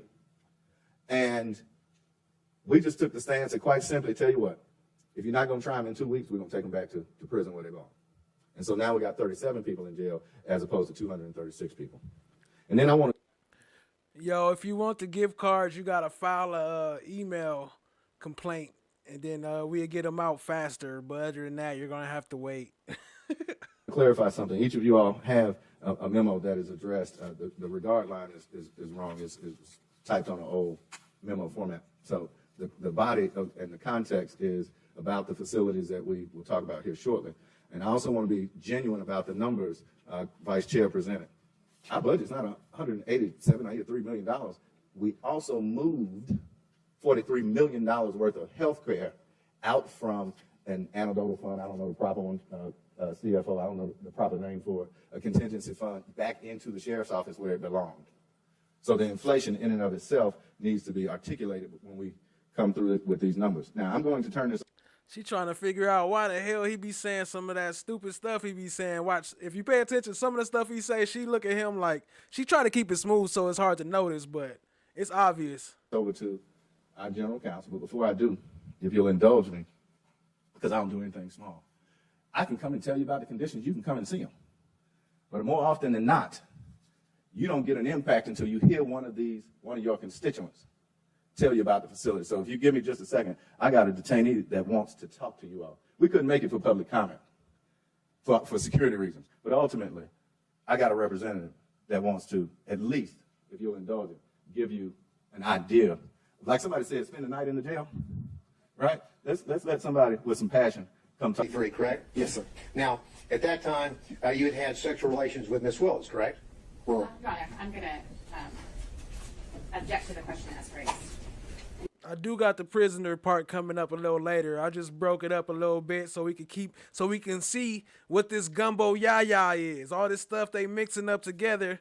When you put it all together, it's crazy. Like it adds up. The math start mathing a different way. The question is properly at that time certainly asked about his answer, but I object to. I'm just going to ask you to rephrase, but I think you can make the same point. Well, Your Honor, it's a specific interrogatory, and I would, so the words do matter, and I would like him to answer whether or not he'd had sexual relations with Ms. Willis, because if he answered yes, then this interrogatory is a false interrogatory. So I would ask the court's indulgence. I'm not here to jump into some salacious bedroom situation, but this is an interrogatory that matters. So I would ask the court's indulgence. Ms. Cross. These questions have been asked and answered several times. I understand Mr. Gillen is coming at it from a different way, but this question is not substantively different than those that have already been asked and answered in the information that he is seeking. All right, Mr. Gillen, I'll allow maybe this question one more, but I think you are asking it in a different way, and I'll ask you to stick to the point. Right. Now, as of May the 30th, Hey, Texas T, you know what's crazy? I cut stream elements off. I don't know why it still be popping up. It's not even on. Answer the question that okay, thank you, Your Honor. As of May the 30th, 2023, you had had sexual relations with Ms. Willis, isn't that correct? The interrogatory, sir, asks during the course of the marriage and the period of separation. Excuse me. Look, here you go. His lying ass. Look, pay attention to what they saying. Pay attention. He talk about the interrogatory say this, and he put no, but the answer is yes, right? Your Honor, I would ask that the court direct the witness to answer my question, yes or no. As of May the 30th, 2023, had you had sexual relations with Ms. Willis? Yes, Mr. Gillen, let's start with at the higher level whether he believes he answered it truthfully, and then we can drill down into why or why not he doesn't, and maybe we'll end up exactly where you left us. Well, again, Your Honor, the point of it is that the words matter, and that we have to establish what did and did not happen, and that he can give whatever explanation he chooses to what apparently is a false answer. But I would like an answer to my question. And you may get one. I would like us to start at the high level before we drill down to specifics to see whether he actually contradicted that interrogatory, if I'm making sense. Well, the interrogatory is relatively direct and explicit.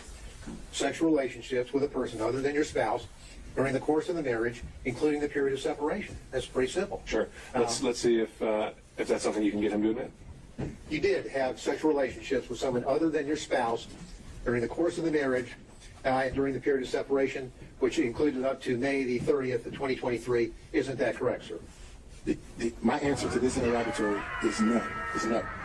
So you're saying that you did not have sexual relationships with anyone outside of your marriage, and the period of separation is during the period, then you're answering the question to this interrogatory, correct, sir? I'm saying during the course of my marriage, I did not have sexual relations to anyone, and this answer is no.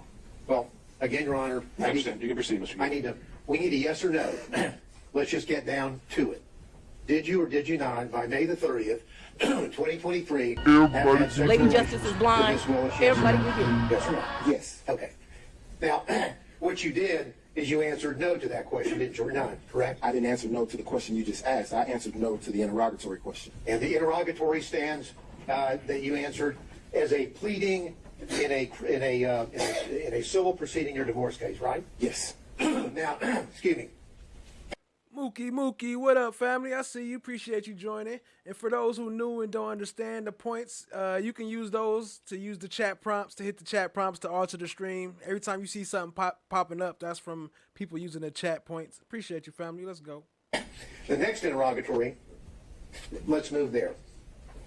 That interrogatory states as follows.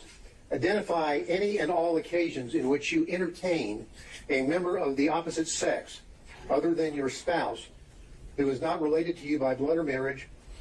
You see that? I do. Now, there are two parts to this.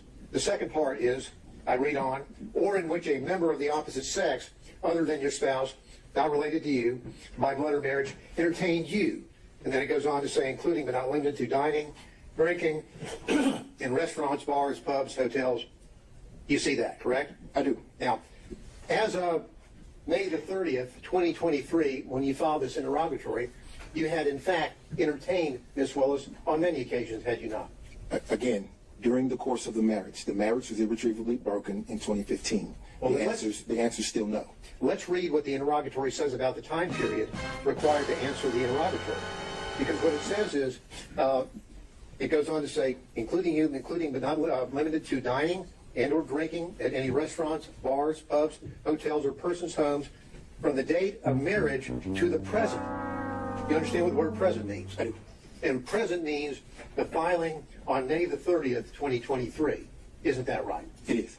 So as of May the 30th, 2023, you had done a lot of entertaining of Ms. Willis, had you not? I had done some, yes. And in fact, under your testimony, you would have said that she had also entertained you. Isn't that correct? Yes.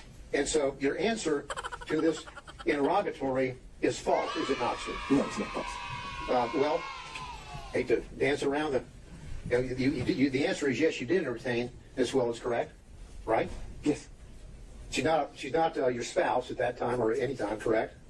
That's correct. She's not related to you by blood or marriage, correct? That's correct. But you entertained her, right? Yes. And Hi guys. During the course How is everybody? from your marriage, the period of time up to the present. So the answer would have been, yes, I did entertain somebody, correct? During the course of the marriage, no. Mr. Wade. Mr. Gillen, I think we've made your point. I think it speaks for itself, and we can save that for argument. With one quick question. Do you understand what the word present means? Your Honor, that's an estimate. I think now, what is followed with one quick question. Do you understand what the word present means? Your Honor, that's an estimate. I think we did cover that already as well. Okay. Now, what has happened from the time that you filed this court document in May of 2023, let's go over some of the things that you... 50-50. You think 50-50 in 2022? Yes, sir. What about 2023? Probably 60-40. 60-40? Yes, sir. So the money that would be in those accounts, at least 60% of those, in your view, would be public funds, that those monies were then used to pay for the expenses that you had incurred for the trips that you took Miss Willis on, the cruises, the Napa Valleys, the Bahamas, correct? Right? Yes, sir. These nuts. Got him. Got him. Okay. And now, what you did is that when you signed on in November 1st of 2021, that's when you signed on to be counsel for the anti. Hey, I was thinking the same thing when I was watching this. Like, he do look high as hell. He definitely got blowed before he went in there. That's how he stayed calm. Corruption matters, right? Yes, sir. Now, as you know, in your engagement letter, it doesn't say that you're signing on in your scope of work. Lady Justice is blind. Everybody can hear. Special grand jury investigation doesn't. No, sir. It says that you're signing on to work on anti-corruption, the anti-corruption unit matters, correct? Yes, sir. Matters with a plural, correct? Yes, sir. So in your contract, there is no specific reference to any specific case. Isn't that right? That's correct. Okay. Now, Yo, Larky, as long as you keep coming back, your points keep adding up. Yeah, they roll over, they keep counting. They never end. Family, appreciate y'all being here. Hit the like, hit the subscribe, tap in and share with a friend. You what? Move for time. What? I'm over time. but you didn't sign on for the duration. There was a period, you have a contract, and then it would then expire, and then you would have a new contract, correct? Yes, sir. Now, of course, the extension that you received, the first one was in November of 2021, and after, you got re-upped by Ms. Willis right after you took Ms. Willis to Aruba. Isn't that right? On that November the 1st, 2022 trip to Aruba, and through November the 4th, 2022, correct? What does re-up mean? Well, re-up means that you came back, your contract was up, and then on November the 15th, you and Ms. Willis signed a new contract for you, right? Yes, sir. Okay. Now, when you were in taking her to, and then on November the 15th, you and Ms. Willis signed a new contract for you, right? Yes, sir. Okay. Now, when you were in taking Got him! Got him! her to the Aruba and on the cruises and the resort there, did you discuss your re-upping of signing an extension on your contract? No, sir. But you make an excellent point. I'm glad you pointed that out. So the trip to Aruba. Hi guys. The How contract is everybody? was not in existence then. No, you're saying that you were not under contract. In your contract, did you send any invoices in for work that you did after your first contract expired? No, sir. You didn't? No, sir. No. When that expired, that was it. So then you're saying that after the Aruba trip, you get re-upped with a new contract, correct? I signed a new contract, yes, Now, sir. was there any modifications on that contract? Did you get an extension on the cap that you were limited on the first one? Were there any modifications at all, Mr. Wills? Excuse me. I've done that again. I apologize. I've been called worse. Wait, I'm sorry. I've been called worse. Now, were there any modifications on that? Do you have the contract in front of you where you could? I don't have it in front of me, but I think that because I believe as the work gradually, as the time of the work gradually increased, the hourly cap would increase. In other words, starting out the investigation, it was impossible to anticipate the level of cooperation during the course of the investigation from some of the witnesses. So if you assume that there would be great cooperation with the witnesses in terms of interviewing and speaking and being voluntarily speaking with you, it doesn't take as much time. So after getting into it, Hi guys. realizing that most How of the is witnesses everybody? were not willing to speak or willing to turn over evidence or information, quickly you figure out that this is going to take a little more time than originally anticipated. And because of that, you have to compensate for those hours. That's why there was a compensation on your extension? Yes, sir. Lady Justice is blind. Everybody can get Mrs. Willis, did Ms. Willis review your invoices with you when you would submit them? Never. Did anyone ever question whether or not you worked 24 hours in one day and billed 24 hours in one day?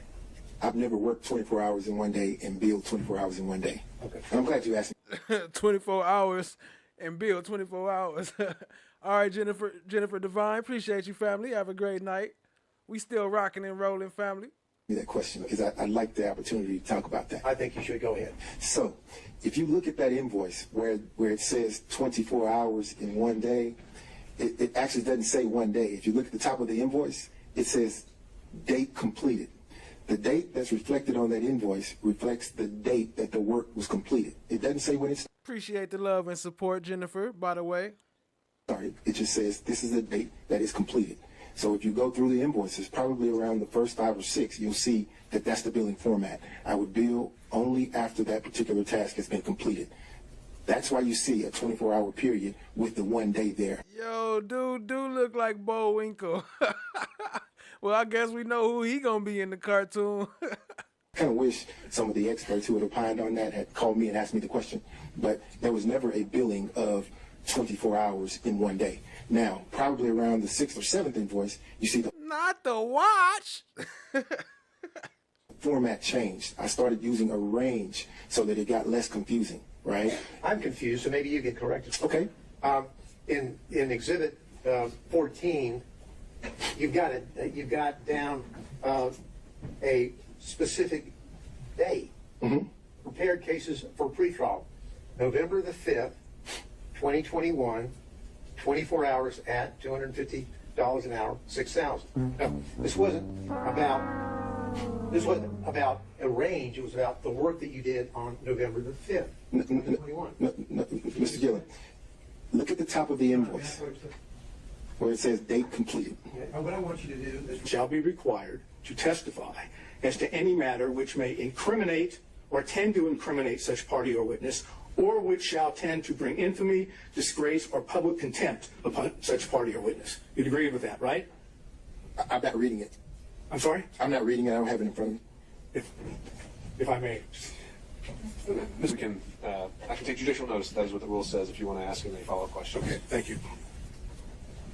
You are not claiming that your answer to number 4, interrogatory number 4, on January 25th, 2024, incriminates you, that is, as in Fifth Amendment privilege, right?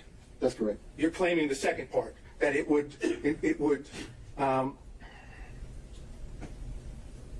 bring infamy, disgrace, or public contempt, correct? I'm going to object to that. I don't think that's the full thing, but also the witness doesn't have it in front of him, so I don't know how to respond to that. He said several times privacy is why he invokes that statutory. Overall, I'm claiming privacy.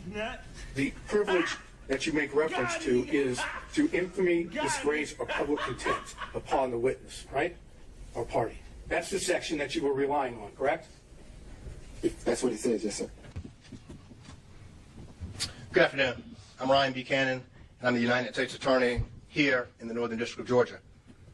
1974, Supreme Court Justice Thurgood Marshall wrote, "When the prison gates slam behind an inmate, he does not lose his human quality, his mind does not become closed to ideas, his yearning for self-respect does not end, nor is his quest for self-realization concluded." Hi guys. 50 How is everybody?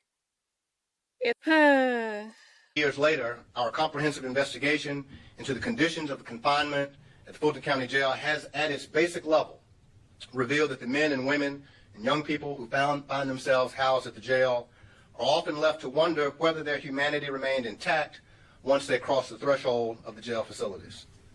Whether at the main jail, which is known to many in our community as Rice Street, or at its annex facilities, people in custody in Fulton County who are accused of crimes or awaiting formal charges or trials must protect themselves from brutal physical attacks by other detainees, subjected to frequent excessive force, manage their well-being with inadequate food and unsanitary living conditions, and hope that they can find access to a strained medical and mental health care program. The most obvious casualties of the civil rights violations occurring in the jail are those who leave the jail in body bags.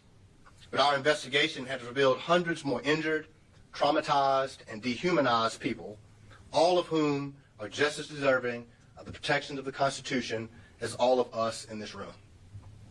Since we announced our investigation in July of 2023, the United States Attorney's Office for the Northern District of Georgia and the Civil Rights Division of the Department of All right, Survivor Speaks. Appreciate you, family. Have a great night.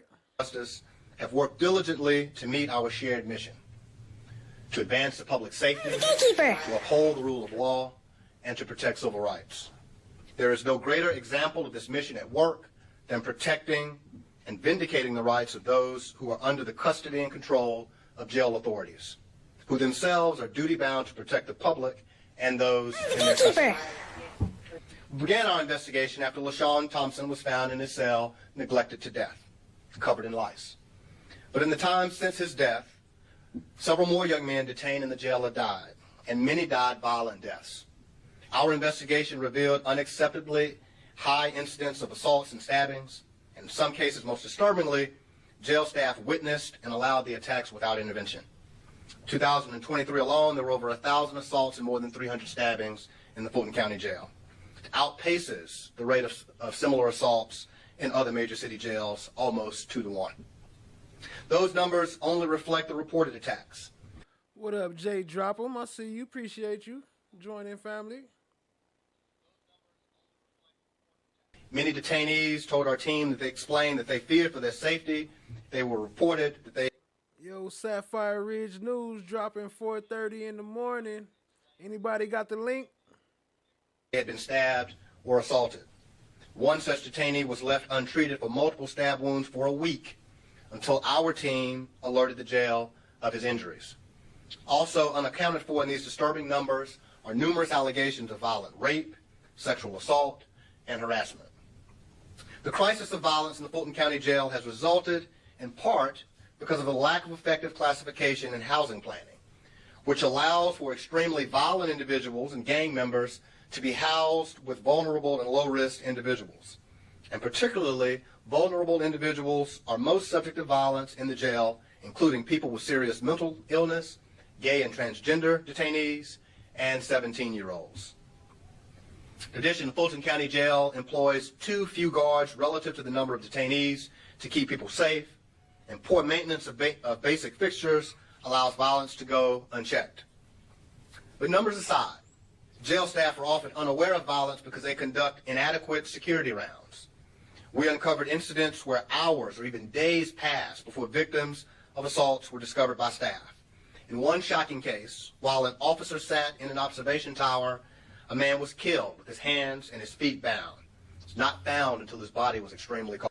Yo, I do got a 3D printer. I could make the bobblehead, but it just, I haven't took the time to digitize it, to make the 3D version of it. It take time, and then these 4-hour edit videos every 2 days is whooping my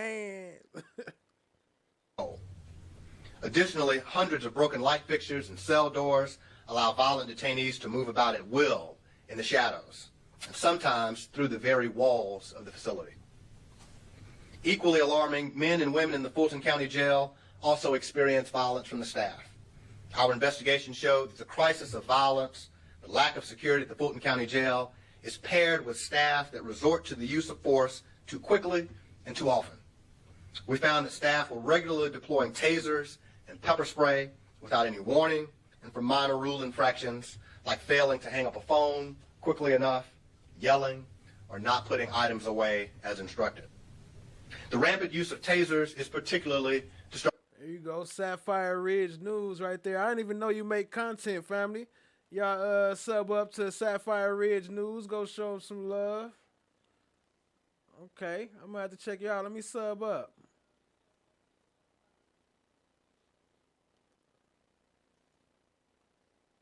Appreciate you, Cha.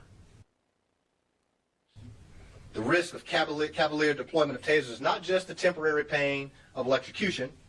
Detainees have been hospitalized for serious injuries caused by probes that are embedded in sensitive parts of the body, like the neck and even in the bone. The excessive use of force in the jail is not confined to a few bad actors. Officers lack policy and training guidance on whether and when force is appropriate, and when officers cross the line, the jail rarely holds them to account.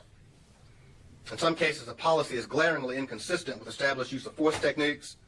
Written policies explicitly state that staff may deploy their tasers against suicidal or emotionally disturbed persons without any assessment of danger to themselves or to others.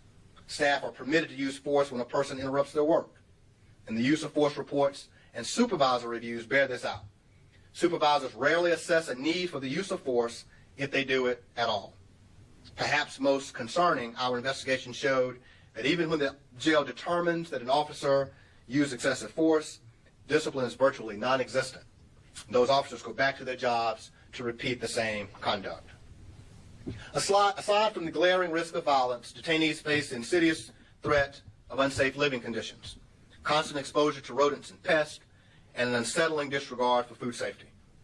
Detainees in the Fulton County Jail lack basic necessities like working toilets and sinks, and are exposed to flooding, standing water, mold, and what can only be described as filth. Pests carrying bacteria and disease not only run rampant in food preparation areas, but have infested the bodies of the people in the jail, people like LaShawn Thompson.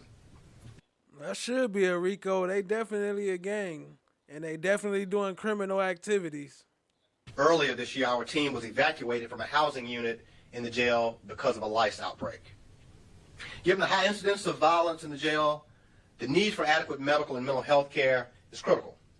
But Fulton County Jail has failed to provide constitutionally adequate care to the men, women, and young people in the custody of the Fulton County Jail in virtually all respects. For a time, because of the unsafe conditions in the jail, Fulton County's health care provider, NAFCare, nearly terminated its contract to provide medical and mental health services for fear that their staff would become victims of the dangerous environment without proper security escorts. The lack of security left an entire floor of the jail without adequate access to care because it was simply too dangerous for the health care workers to go inside. Medication and treatment are often impeded by flooding in a unit, power outages, and the unavailability of officer escorts. This lack of care in the Fulton County Jail has led to at least 17 non-homicide, non-suicide deaths in 2022 and 2023, a rate that is more than twice the national average since 2019. A detainee who reported chest pain later died of a heart attack. Jail failed to assess a man for rapid weight loss before he died, much like LaShawn Thompson, who died after losing over 30 pounds in 3 months. These figures likely underreport the true death toll of people who were transported out of the jail to Grady Hospital and died outside of the jail walls. If someone dies in the jail, there's little or no effort by the jail to determine the root cause of their death. 75% of the people who have died in Fulton County Jail since 2021 had a current mental health diagnosis or a history of mental illness. Perhaps unsurprisingly, the mental health treatment options and suicide prevention practices are grossly inadequate in Fulton County Jail. Our team observed firsthand how custody staff deprioritize mental health issues and fail to respond appropriately to concerns. Requests for mental health treatment are delayed or ignored, and mental health staff are simply unable to provide the minimum standard of care for those who need it. Daily medication is often unavailable, and suicidal detainees are often isolated and locked in restrictive housing in lieu of treatment. And when people are released from the Fulton County Jail, they are frequently left without the medication needed to sustain their health, without notice to their families, and sometimes actively experiencing a mental health episode. This is not a recipe for ensuring the safety of these individuals upon release or the safety of our community, and it is constitutionally unacceptable. Finally, I'd like to speak about a population in the Fulton County Jail that many may not know exists, a population of 17-year-old boys and girls. All of the constitutional violations that I've discussed today apply with equal force to the young people housed at Rice Street and the annex facilities.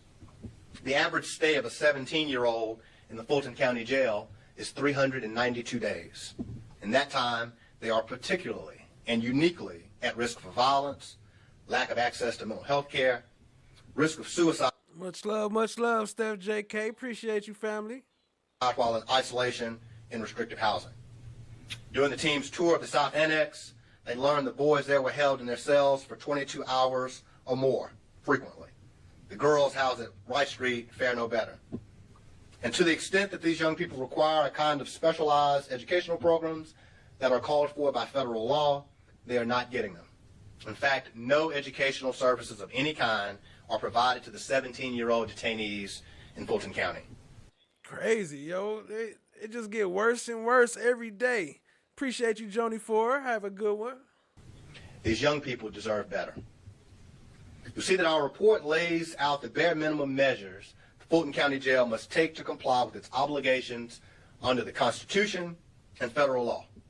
We are appreciative of the cooperation of Fulton County, the Fulton County Sheriff thus far, and we look forward to working with them going forward to remedy these civil rights violations in the weeks and months to come. The Northern District of Georgia prioritizes the protection and enforcement of civil rights for our district's most vulnerable residents. We are grateful for the impactful partnership of our colleagues from the Department of Justice's Civil Rights Division. We would not be here today without their collaboration. 2022 when I became U.S. Attorney, we formalized our tradition of civil rights work in this office. It's a tradition that dates back to the very first United States Attorney for the Northern District of Georgia. We did so by formally establishing a public integrity and civil rights section. This talented, dedicated team of assistant U.S. attorneys advancing the public safety and protecting civil rights. That's our mission. We relish the opportunity to fight for the rule of law, for the safety of our citizens, and for the civil rights of every human being who lives in the Northern District of Georgia. We do so because our Constitution and our mission mandate equal justice under the law for everyone. Thank you. Gang-related offenses. The NCT's Allie Weatherton has reaction to the changes. The new bail and pretrial release rule took effect on July 15th and means if you're arrested, your bond will be up to 5 times higher than normal. Some community members say the new policy is pushing the limits. Others say it'll help reduce crime in the area. This is just making it harder for them to get out. Superior Court Judge Paul Jones is taking matters in his own hands. In a memo, Judge Jones described his reasoning for the order, saying, quote, "This will protect the community from further violence and prevent harm in the intimidation of prospective witnesses and victims."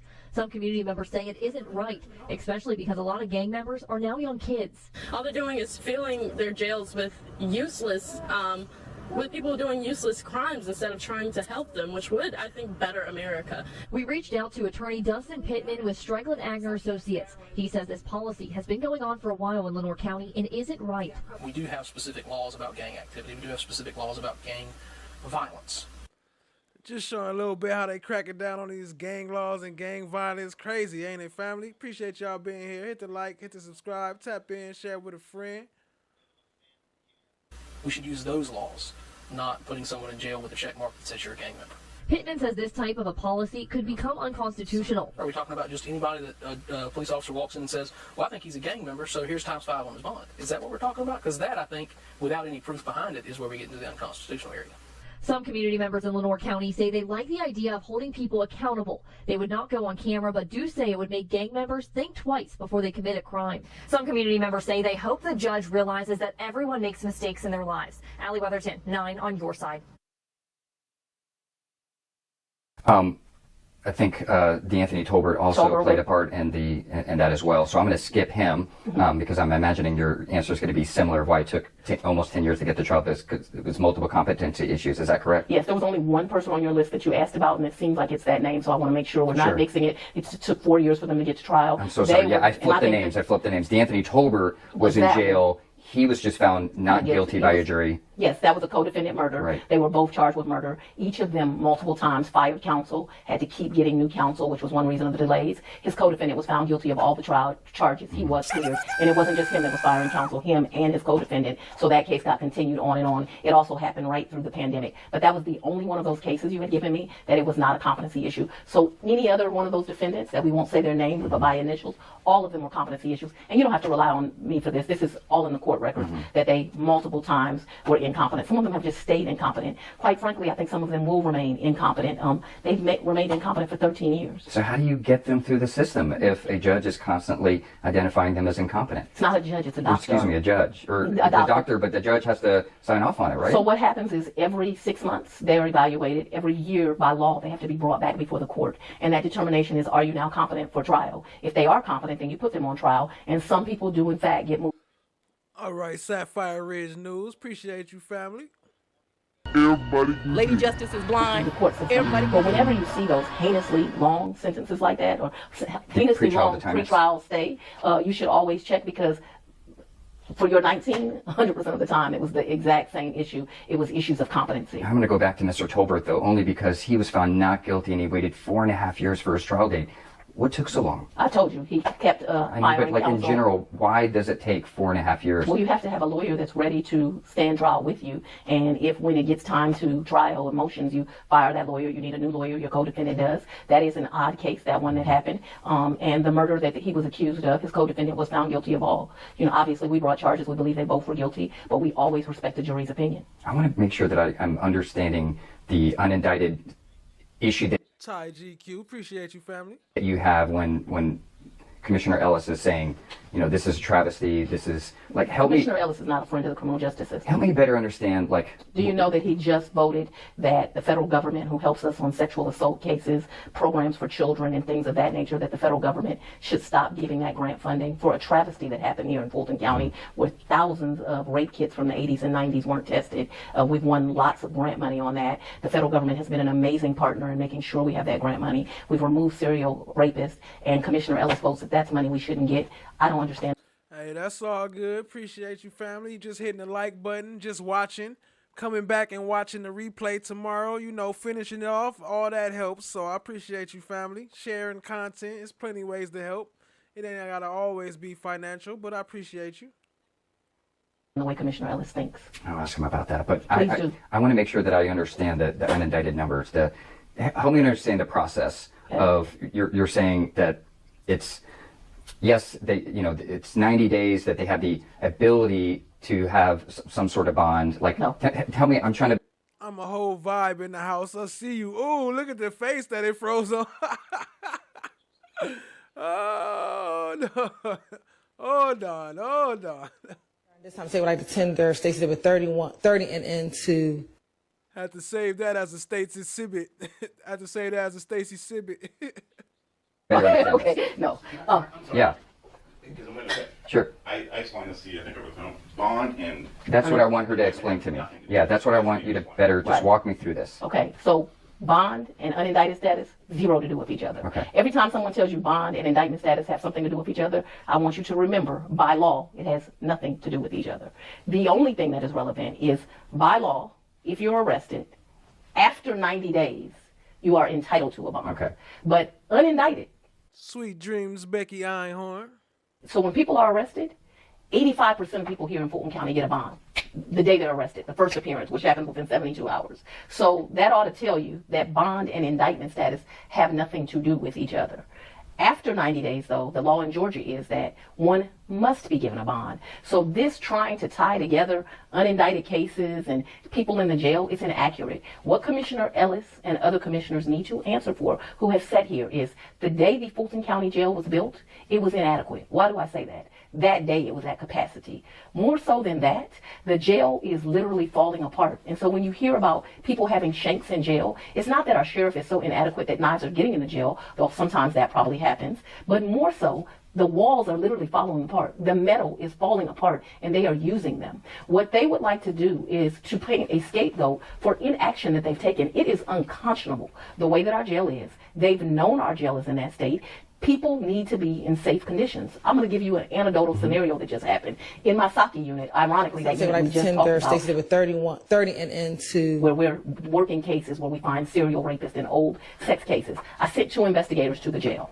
I sent them there for the purpose of doing a buccal swab. You know what that is, to get DNA inside of someone's mouth. They were looking for a particular defendant. We'll say Tom Smith. That's not the name, but we're just going to use that name. So they're calling out, Tom Smith, Tom Smith, Tom Smith.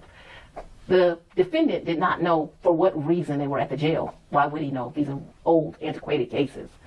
The defendant, in a pod with other defendants, takes the door open to the cell. Says, that's me. Do you know how much danger my investigators were at? Do you know how much danger the deputies are in? The commissioners are well aware. We had a grand jury report written for them over a year ago that told them the jail needed help. The sheriff has literally begged them for help. What they would like is a scapegoat. This is what they need to deal with. The cases that we were given, we have made a 5,000 overall cut. That's with crime that went up right after the pandemic. Now crime is on the way back down. What they don't want to deal with is, because of our aggressive prosecution, crime is down 25% in this city. And you can say, Ms. Willis, I've looked. And you saw Doug Weinstein talk about that crime was down everywhere, not just there. It wasn't you locking up these defendants. All the crime was down, not because of your ass.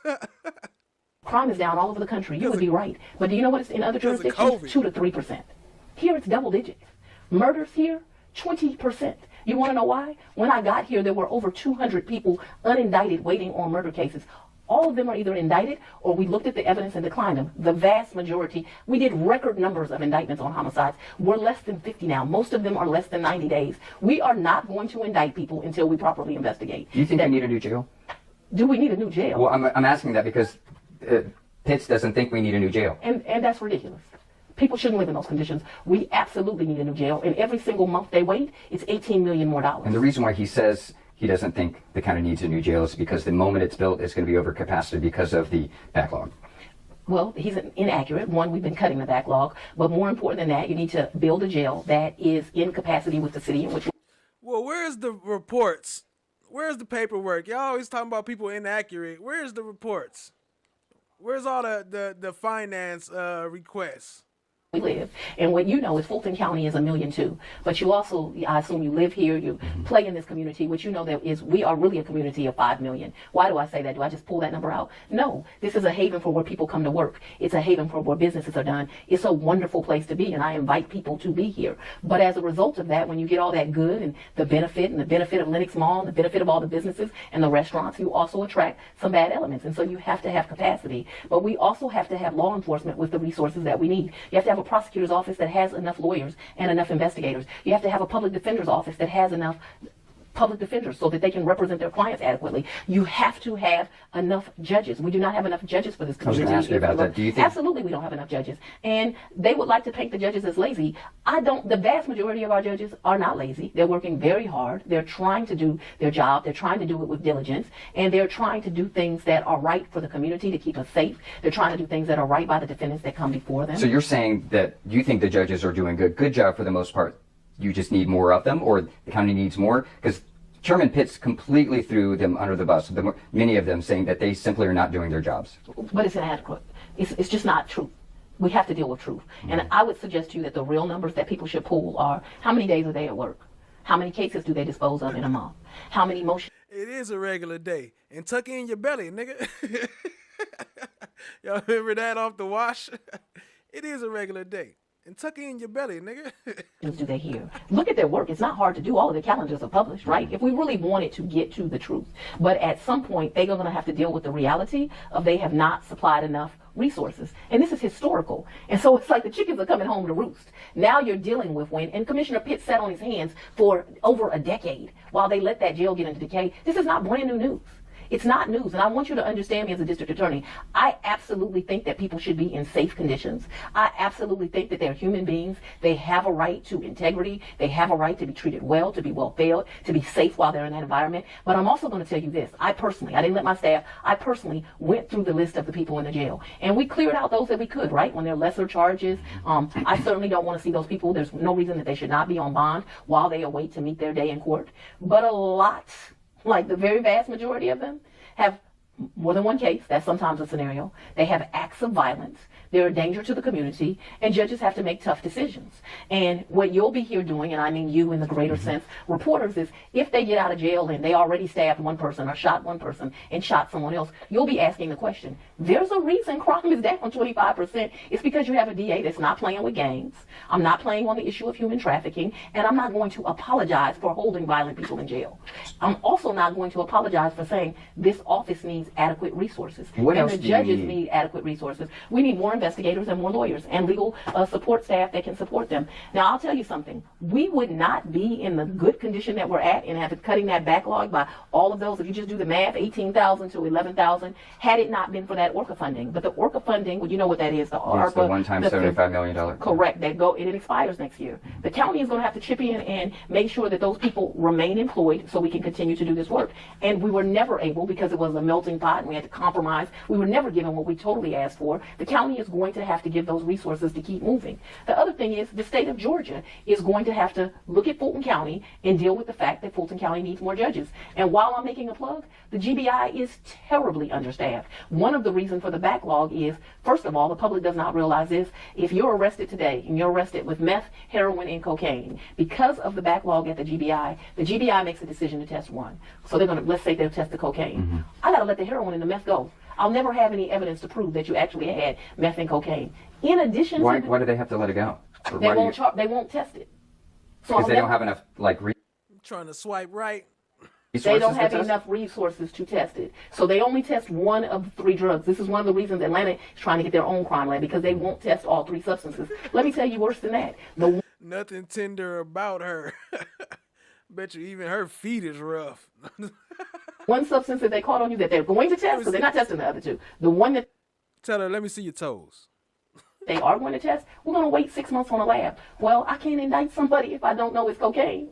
So I have to wait on that lab result before I can actually get it done. Do you understand what I'm saying? Mm-hmm. Police make an arrest, you run in a grocery store, but your grocery store has 3 and 4 different kinds of drugs. They endanger their lives, take those drugs to the GBI. The GBI then has to make a difficult decision. We'll test one of these.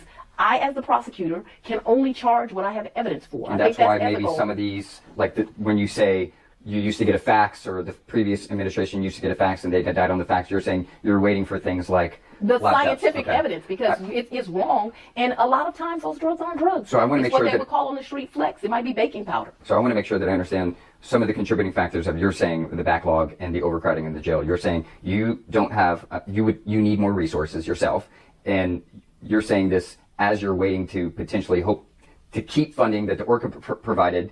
You're saying the That county must needs stay. more judges as well. Absolutely. What else? Not a front. Oh, you got a thick front, girl. They need more judges, and the state needs to fund the GBI, because it's not. And We GBI, just so it's talked those about three. one issue. We're not Okay. just talking about drugs. I use drugs as an example. There's also a backlog on sexual assault kits. There's also a backlog on ballistics evidence. Please do not take this as a criticism for the scientists at the GBI. They're amazing. Excellent. There's just not enough of them. There's That's what you're just saying. not enough So, of them. Again, I just want to make sure that I hone down on, the focus of this story is why is the jail the way it is? Why is it overcrowded? And One reason that I would say the first reason that it's overcrowded is because it was inadequate the day it was built, Okay. meaning it was not large enough. The second reason is they have allowed the jail to get into a state of disrepair. The third reason is our sheriff needs more staff so that he can keep them safe. So he's got to But be that able has to nothing pay to do with competitive overcrowding. rates. I mean, I know that the facility itself you're saying was never adequate from the It wasn't beginning, big enough. but I'm talking about the backlog, and you're saying But if unindicted cases and indicted have nothing to do with each other, what I'm telling you is we have people. I'm just saying getting cases moving, Through the getting system. getting the trial. You need judges. And okay, you're saying judges, you're saying more resources, and you're saying more resources for GBA. Byron. Those are your three things, or is there And anything the more? public defender, you have to have enough lawyers. Even the conflict defender has problems right now. And a conflict defender becomes Mm-hmm. necessary when there's more one defendant on a case. So if 5 people get arrested together, what happens They is all need their own separate attorney. Correct. So The how public big of a problem is the lack of public defenders? Oh, it's huge. It's huge. And I'm here advocating for a public defender because that's just right. It's just justice. People deserve to be represented. I've been a defense attorney. Hey, y'all leave her fupa alone. Ain't nothing wrong with a little pushing for the cushion. Y'all better stop it. Shoot. That's very important work. People deserve to have competent counsel. And I'm not suggesting that I think I said that backwards. I mean cushion for the pushing. lawyers there are not competent, but they are certainly overburdened. They certainly have too many cases. They have to be able to adequately prepare. People are facing very lengthy sentences. These aren't misdemeanors that we're dealing with. You're talking about people looking at 5, 10, 20 years to life. They have to be able to adequately prepare. You should talk to Mr. Kenner about what they say the numbers are for public defenders, how many clients they should have. They just recently come out with the numbers and what they actually have. How can they do their job adequately? I want to talk to you a little bit more. I'd love to get your response to some criticism about these multi-defendant indictments that your office is doing. YSL, the election interference. That would be the right front, the right left, the right left side. Front. Okay, all right. Touch her right, left, front, side, back, front. Looking for this. It's greatly appreciated by the court. All right, that completes the sentencing for Mr. Bennett. Thank you. Thank you, Your Honor. Judge, before we release Mr. Bennett, the state does move to null pros. I'd like to motion the court to null pros at this point. Go ahead, Ms. Christian. The state moves to null pros indictment 22SC180737. And for the record, the state, as it relates to this particular defendant, the state did agree to not move forward on 23 CP 216278. May I present that null pros to the court, Judge? Yes, thank you. Superior Court judge today denied bonds to music megastar YFN Lucci. Channel 2 investigative reporter Mark Winnie has been on top of this case for weeks. And Mark, there are allegations here of felony murder. And whatever the trappings that come with fame and stardom, the fancy vehicles like the one involved in this case, it sounds like YFN Lucci will be staying in jail for the time being in a case involving a death and alleged gang association. This is an independent determination, an independent bond determination. My client is a incredibly successful musical artist that is very well known nationally and even internationally. He did deny bond to the defendant. We think it sends a very strong message to the public that no matter who you are, you have to follow the law and the rules, and you will be evaluated the same. Fulton County District Attorney FANI Willis says her prosecutors are using in the racketeering case against him and 11 others a YouTube music video in which multi-platinum recording star YFN Lucci performs. But hours before our interview, Lucci, real name Rayshawn Bennett, had a bond hearing via Zoom video in which Judge Thomas Cox in effect ordered him held without bond. The defendant will remain in a no bond status at this time. Additionally, this court revokes any bonds previously issued in this case. Ms. Willis says Lucci had been out on a $500,000 bond for felony murder and other charges before the racketeering indictment, the same felony murder that forms the backbone of the racketeering case against him, in which Lucci, a gang associate, allegedly drove his new Maybach luxury SUV, and 2 alleged gang members who were passengers opened fire in rival gang territory, including James Adams. There are individuals outside gathered at the back of a car, playing chess, holding a baby. And Adams was killed in a gun battle that developed. Then, a short distance from the scene, was dumped from the Maybach. Treated like trash, some would say. His lead counsel, Drew Findling, says YFN Lucci is innocent of all charges and not a gang associate. Based on what myself, Mr. Banks, Ms. Goldberg, and Mr. Dixon saw, there's no evidence that they were the first people shooting, rather the antithesis. D.A. Willis says Lucci repeatedly violated the conditions of his bond when he was on bond for the felony murder and before he surrendered on the racketeering indictment. Findling says Lucci's legal team developed significant evidence he did not violate the conditions of his bond. We're working this case so hard because, as you know, I have taken a very strong stance against gangs. It's causing a great deal of violence in our community. Now, if you're wondering what felony murder is, Lucci lawyer Findling has told us felony murder occurs when someone unintentionally causes a death in the commission of a felony. He maintained Lucci was not committing a felony. Good afternoon. My name is Kenneth Perry Jr., and I've been at the Fulton County Jail for about 16 months. Off rip, the jail itself is deteriorating. The walls are crumbling down, and inmates are creating shanks out of the walls. So you can go inside of the wall and get you a knife. You can go inside of your light and fix yourself up something and stab somebody next to you, just because they have nothing else to do. More importantly, we as inmates, we have to then start defending ourselves. If people are going to start stabbing us because there are people that don't care there, and that's just on them, but when people are put in jail for... Much love, no one. Appreciate you, family. Period of time to where we're just supposed to be there to sit and wait to get to court, so wait for a bond or wait to get there. We shouldn't have to be subject to being stabbed or having instruments pulled on us. And then you have mold everywhere in the jail. I've been there for 16 months, and luckily I'm in a different facility now, but it's a lot of people that are in the jail due to overcapacity, and we're putting more and more people inside of the jail, but not creating solutions to where we're cleaning up the jail or we're replacing the broken things that are there. It doesn't work. And for me, I'm lucky, but I also had 4 knives pulled on me at once. I had knives put to my throat, and I had to call my mom telling them, please wire somebody some money or I'm gonna be killed. Nobody should be subject to that at a jail where you're supposed to be waiting to get your day in court. And that just does not work for the inmates at Fulton County Jail. All right, so that said, I thought it important that you're not gonna hear from everybody, and everybody has a story, right? To hopefully change lives. So the myth that we are just shipping people over somewhere else, it goes back to what Commissioner Harrington said, and quite simply, if we can't get you to your day in court, what are we doing? And so to that extent, I will let... for them, which is a housing-only cost. Their housing-only cost is... That's a fact. She used to look a little different when she was broke. She used to look worse. She look better now. She been getting that money and investing it into herself, and then investing in her speech impediment. between $75 and $80, that's the per diem. There would be additional costs of $7,000 per trip for transportation, and that's the transportation related to going back and forth to court and also for ramping up the facility. Do the commissioners have any questions at this time? Is that the end of your presentation? It doesn't have to be. Well, what does that mean? It is. It is or it isn't? It is. Thank you. Vice Chair Ellis, followed by Commissioner Arrington. Thank you, Mr. Chair. So let me just kind of juxtapose 2 things. We're being asked to spend another $30 million for access to 500 beds when we've got 358 available beds in existing facilities that we have control to. Okay, so let's just note that. Secondly, I want to say this. This is about the 3rd time that the Sheriff's Office has come down here, not giving us information ahead of time, to ask us for a boatload of money with limited detail and create sort of a staged presentation associated with it. Not acceptable. We've had, You saying what is what? I don't know what you talk about. What is what? had shanks. We've had inmates. We need. Look, you see, they start clapping. Hold on, they start clapping for him. He said, "Hold on. They're not supposed to clap in there. They all cheering and applauding." I've been very lenient so far, but that can end quickly. Continue, Vice Chair. We need hard data, contracts, that sort of stuff, and we're considering stuff. Not to be paraded down here with the anecdotal. That's just not acceptable anymore. Somebody come look at So this. noted Look at before. this. Damn cat drinking out the bowl. Look at this. I'm going to finish my remarks. You're not going to sit here and disrespect. Okay, No. I've been disrespectful. disrespectful. Sheriff, come on.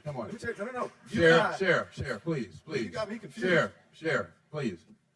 No, I mean, You got me confused. All right. when we are disrespected, when we are not presented with full Vice information. Chair. Audience, I've been very lenient. We've got 1 more minute and we'll clear the assembly hall. Okay. Continue. All right. So we have supplied significant funding to this operation, over 53% since 2020, and 53% increase 2021 to 2023 in our various funds for different types of things. Your general fund budget, inmate outsourcing, et cetera. As I said before, it's your job to execute it. You made decisions to do certain things. You created new units that weren't necessarily geared at. What was what? I don't know what you talk about, FFS. There's a lot going on. I'm reading, looking at 3 different screens, reading 2 chats, watching the video, listening. I don't know. You tell me. Detaining inmates and providing adequate security. So we got motorcycle units, other units, that sort of stuff. That was your choice. That's how you chose to spend the funds. When we know we have a scarcity of officers throughout the region to be able to attract.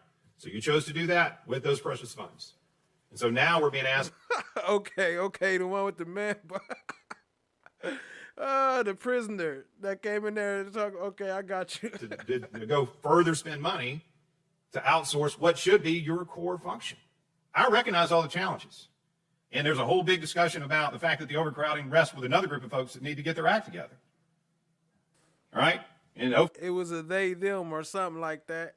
hopefully some of the stuff, maybe some of them have woke up and we're actually going to see some movement on that. But there's these other components of this. This is not a long-term solution. We got 3,339 beds in Fulton County. We should have the ability to manage that and do that ourselves. Not rely on some outside facility, whether it's Folkestone, Georgia, Memphis, Tennessee, Jackson, Mississippi. I don't care where it is. We should be able to do that ourselves. The other thing is, when we come down here and we make an ask, and a specific ask, and it's not followed through, or there's been a distortion on it, I can't personally go back at it again and evaluate any of it unless I've got all that stuff in advance. And I understand how it's going to work, what the specific costs are going to be, what the milestones are going to be, what happens if they aren't met. Okay? And I want to give you one example of something. I wasn't here for this particular meeting. $5.3 million was approved in emergency spending. The April 16th meeting, I believe. Is that correct? April 16th. In response to a horrific death that occurred, I believe, in October of the prior year. Am I right on that? No. November? Routinely wrong. September. September of the prior year. Yeah. Okay, even worse. September of the prior year, we're in response to something in April. Okay? Part of that ask of that $5.3 million was a $2.1 million contract with an outfit that was going to equip all of the, like 1,000 people within Rice Street within the 10-week period with bracelets, medical bracelets, to monitor them that hopefully would prevent that type of event from occurring before again. She hit you with the LL Cool J? He shit. We learned at our last, right around the time of our last meeting, there are none of these in that facility. None, zero. But yet we've had people that have died for the same reason that it was presented to us. This is what this is going to go to protect. We were induced into a contract with somebody on an emergency basis to be completed in 10 weeks when that company apparently had no ability to stand that up and put it in place. That's not accurate. That's not accurate. Okay, all right. So I will say this and I'll complete my remarks. That's not accurate. I'll complete my remarks with this. All right. So when that kind of thing takes place, when there wasn't hard detail provided around it at that point in time, it's an emergency piece. This comes in here. Emergency, we need to do it now, got to act. They may not have any space left. Somebody may take the space.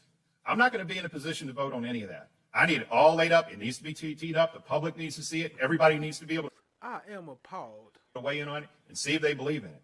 And if there is going to be something like this, we also need to be presented with a plan about where you're also going to cut the rest of your budget to be able to fund it. And I'm going to stop with that.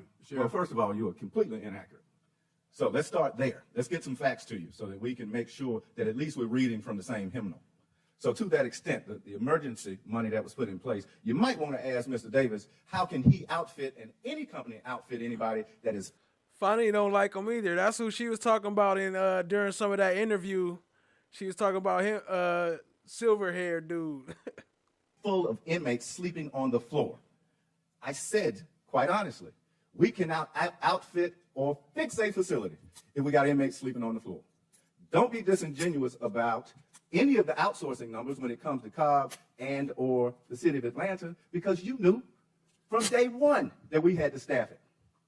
And so we cannot keep staffing other facilities and not staffing our own facility.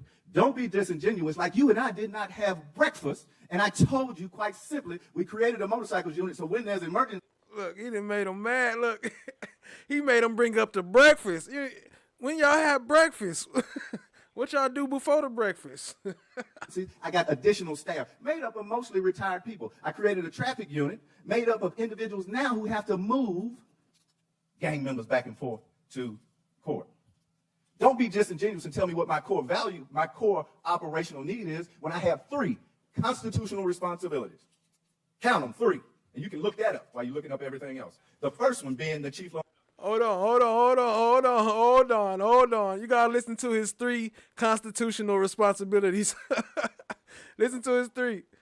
Law enforcement executive in the county. Operational need is when I have 3 constitutional responsibilities. Count them, 3. And you can look that up while you're looking up everything else. The first one being the chief law enforcement executive in the county. The second, run the jail. And third, protect the courts. Because I will not lose the court. Don't be disingenuous when you look at... Where you get those from? What part of the Constitution is that? Where you pull that from? 19 inmates. The first one being the chief law enforcement executive in the county. The second, run the jail. And third, protect the courts. Because I will not lose the court. Don't be disingenuous when you look at 19 inmates, not even inmates, indictments that brought worldwide attention to Fulton County, and we didn't miss a beat because of those very units, because of the jail staff that works tirelessly. So you sitting up there like you didn't have breakfast with me, and I didn't explain all of this to you, is disingenuous. So you can take all the theater and go elsewhere. I brought that detainee in here because he said he had something to say, because some commissioners won't come visit and have that conversation. I'm with each of you. We'll give you a bed space so you can see what it's like. I have done nothing but from day one, try and improve the conditions in the Fulton County Jail and Fulton County Sheriff's Office as a whole. So you act like y'all rearranging the deck chairs on the Titanic is something that is culpable. It is absolutely not. So let me tell you, my friend from the North, who you think that nothing happens without your tax dollars. Because we had this conversation. You got me disingenuous and you got me messed up. See, I can bring all the SWATs out in the Southwest Atlanta so you can have all of that.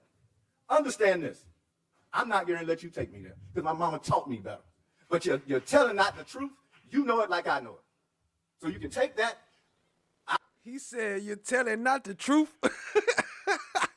Where did they teach you that at? You're telling not the truth. I'll reduce it to writing. I'm not going to let you take me there because my mama taught me better. But you're telling not the truth. You know it like I know it. So you can take that. I'll reduce it to writing. The one thing that you and Commissioner Khadijah asked for in that resolution that made no sense was a report. If you pull up the Sheriff's app, almost everything you asked for is at your fingertips. But see, here's the difference. We can make a goofy emoji. I got to get some more spaces, though. I ain't got no more space. I need more members before I could add more emojis. But I keep it in mind, though. Remind me next time. Between me being able to have a genuine conversation with other members of the board, at least they are honest about what they do. And so I'm not here to play with you. I don't even play the radio. So you can figure this out, or you can run for sheriff. Try that one out. Because I'm here to tell you, quite simply, the women and men in the Fulton County Sheriff's Office are doing yeoman's work. They come to work when other people think that what they do doesn't matter. They come to work with the least of these. And not just detainees that have to face these Assistencia da Xavi, més cap a dreta per Messi, Messi, Messi, Messi, Messi, Messi, Messi, Messi, immens Messi, encara Messi, encara Messi, encara Messi, encara Messi, encara Messi, encara Messi, encara Messi, encara Messi, encara Messi, encara Messi, encara Messi. We worked together and we did that. We did that. We asked to increase double time at the jail. And what an impact it has had, right? But if you want answers, you know how to find me. I ain't hard to find. Okay, Commissioner Arrington.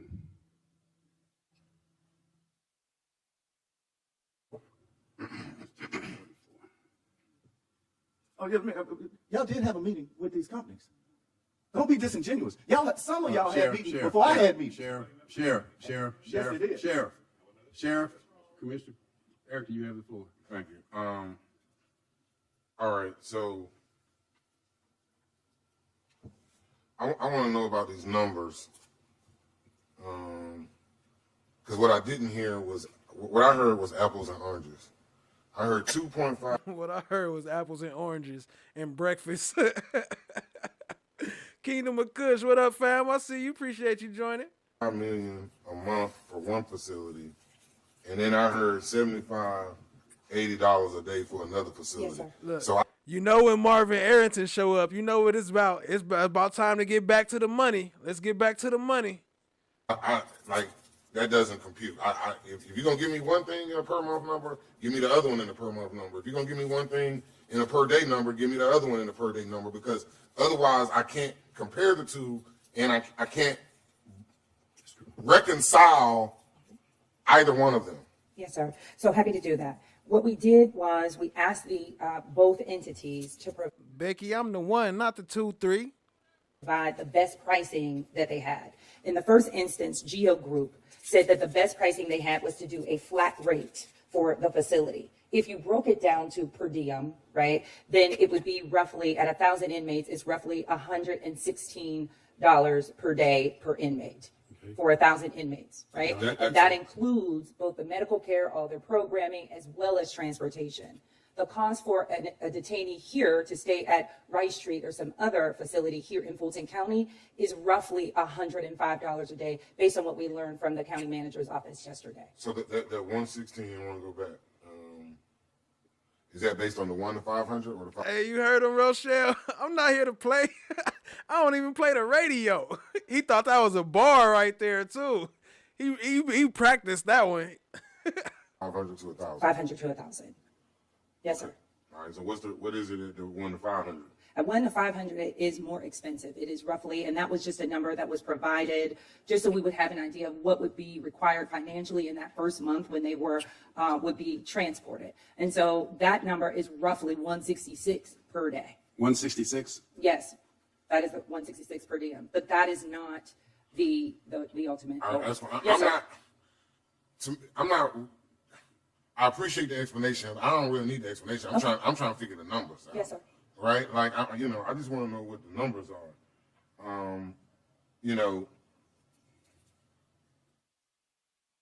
I think we all want to fix this problem, right? And I think everybody is a little frustrated with the fact that we are where we are. But there's nothing we can do about that. We're here. So how do we map our way forward? How do we map our way out of this? Commissioner Ellis is right. I don't know, the 2.5 million or 3.5 million a month is sustainable. What is the projected length of time for that? Well, the proposed agreement that they sent over to us that we just received from them, that proposed agreement suggests a 2-year period of time with the ability to have 1-year renewals for a total of 5 years would be the ultimate plan. It coincides with if this commission should decide to build a replacement jail, but numbers. I don't care about none of that. I understand that. Tell me what them numbers are for 2 years and 5 years. Yes, it would be roughly $40 million per year. Y'all had a chance to analyze what she's saying. Yes, so,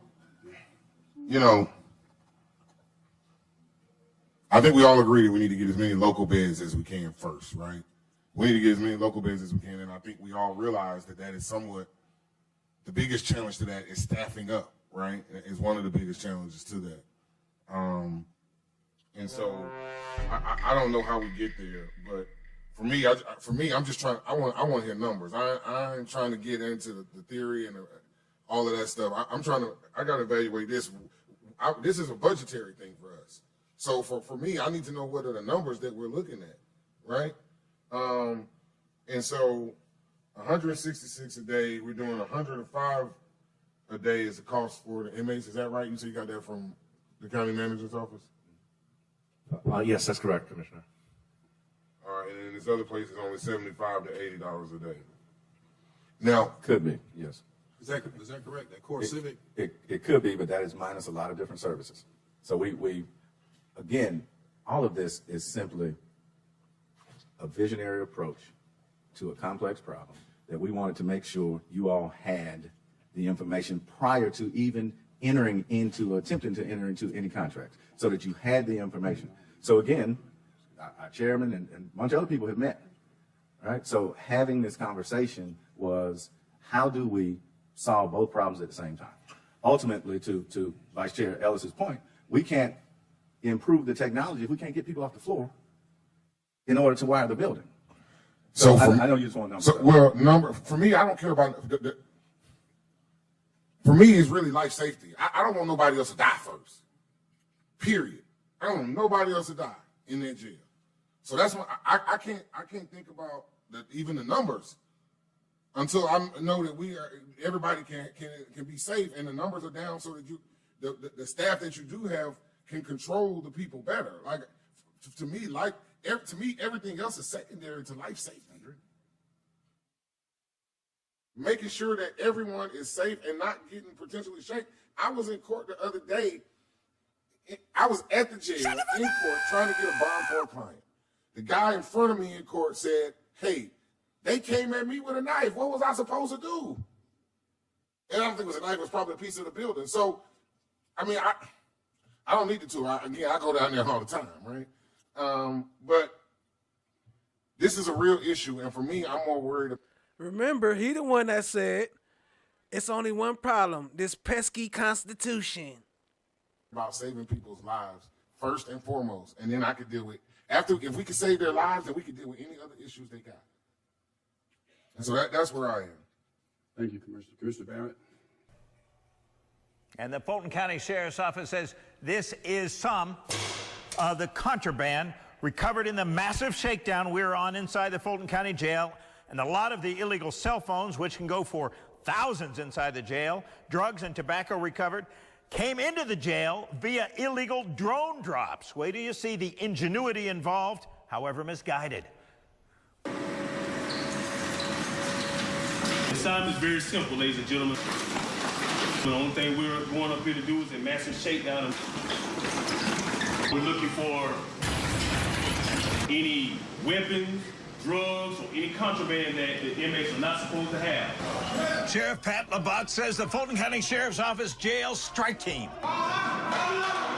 struck a vein of contraband quickly in the first zone they hit. This is a cell phone and charger found within seconds of hitting this unit. Yes. On the high security 7th floor of the Fulton County Jail. This has been a high priority area for us with respect to drone activity. And before Saturday morning was done, men and women normally assigned not just to the jail, but to the courthouse and across the sheriff's office, who had assembled in the early morning darkness, had amassed a massive amount of dangerous material inmates aren't supposed to have, but did. Lots of makeshift weapons, including shanks, even a makeshift hatchet, cell phones, even a bullet, suspected drugs. The Fulton County Sheriff's Office says all this from one shakedown. These are more than a half dozen suspected crack pipes? Yes. Taken from inside the jail. Yep. The Sheriff's Office says the shakedown turned up 22 illegal cell phones, suspected marijuana, tobacco. Man, it's way more worse living in. Ain't this supposed to be a rehab? Like, ain't you supposed to be helping people? Plenty of pills, even a bottle labeled as the prescription drug promethazine. And then there are the weapons. I'm surprised the building's still standing. Most of the weapons made from things stripped out of the building. From the plumbing shafts to the lighting fixtures. It smells like it. We had watched as the stuff piled up in that one zone. Where'd those come from?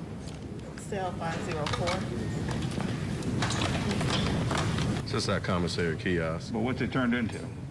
The charging station. This is marijuana from California. This is found in the cells. And that's marijuana? Yes, sir. How did that dome get in the window? Through the inmates burning, they use, as you can see, the exposed wires up in the light fixture, so they'll use that to start fires, and then they will just sit there until they can melt away the plastic. So the reason why now the inmates burn the holes inside of the windows is because they're using drones. We told the story of drones in prisons, but drone drops are now a major factor in the contraband trade at the Fulton County Jail. Absolutely. Some have crash landed, and ultimately with different types of payloads. Ain't tried. 15 on right. I'm away in trial. Innocent or guilty? I'm innocent. I'm innocent. Near the zone, we got shakedown reaction from one inmate. We don't have no problems back here. These folks coming up here antagonizing it. We ain't got no problems up here. The inmate we interviewed on camera earlier this morning. Ain't that the lady that came and testified? Didn't she testify in court? And then one of the dudes they showed earlier, he testified too. What'd you find in the cell he shares with somebody else? We collected 2 cell phones out of that cell. You know anything about a couple of cell phones? No name about no contraband. No name about no contraband, no cell. I'm here away in trial. In fairness, Natalie Ammons with the sheriff's office says there is no way to know if the cell phones belong to the inmate we interviewed, a cellmate, or someone else, and he was not charged with them. And I guess this image puts a fine point on the danger faced by staff and inmates here in... Attorneys asked for the rapper just to be banned. This here puts a fine point on he thought he killed that one, huh? From coming within a mile of Cleveland Avenue on Atlanta's south side, but the judge took it further and set several conditions for him to follow. One misstep over the next several years, and he's going straight to jail. You are to stay away from the metro Atlanta area. Banished from Atlanta. I want you to try to be more of the solution and less of the problem. Rapper Young. That's disrespectful. I wonder if one of those was from Lucci stabbing. It probably was. Thug set free, but pushed out of his home. Totally against that, because this is where he's from. Thug's father, Jeffrey Williams Sr., offended by Judge Paige Whitaker's decision. Take a man away from where he's from to have to go live somewhere else, that's offensive to me.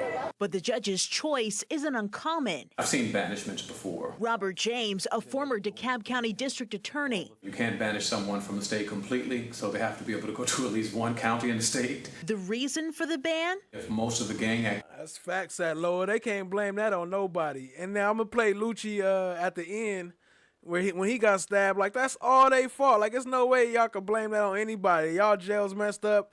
Y'all security is full of it. They sitting there watching people making music videos and rapping. activity is happening in this area. It's an added layer of protection to the citizens. Despite the ban, the judge ordered the 33-year-old to come back to Atlanta 4 times a year to give anti-gang and gun violence talks or concerts. Thug's probation conditions prevent him from having a firearm or drugs unless prescribed. He must submit to random drug tests and searches. Thug cannot participate in criminal street gang activity or promote it, and the rapper can't have contact with the case victims, their families, and anyone named in the YSL indictment except for his brother and rapper Gunna. There better be no violations, but if there are any, you're coming back to see me. Yeah. Now, the judge gave Thug 48 hours from his sentencing before his probation and ban from Atlanta starts. Thug could move out of Georgia. The judge gave clearance for his probation to be transferred out of state.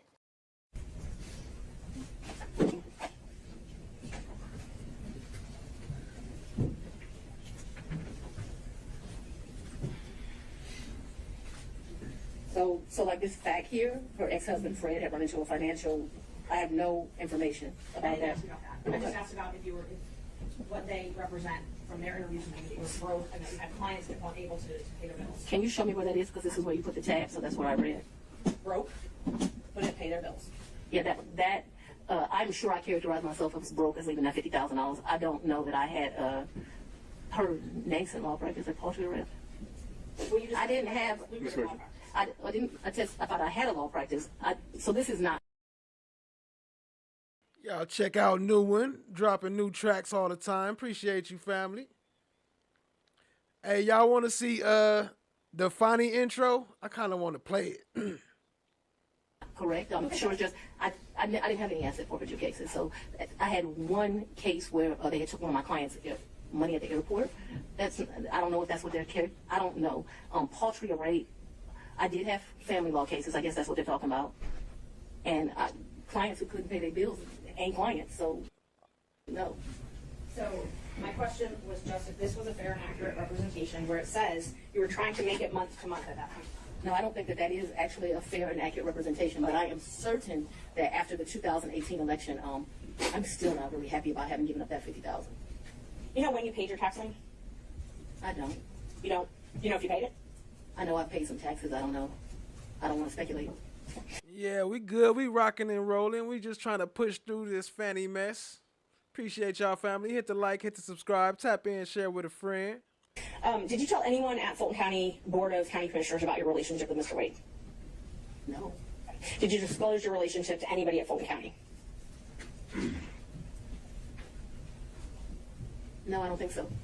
And as the Chief Law Enforcement Officer of Fulton County, I assume that you're familiar with the county code and ordinances? I'm saying we're not going to cover that in this hearing, Ms. Merchant. I'm sorry, Judge? I think we said we weren't going to cover the county regulations. Okay, and I won't. Let me ask you this then. So are you aware that you're required to disclose any relationship with someone that you contract with in Fulton County? Would this be different? You see what they be objecting to, though. Y'all, that's how y'all know y'all full of shit. Because it's a potential for impeachment. Yes. What did you ask me? Ms. Merchant, if you re-ask the question. Okay. Are you aware that Fulton County requires you to disclose Hi your guys, relationship with someone? how is everybody? I'm not aware, and I know often that things are confused with state constitutional officers in county, but I'm not aware. Okay. So it's not your. So it's your understanding that you don't have a duty to disclose the She's relationship. answered that question. Let's keep going. Did you keep track of this cash that you paid him at all? What are you talking? I don't understand. Did you keep track? Did you keep a ledger? Did you keep track of it? So I've only given him cash, as I mentioned, 3 or 4 times. There's no ledger. This is friends handing money off to each other. So the answer is no. I think you already asked whether there was any written proof whatsoever, and she's answered that. Okay. So we covered this. Let's move on.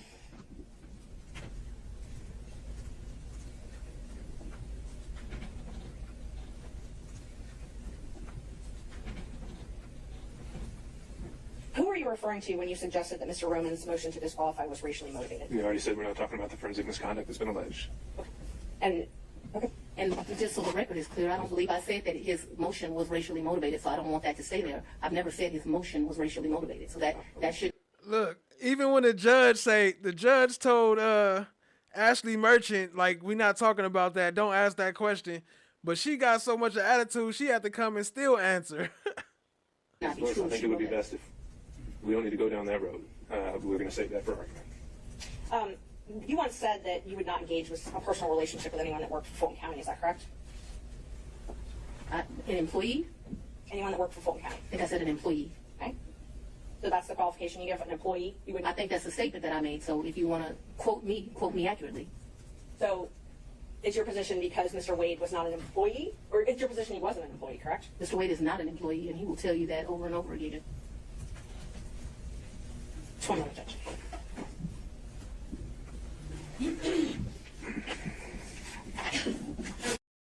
Sorry, the statement, just so I make sure I accurately quote you. What you said was you won't sleep with people who work under you. Do you not consider Mr. Wade working under you? I consider Mr. Wade to be. They can look. I'm sorry they pissed off. Justice is now actually blind. Lady Justice is blind. Everybody can get it. Minimizing disruptions in court, how many witnesses there are to go, and what you expect those witnesses to say. Everybody can get it.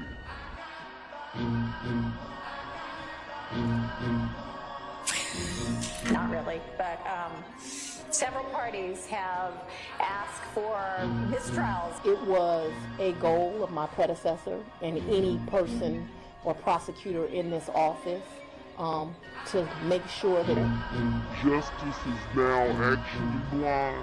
Lady Justice is blind. Everybody can get it. Let's try to conduct court in a way that minimizes disruption. very shortly after me becoming the DA, I sat down with Mr. Thomas's mother and I made her a promise.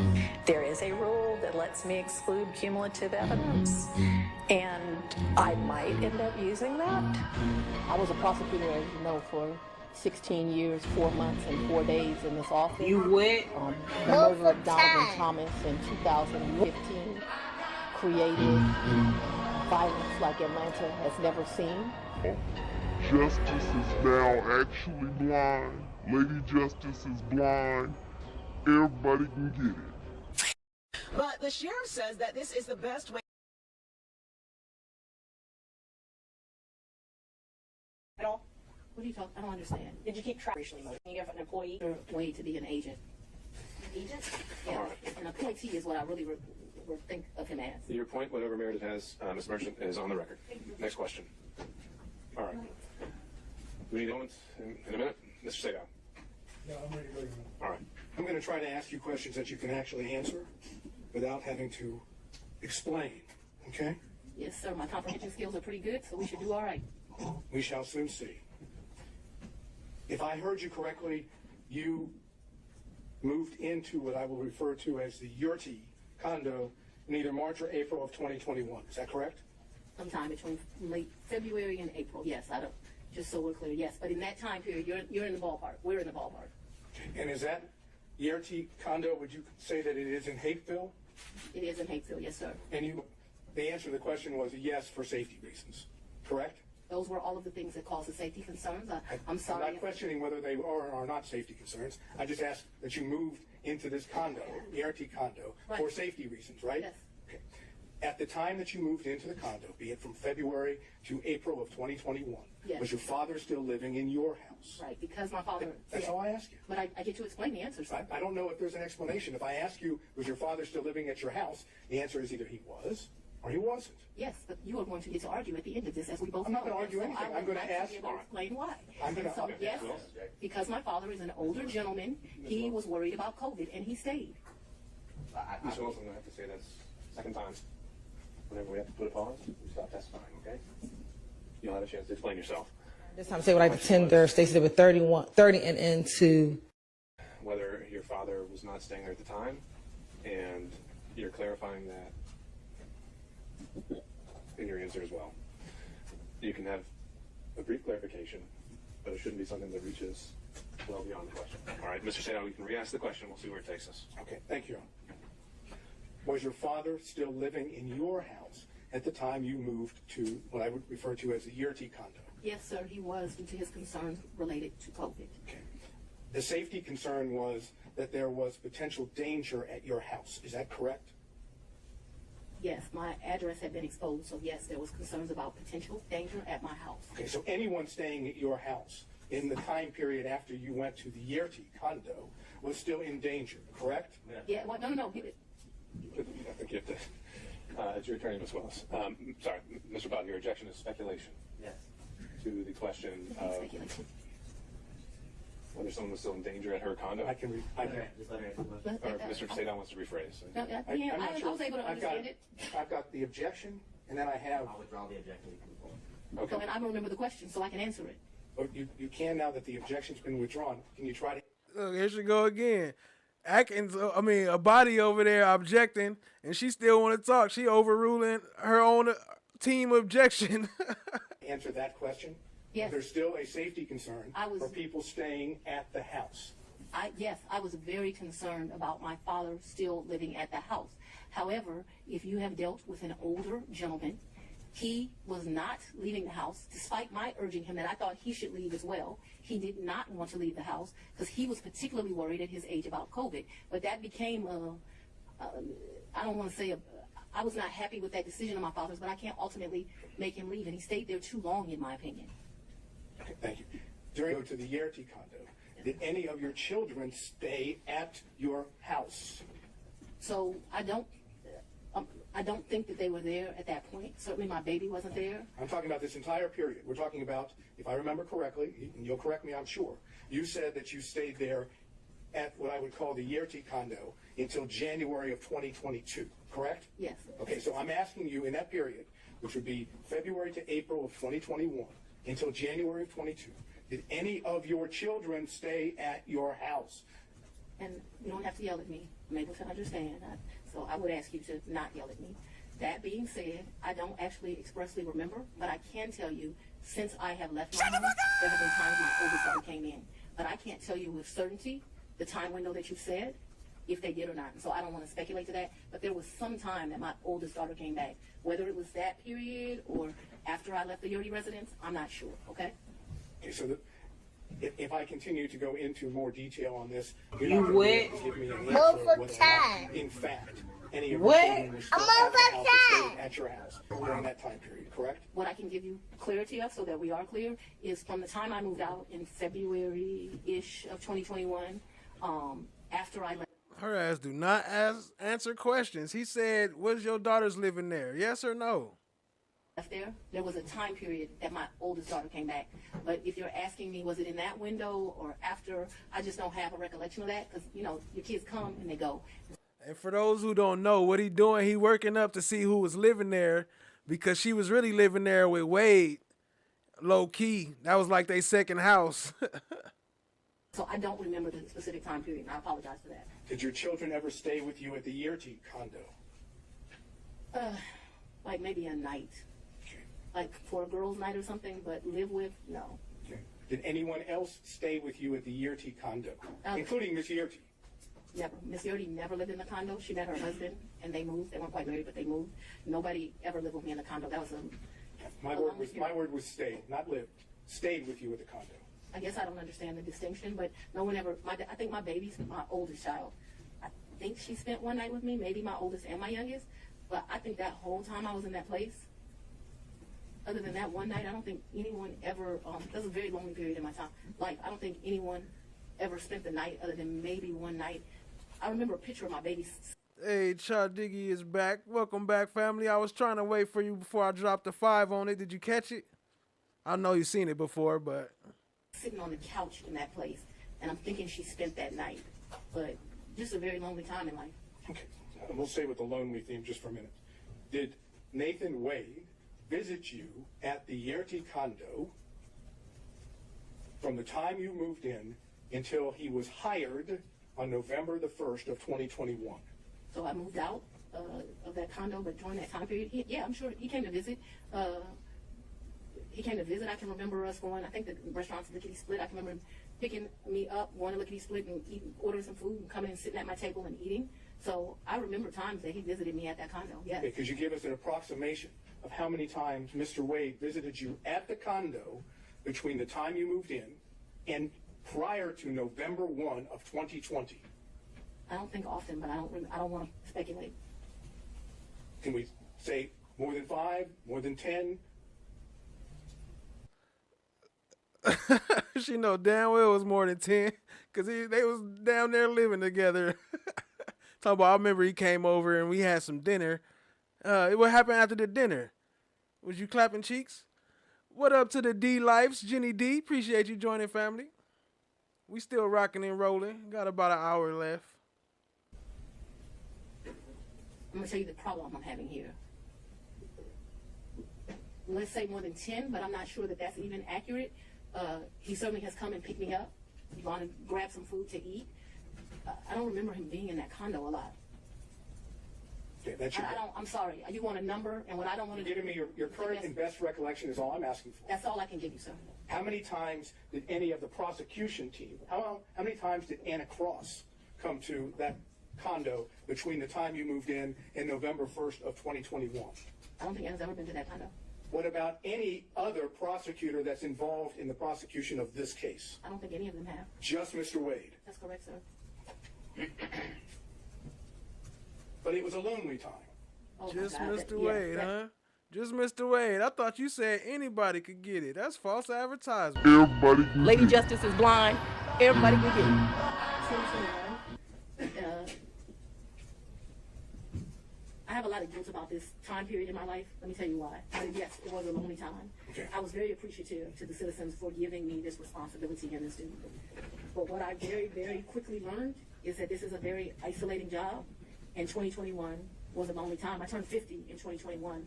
That's probably one of the worst birthdays I've ever had. I spent it alone. So I have a clear recollection of 2021 being lonely. Okay. Did Mr. Wade ever come visit you at the condo, the time period I'm talking about, prior to November of 2021, when Miss Yerty was at the condo? So Miss Yerty and me, we didn't share the condo at the same time. So the answer would be no.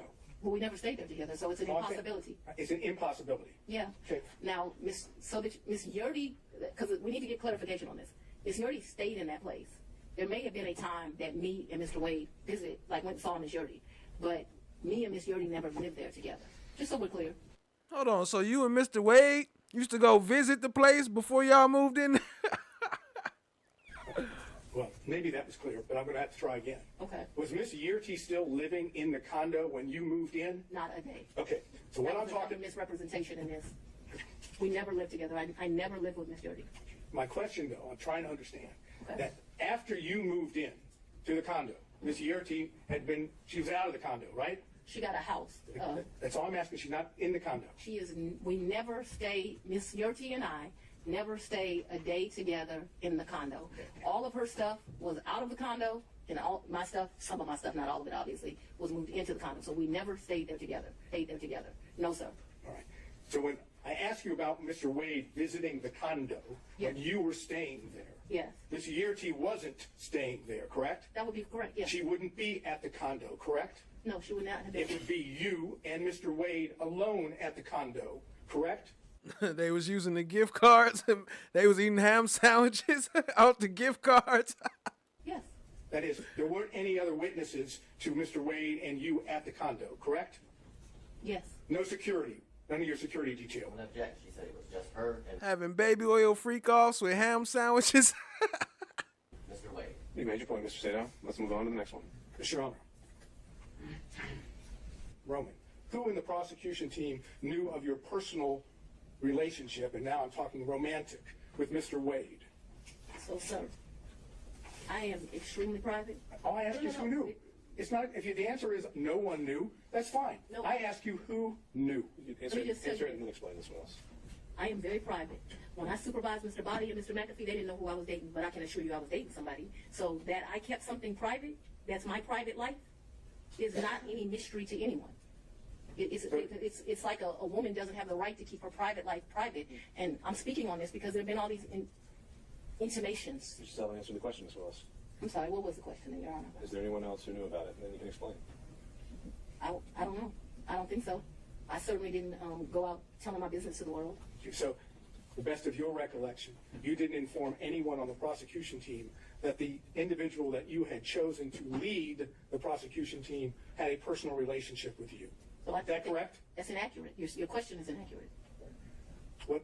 Because you stated that the person I chose, we had a personal relationship. So we had a friendship. We have all these distinguishing factors.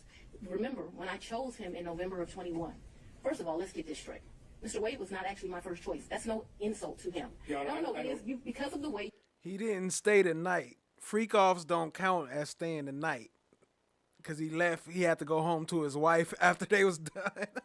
You phrased the question. You said, when I chose him, I didn't inform people of a personal relationship. We have defined personal as romantic. It is an inaccurate way to state the question. Then I will certainly restate it so it is very accurate. Okay, and please do not yell at me.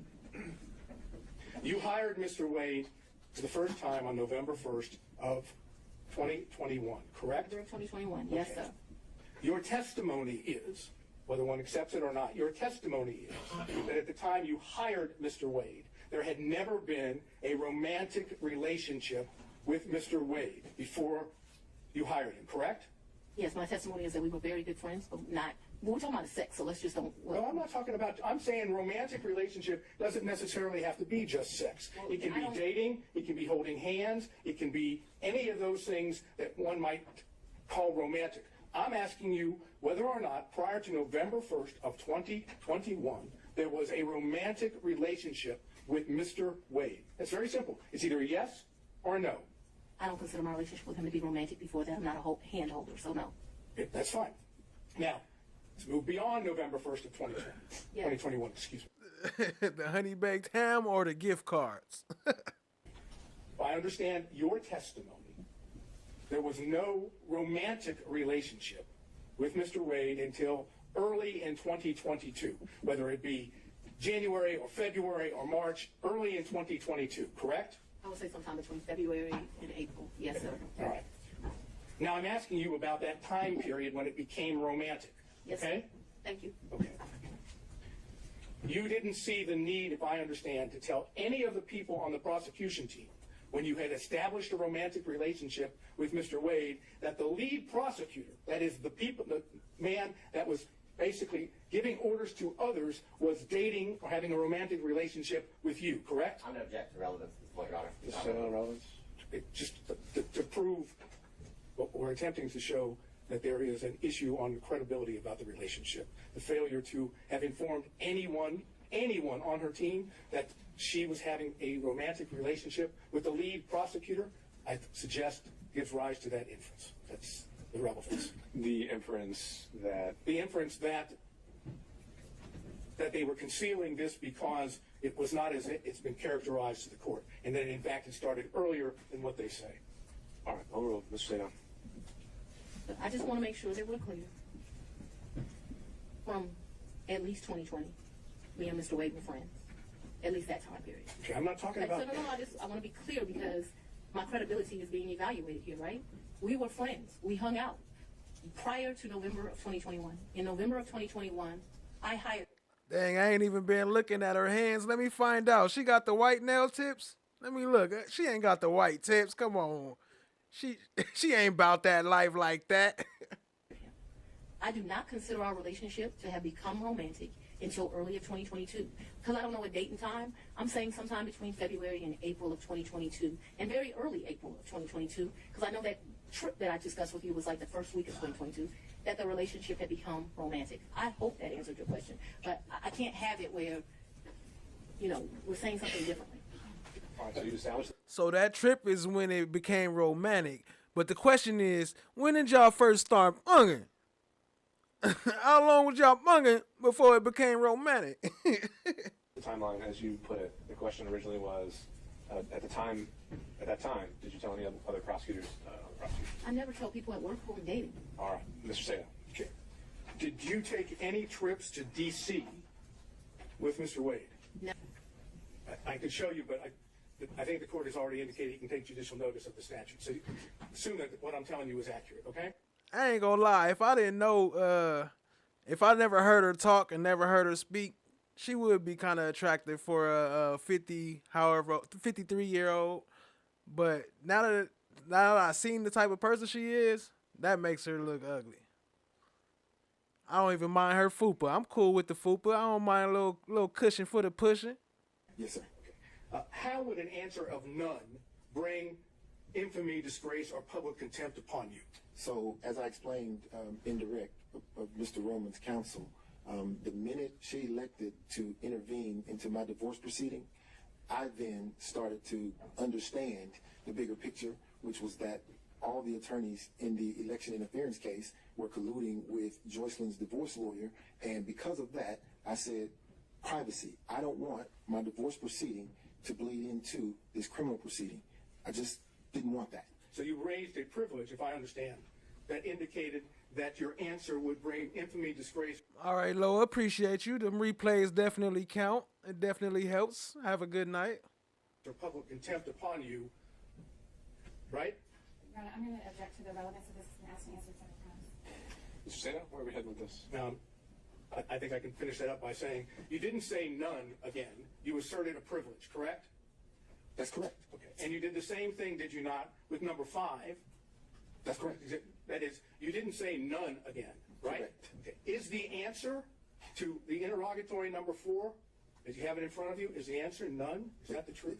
The answer is, to that interrogatory, is as I placed it at the time I responded, sir. I'm asking you now, is the answer to that interrogatory none? The answer is still privilege. All right. So he's apparently electing to apply the same privilege, Mr. Sato, to that exact same question. And I have a case which indicates that we can get beyond that if the court deems that appropriate. What up, Charlie Hager? I see you. Appreciate you joining. And to what end? To what end? That the privilege actually does not apply, and he must answer the question. And where does that get us? Even if he answers the question, has he already kind of said everything he has to say about the nature of the relationship. See the judge be saving them and blocking them. Look, he looked at the camera like, yeah, it don't matter. Y'all can't do nothing because the judge got our backs anyway. We was the judges. Fanny was a judge. We got this on lock. Mr. Smooth. He came to court high and everything. He didn't care. How long it lasted, when it ended? No, I think it would prove, I think if he is forced or compelled to answer the question, he will either answer it falsely by saying none, or he answer it truthfully by saying yes, and then telling us what it is. That's what I believe. That's why I'm asking. But the interrogatory you're referring to, though, the question contained there. Two interrogatories, yes, sir. It's the entertaining one. It's whether there were other relationships, right? With the specific language that's in the interrogatories. Sure. Haven't we already covered that in all the other questions that we've had so far? We have, but again, the court could, if I could require or compel an answer from him as to whether his answer would still be none, then we would know whether or not he was telling the truth now. If the answer is no, then obviously there was a time in the past where he was not. It simply requires him to now answer under oath what he refused to answer and claimed, what I might suggest, is a bogus privilege, and that you can pierce that privilege because it's a material. Yeah, hey, Chad, I was gonna pull in that clip with him and her when they pulled up, but this video is already too long, so I didn't want to extend it no more. Maybe in the future I'll pull it back up. Appreciate y'all being here, family. Hit the like, hit the subscribe, tap in, share with a friend. In connection with this case. Again, it's a call that Your Honor makes. I have case law that says you can do that, but it's your discretion. Ms. Cross? Your Honor, Mr. Bateman ran now for several hours. He's been asked and answered very personal questions. We covered the issues. Mr. Mercedes was making an argument, and this is probably an argument to make for the later to the court and not a question to the family. So as I see it, the only relevance these interrogatories have to this case really whatsoever would be as either prior inconsistent or consistent statements. And to that, and I think the question has been put to him again and again and again. I think they still together, FFS. I think they still together. Last time I saw them, they was together. I ain't seen her new clips. He's answered how he believes. Or at least last time I saw him, he was with her. He felt his answer should be and why he answered a certain way. And as it goes to credibility, I think at this point we're arguing weight, and I don't really see the value in pushing this issue further. So, all right. Well, just for the record, the case that I was going to refer to is. And that there was no personal or dating relationship. Mr. Wade, I'm sorry. I'm going to direct your attention to 2020. In 2020, were you dating the district attorney? No. 2020, that was during the COVID pandemic, correct? It was. Was there a situation for you, Mr. Wade, that made you particularly vulnerable during the COVID period? Yes, ma'am. And in 2020, and a portion of 21, I was battling cancer, and that prevented me from pretty much leaving environments that are sterile, and I had health on my mind. You were particularly cautious during that time? Yes, ma'am. Were you dating anyone in 2020? No, ma'am. I'm the gatekeeper. All right. Thank you, Mr. Wade. That's all I have. Ms. Merchant, recross on those points only. Yes, thank you. All right, Mr. Wade. The state asked you about how much money you're making now versus before, and you said you're making significantly less since you started working for Fulton County, correct? Well, I did say that, but what we're talking about is because Yeah, in fact, that was the last time I seen him is when they pulled up for his daughter, for Fanny's daughter. I played that before too. I'll pull it back up on one of the future videos. The next Fanny Vendetta video. Now at this point, the splitting of the financial obligations in the firm are now there are two people carrying the weight of three. So that would scale back on the amount of income, right? Amount of profit. Well, you're splitting the profits 50-50 though, instead of 1/3, correct? The profits, yes. Okay. So, but you did testify that you're making significantly less now. We heard about it for a few minutes. Significantly less now that you work for Fulton County, right? Yes. Okay. Would you agree with me that $236,000 is more than $184,000? Absolutely. Would you agree with me that $262,000 is more than $236,000? Absolutely. All of these years, despite you saying that you were a three-way partner with Wade and Campbell and Bradley, and now a two-way partner with Campbell, all of your corporate tax returns are filed in the law firm of Nathan Wade. Yo, he got out on Halloween because they be with that voodoo power, and that's a strong voodoo day. You know, and they be sacrificing the goats and all the shits. So that's what happened. Was part of what happened. Is that correct? My returns, yes, ma'am. Yes, for your law firm. Well, for my law firm, because I also have personal returns. Right, and I'm not talking about your personal returns. I'm talking about your business returns. Yeah, but the question contemplates that my bring home money is more or less. So I want to be clear that it's reflected in my personal returns. I didn't ask you anything about bring home money, though. I'm not sure what you're talking about. What I'm talking about is your question was the portion of my testimony dealing with earning significantly less money. No, my question is I'll just break it down. During 2019, you filed your business returns. I'm not talking about your personal. Your business returns for the law firm of Nathan Wade only, correct? I filed personal and business. Yes, ma'am. And even though you said you were partners with Bradley and Campbell, later on, you filed your business returns not with them, but as a solo practitioner, correct? I see what you're saying. There's a different return for that Wade, Bradley, Campbell entity. And I'm not asking about that. What I'm asking about is during the years 2019, 2020, 2021, and 2022, you filed a business return for the law firm of Nathan Wade. Yes, ma'am. And in 2019, you said the law firm of Nathan Wade made $184,000, correct? No, I don't know. Does that sound familiar? Does that sound about like what you made in 2019 and reported on your taxes as a business law firm? If that's what's on the return, yes, ma'am, you're right. Okay, and I'm happy I can bring those up. I've got one copy. I'm not planning on a negative tax returns, but okay. All right, may I approach Judge? Good. Thank you. So in 2019, gross profit for the law firm of Nathan Wade is Ashley Merchant don't be playing. $184,000, correct? Let's see. The second line. Yes, ma'am. 184, 824. Yes, ma'am. Okay. And then in 2020, you also filed Nathan Wade, attorney at law, and your gross profit was $230,000, correct? Yes, ma'am. And in 2021, you also filed as a solo Nathan Wade PC attorney at law, and your gross profit was $236,000, correct? Merchant said, the math ain't mathing, sir. The math ain't mathing. I thought you said you made less money. Yes, ma'am. And then in 2022, you filed as a solo practitioner Nathan Wade, and your gross income was $262,000, correct? Yes, ma'am. Okay. I'm not going to interface with you about your position. But nowhere in these documents do you document that you received cash payments from Ms. Willis, correct? I hadn't looked through them. I'd be surprised if there were something in there that said that. Do you want to look through? Listen to the answer. I'd be shocked if there was something in there that said that I received some cash from Ms. Willis. Okay. But there is itemized expenditures for travel in here. You did itemize that. I didn't itemize anything. Your accountant itemized it. I hope so. Didn't Miss Willis say she paid you back in cash, and sometimes she paid you before y'all went to the trip, so you could pay her back later? I'm confused. I'm confused. But you're responsible for your taxes, even if your accountant files them, right? I agree. And so you itemized your expenses for travel on all these documents, but you did not itemize. You didn't put anything in there about you being reimbursed for half of that travel. Well, those are business returns. Yes, you used your business card to pay for the travel, right? But I wouldn't put a personal expense on a business return. But you used a business card to pay for these. I use a. No wonder why they need more money. Them Bahamas trips is expensive.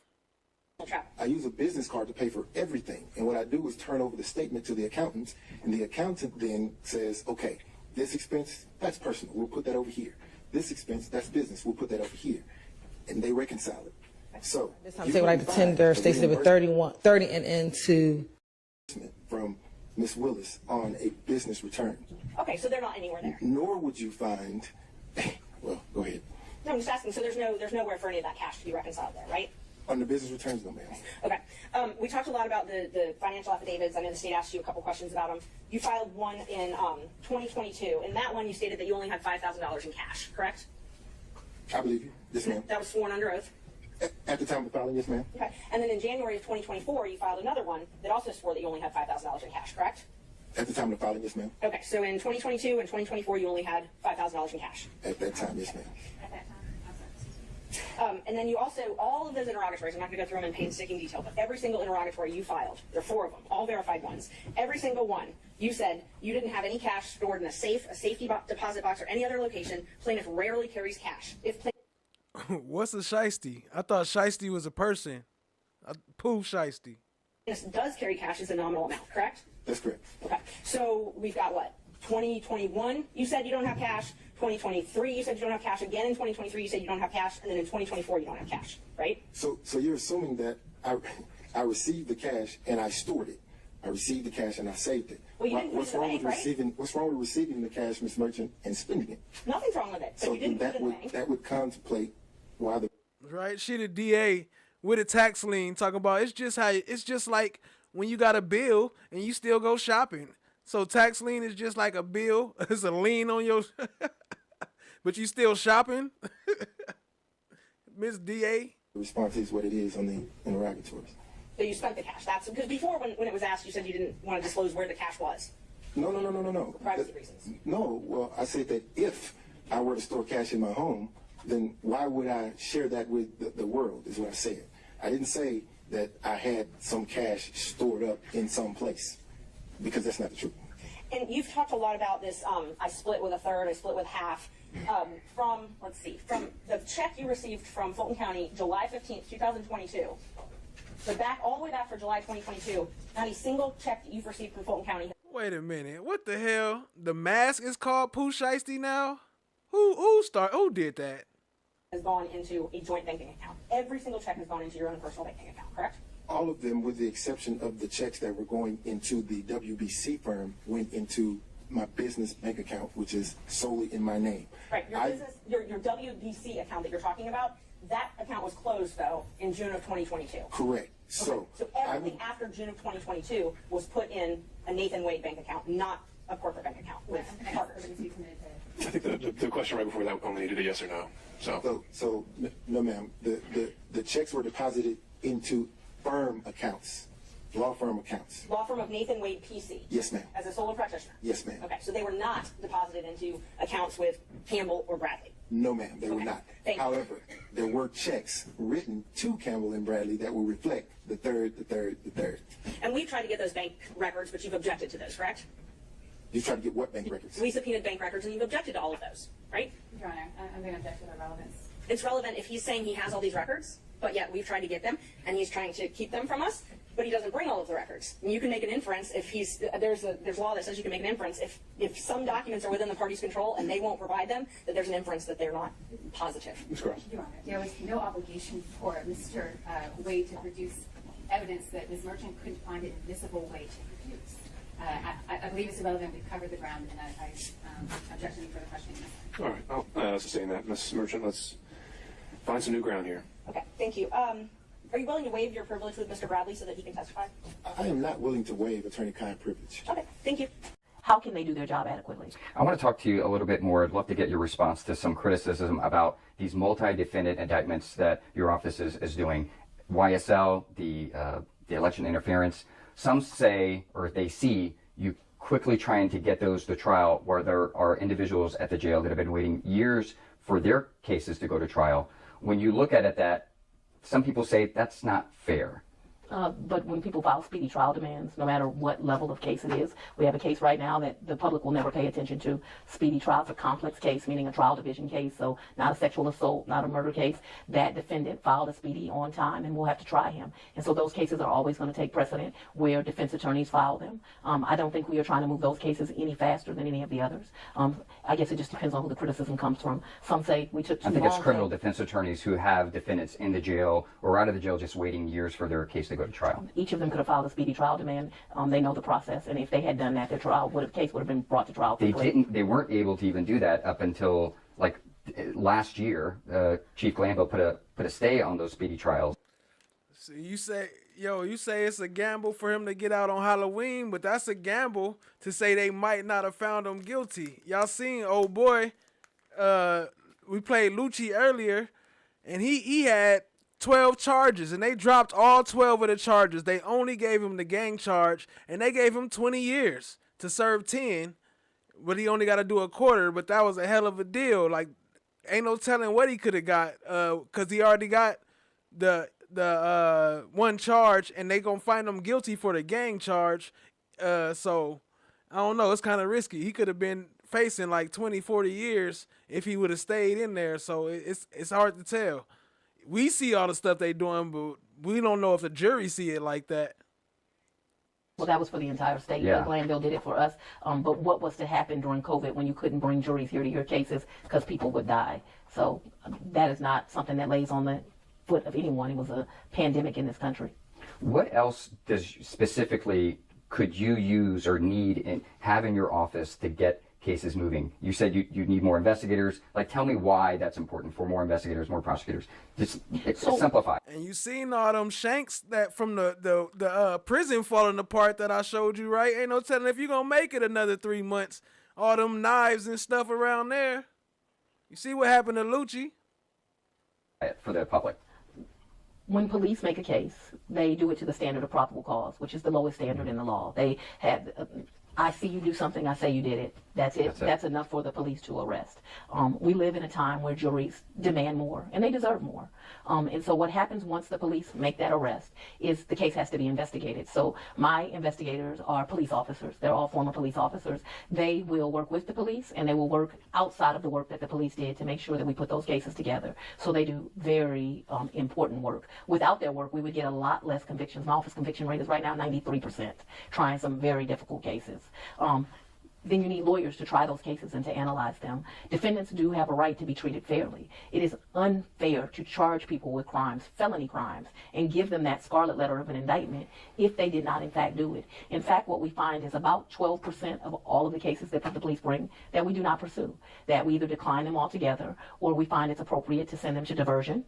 And then when I first became the district attorney, we also found that there was no reason to indict people to send them to accountability court. So you have 12% of the cases that may go to accountability court. Those are for our veterans or people that have drug problems or mental health problems, or to diversion. Those are usually for young offenders. But sometimes older people that make really bad mistakes, but it's just a mistake, and we think we can rehabilitate them. And sometimes the evidence is just not there. The police got the wrong person once you dig a little deeper, and they're declined. And so people have a right to do that. They may not seem like a lot, because what does that tell you? 88% of the time we're going to bring the charges that the police got. But if you are in that 12%, you want to make sure you don't get that indictment. And that ends up being a lot of people.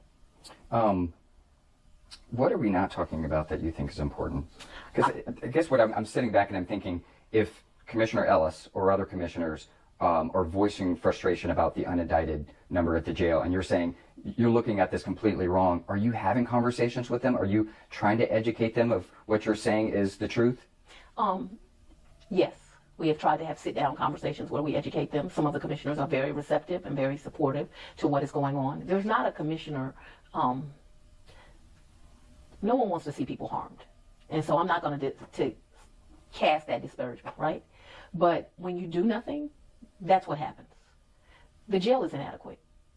You have no argument here. I support the sheriff in getting a new jail. In fact, I think it's unfair that the conditions that he was given when he first got here, and then he continues to have to try to maintain. So I will not argue with that. But also, there has got... I done seen plenty of cases where I'd be like, it's no way a jury should find them guilty.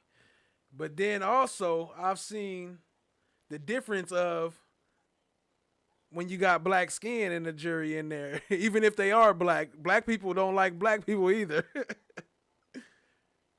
What up, True Washington? I see you. Appreciate you joining, family. To be a reality that you have to have people to do the job. Atlanta is a major metropolitan city, but it's not the only major metropolitan city. I think I have 5 of the biggest cities in the state of Georgia, all here. They're populous. Things happen. We need the people to do the job. We've done amazing work. It's not enough. Things are not perfect. I'm not going to say that they are perfect, but they are a hell of a lot better than when I got here. And you know that by just simply looking at the numbers and seeing what they were and what they are now. The work that we've been able to do in the community, restricting people's records, making sure that people can get jobs, making sure that we are indicting the most dangerous felons. You asked me about multiple defendant cases. I'm going to keep bringing multiple defendant cases. You want to know why? Gangs are causing 80% of our crimes, and they're stronger together.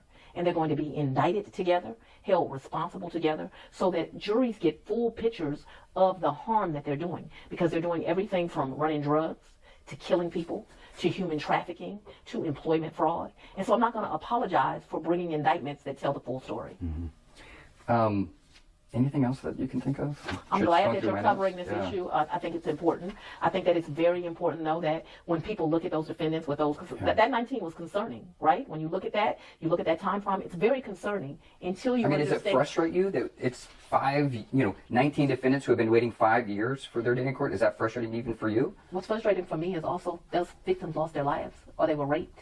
And their families are looking at us and they're wanting justice for their dead loved ones. What do you tell Because them? that's what it is in multiple cases, that I can't hold the person who did. She refuses to answer a question straightforward. She got to make a whole speech out of every question. This to your loved one accountable because they're not mentally competent to stand trial. And until a doctor says they're mentally competent, they cannot stand trial. But the public should not think that those people are sitting over at Wright Street because that's inaccurate. They're sitting at Georgia Regional trying to be made competent so that they can deal with their charges. Or Lady Justice is blind. Everybody will get it. But that is why you see those 19, and it's just important that the truth be told about it. I've had a criminal defense attorney once tell me that, especially when the Chief Glanville had the order to stay speedy trial, he compared the facility to Gitmo, Guantanamo Bay, because there are people that in that facility that have been waiting years for trial, some of them never officially charged. When you hear that comparison, what goes through your mind? Well, I haven't seen that facility, so I don't like to speak about things that I don't know about. But for the 19 that have been there that length of time, I think we have to be fair. You can't try people that aren't mentally competent. And the reason you can't try people that aren't mentally competent is they can't help their attorneys. And every defendant should be able to assist their attorney when preparing their defense. And so that is the way the law is set up, like it or not. I think that what you've hit on is a much bigger issue in society. It is, what do we do with all of the mentally ill people that we have? Some of them that pose a danger to all of us, some of them that pose a danger to themselves. As you came in the courthouse this morning, across the street from me, every single morning my heart is broken because I see all of those homeless people. And I know that most of those homeless people suffer from some type of mental deficiency. They're struggling, correct? That's not appropriate for them to be homeless. It's not appropriate that probably 40% of our jail and the prison system is housed with the mentally ill. And so what are we going to do about that greater issue? But this is the truth. While the law remains what it is, while we deal with mental illness the way we are, you can come back 10 years from now, and it may not be that 19, but it'll be another 19 that have been in jail for a very long time. They've done something heinous, removed someone's loved one from this earth, can't be held accountable, and are just in limbo. What would you suggest be the solution, knowing that no one's going to fix the competency issue? There's always going to be people accused of crimes, heinous crimes, and their competency is going to be in question, but you can't hold them in. Yo, I agree with y'all. You and Ash Bay, free the jury. I agree that it would have been better, and he did have a great chance of getting that not guilty, and it would have been way better for him if he got that, but it's still not guaranteed. That's all I'm saying. I ain't saying that he should have copped out. He should have stayed for sure, but I'm just saying where he coming from, it's just, it's no guarantee. And then, they gonna try to nail the shit out of him, nail him to the cross like he Jesus Christ if he would have stayed. And then he probably, you saw the prison video. We just showed they had 100,000 shanks in there from one raid. Pretrial detention for years, or 13 years. So what would you suggest happen? Well, you can hold them, and you have to because of the safety issues. But they should be either in a appropriate facility. So we're talking. I'm not the governor, right? But if I was the governor, one of the things that I would do is I would address the issue of mental illness in this state. We need facilities that really take care of our mentally ill people and really get them the treatment they need. Why is that so important? If you had treatment centers for people, one, a lot of these crimes wouldn't have happened in the first place, and we wouldn't be having this awful conversation if they got the services that they need. If we supported families that had mentally ill people. I forgot to look that up. What happened out there in Georgia, if anybody know, to where they closed down all the mental facilities? Why they do that? Don't we need those? Wouldn't that keep a lot of people out of jail? In their system, if we really offered them the support we need. I tell people all the time, defund the police was one of the worst slogans of all time, but some of the messaging behind it was very good. What they recognized is that our law enforcement community needed mental health professionals so that they could aid the police when going to deal with someone that was really suffering from a mental health breakdown. So if I was in a position to do that, I would make sure that not just Atlanta Police Department, but every police department through this state had mental health professionals. So many of the police shootings that we see. Who you talking about? FFS's public defender? Yeah, I met him once on him or her, whatever it is, on K&W. I met them one time. Hi guys, how is everybody? Involve people that are mentally ill. And it's not a novice idea that I just came up with. If you look at Houston, they have a large contingency of people that are on the police force that just deal with the mentally ill. And what they have found is it cuts down on police shootings and it makes sure that society stays safe. It's not the perfect solution. They'll tell you they don't have enough of them, but they have some. And so we have got to deal with the issue of mental illness. So one of the things that we did for the first time in history when I came here was we went to the court, and the court graciously agreed that we needed to run 2 grand juries. And so when I was here as an ADA, we had 1 grand jury. They met every Tuesday and Friday, and they did cases. Hey, Ashbay, you got to watch Juror Number 2. I don't know if you ever seen Juror Number 2, but you got to check that out. I mean, it's new. It's in theaters right now, but if you able to watch like bootleg movies or if you want to go to the movies, I think that'll be a good movie to watch. Or if you could find it on TV. Juror Number 2. It's about this case. They got King Slime in there, but it's different. It's related for sure. I knew that was not going to be enough. We're not going to be able to get things done like that. And so since March of my first year, for every term, we've run 2 grand juries. We have what we call a grand jury A and a grand jury B. Grand jury A sits on Monday and Tuesday and hears cases. Grand jury B runs on Thursday and Friday. And you had never had that before? That had never been true before. And we did that so we could cut through this backlog, and it's worked very, very efficiently. Although I understand last week my grand jury was like, we got to go. We have to go. We're mentally tired because we're working them very, very hard. They're very admirable citizens who sit and do that for a 2-month period. But that is something that has helped to cut down on the backlog. Because it is much better than it was, but it needs to get better. I was about to say, when I first... Or we could just make it first. No one? Holla at me. Hit me on the email. We could talk about it. File is a person being charged life. That's a huge thing to do. There's a victim's life. There's the witness, and there's a community. And so the minute that you start looking at these cases as just files, it's time for you to get out of this business. You always have to look at those people as individuals and to look at what happened. Did we actually have a crime? And then as a lawyer, you have to be very analytical. Can you prove it?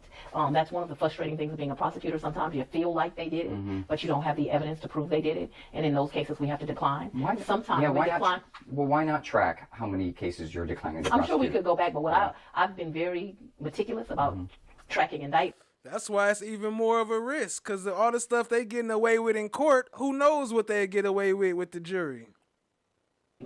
And tracking the number of open cases, and I follow those jail numbers. They keep me up at night. I'm just wondering if you track the number of cases that you declined to prosecute, there might be some sort of pattern, like or to a particular department or a particular officer or something. If we see problems with officers, I have very, very good relationships with my chiefs of police, so I will go and talk to them and say that this officer is a problem or that officer is a problem. Sometimes we have had problems in like a category of maybe officers not taking drugs to the lab, and that's a no-no because I've told you how long it takes to get the drugs tested, so it's very important that when they make an arrest within days, certainly if not the same day, within 72 hours or so, that those drugs get to the lab. Those are categorical problems. The other things I've found to be individual. It's so interesting sitting down with so many individuals that are the top elected individuals in Fulton County's criminal justice system, and they all say different things of why the jail the way it is. The sheriff will say, "I'm caught in the middle. I'm just supposed to house them. Yes, I need a new jail, but he believes that the problem will still exist, the overcrowding issue, because of the court backlog." When you ask Chairman Pitts, he says it's the judges. They're not doing enough. They're lazy, or some of them are lazy. Then they get mad and blaming each other. Watch what she say about Pitts. When I reach out, when you give me your explanation, it's multiple things. I need more resources. We need more judges. We need more resources at GBI. Why is it so impossible to get a consensus of what's the problem? Well, Commissioner Pitts has not been to law school, and he's never worked a day in the criminal justice system. So he's really not in a position to give an analysis of what's being done or what's not being done. I can never recall a day that Commissioner Pitts sat and watched court proceedings. So it's an unfair statement to say you at least have to be a part of a problem. You see how they be slick where they shoot shots, but they keep it under the rug? She said, I can't recall a day when he sat and watched court proceedings. Do that mean that he hasn't just because you can't recall a day? Have you been with him every day? Do that mean he hasn't been there? No, that's some sneaky word shit. That's that word play they be doing. and a part of what's being done or what's not being done. I can never recall a day that Commissioner Pitts sat and watched court proceedings. So it's an unfair statement to say you at least have to be a part of a problem and a part of the solution. And so I think it's unfair. People don't want to say that. They also have been, in my opinion, a penny smart and a dollar dumb. It would have been better many years ago to invest in an adequate facility and to invest in these law enforcement partners in a way that they needed. What do I mean by that? To give the public defender the lawyers that they needed to adequately do their job, to fund the district attorney's office in a way that they could appropriate. No, it's not. It's not based on King Slime. It's a completely different story. But if you pay attention to, I don't know if you know synchronicity, you can see the signs, and they do got a King Slime in there, a King Slime tattoo. It's a snake with the crown. I should have screenshotted it. Really due to the backlog of cases. Do I think my predecessor was derelict in some duties? They could have done a better job maybe with the resources, yes, but I also think he did not have enough resources. That is just the truth. I think that is the reason that you've had cases going back to 2014. I also think he spent a lot of time kind of chasing this jail number, and then you had 85% of the people getting bonds and not being indicted. And when people don't get held accountable, guess what they do? They commit another crime. So often, so many of the people that you see, randomly pick 100 people out of the jail. Look and see how many of them have prior arrest and how many prior arrests. Yeah, I'm not saying it's exactly the same as the case. You just gotta watch it. It's a completely different story. But if you've been following this case, you can see how they took stuff from this case and they put it in the movie. That's what I'm talking about. Appreciate y'all being here. Hit the like, hit the subscribe, tap in, share with a friend. When you look at those records and see if the things that they have prior arrest, do they concern you? As a citizen, when you look at their records and you see burglaries and aggravated assaults, do you want those kind of people held responsible? I have to tell you, I'm out in the community. No, it's new, 2024. A lot. I'm everywhere from South Fulton and North Fulton. I have a county that is extremely diverse. That's one reason I love this county. We're African American, we're Caucasian, we're Asian, we're Indian. My bad, keep stopping. That movie is good though, and you keep talking about it. I keep wanting. Yeah, you're right. That is the right movie. Check it out, Juror Number 2. They got a lot of synchronicity. They talk about this case a lot without talking about it specifically. They just use secret symbols and signs, so you got to be able to decipher it. Are very, very educated. Some of us are more blue-collar workers. We are different sexualities. We are different genders. We're all of those things. But what I consistently hear, it doesn't matter where I'm at in the county or who's sitting across from me, everybody wants to be safe. Everybody wants to be safe. And everybody wants people that break into their houses, that hurt people, held responsible. And I really consider it an honor to sit here. It's really a privilege. Heavy is the head that wears this crown. It's a lot of responsibility. But I am not going to charge people. Free the Jury is AKA Ash Bay. People that should not be charged. I'm also not going to allow people to be victimized and not hold people accountable. And so you have to go about it doing it the right way. And so everybody talks about they want to be tough on crime. Lady Justice is blind. Everybody can get it.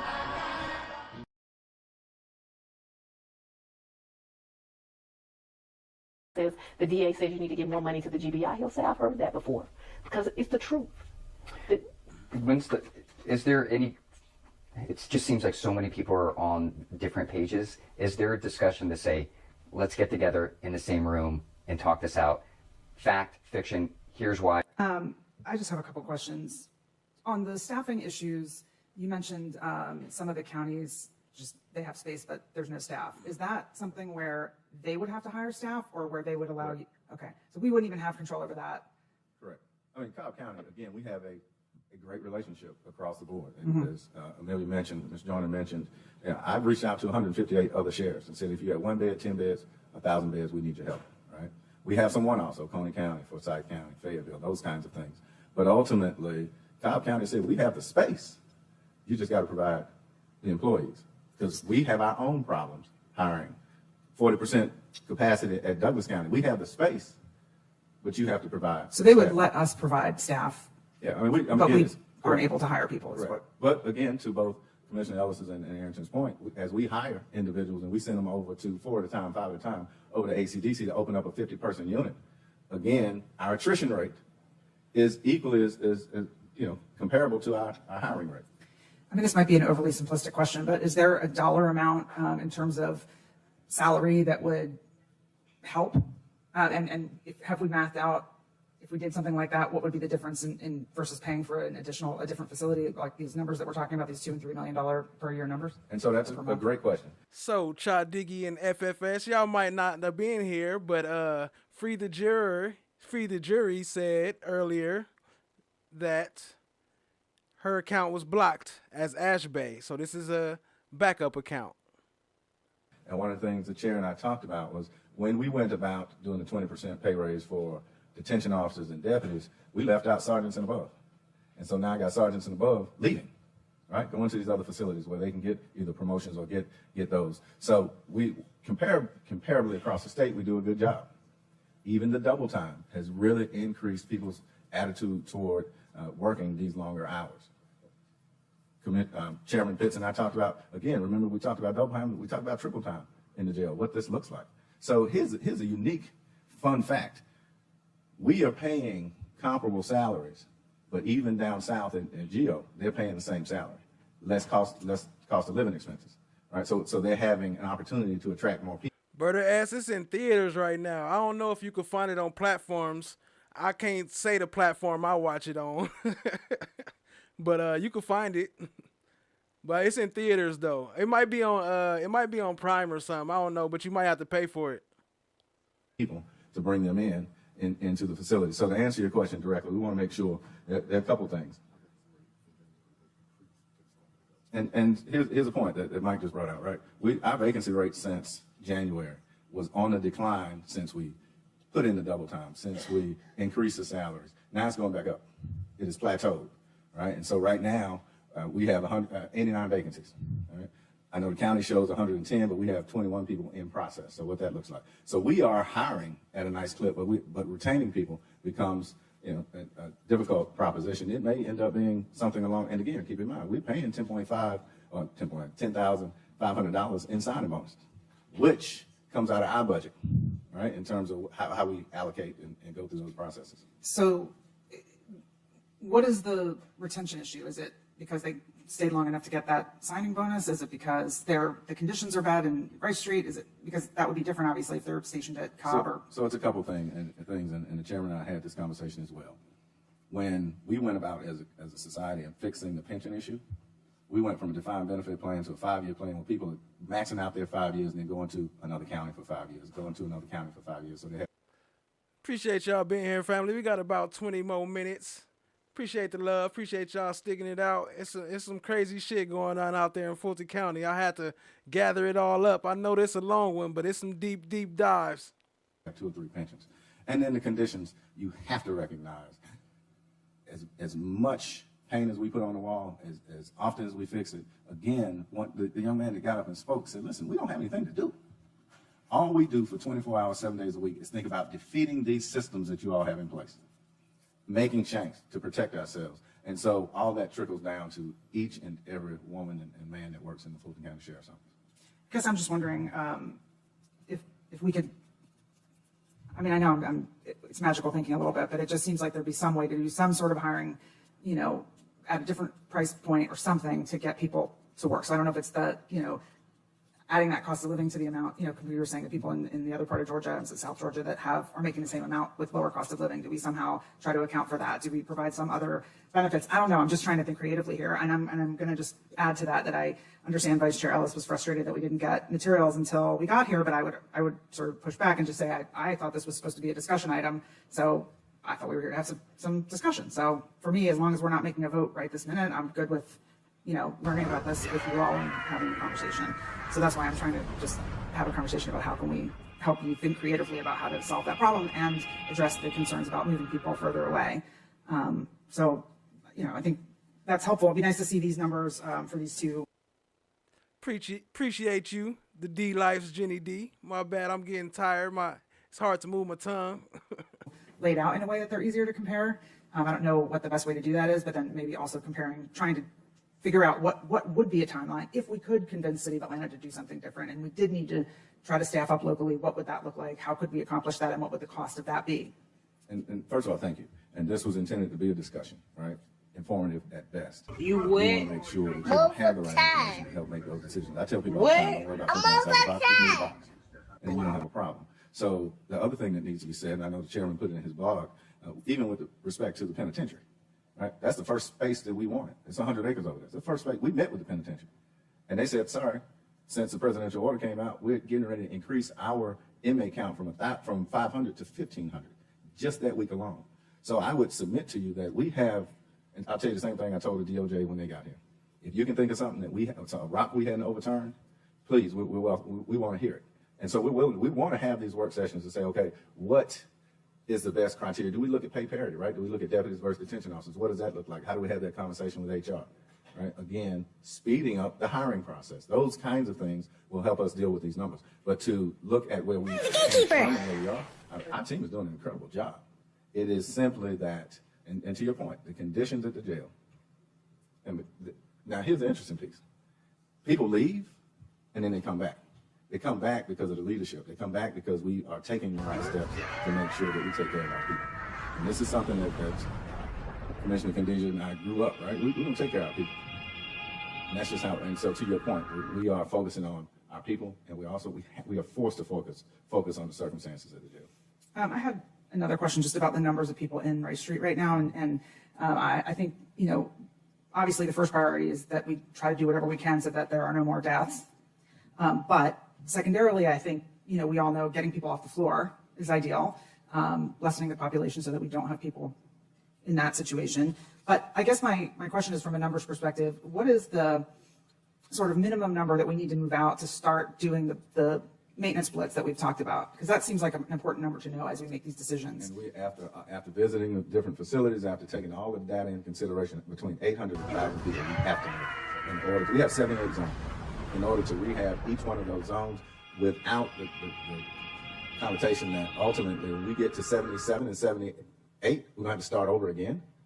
So to get people off the floor, get 270 people off the floor, maximize the units that we are outsourcing that's available to us, it has to be between 800 and 1,000 people.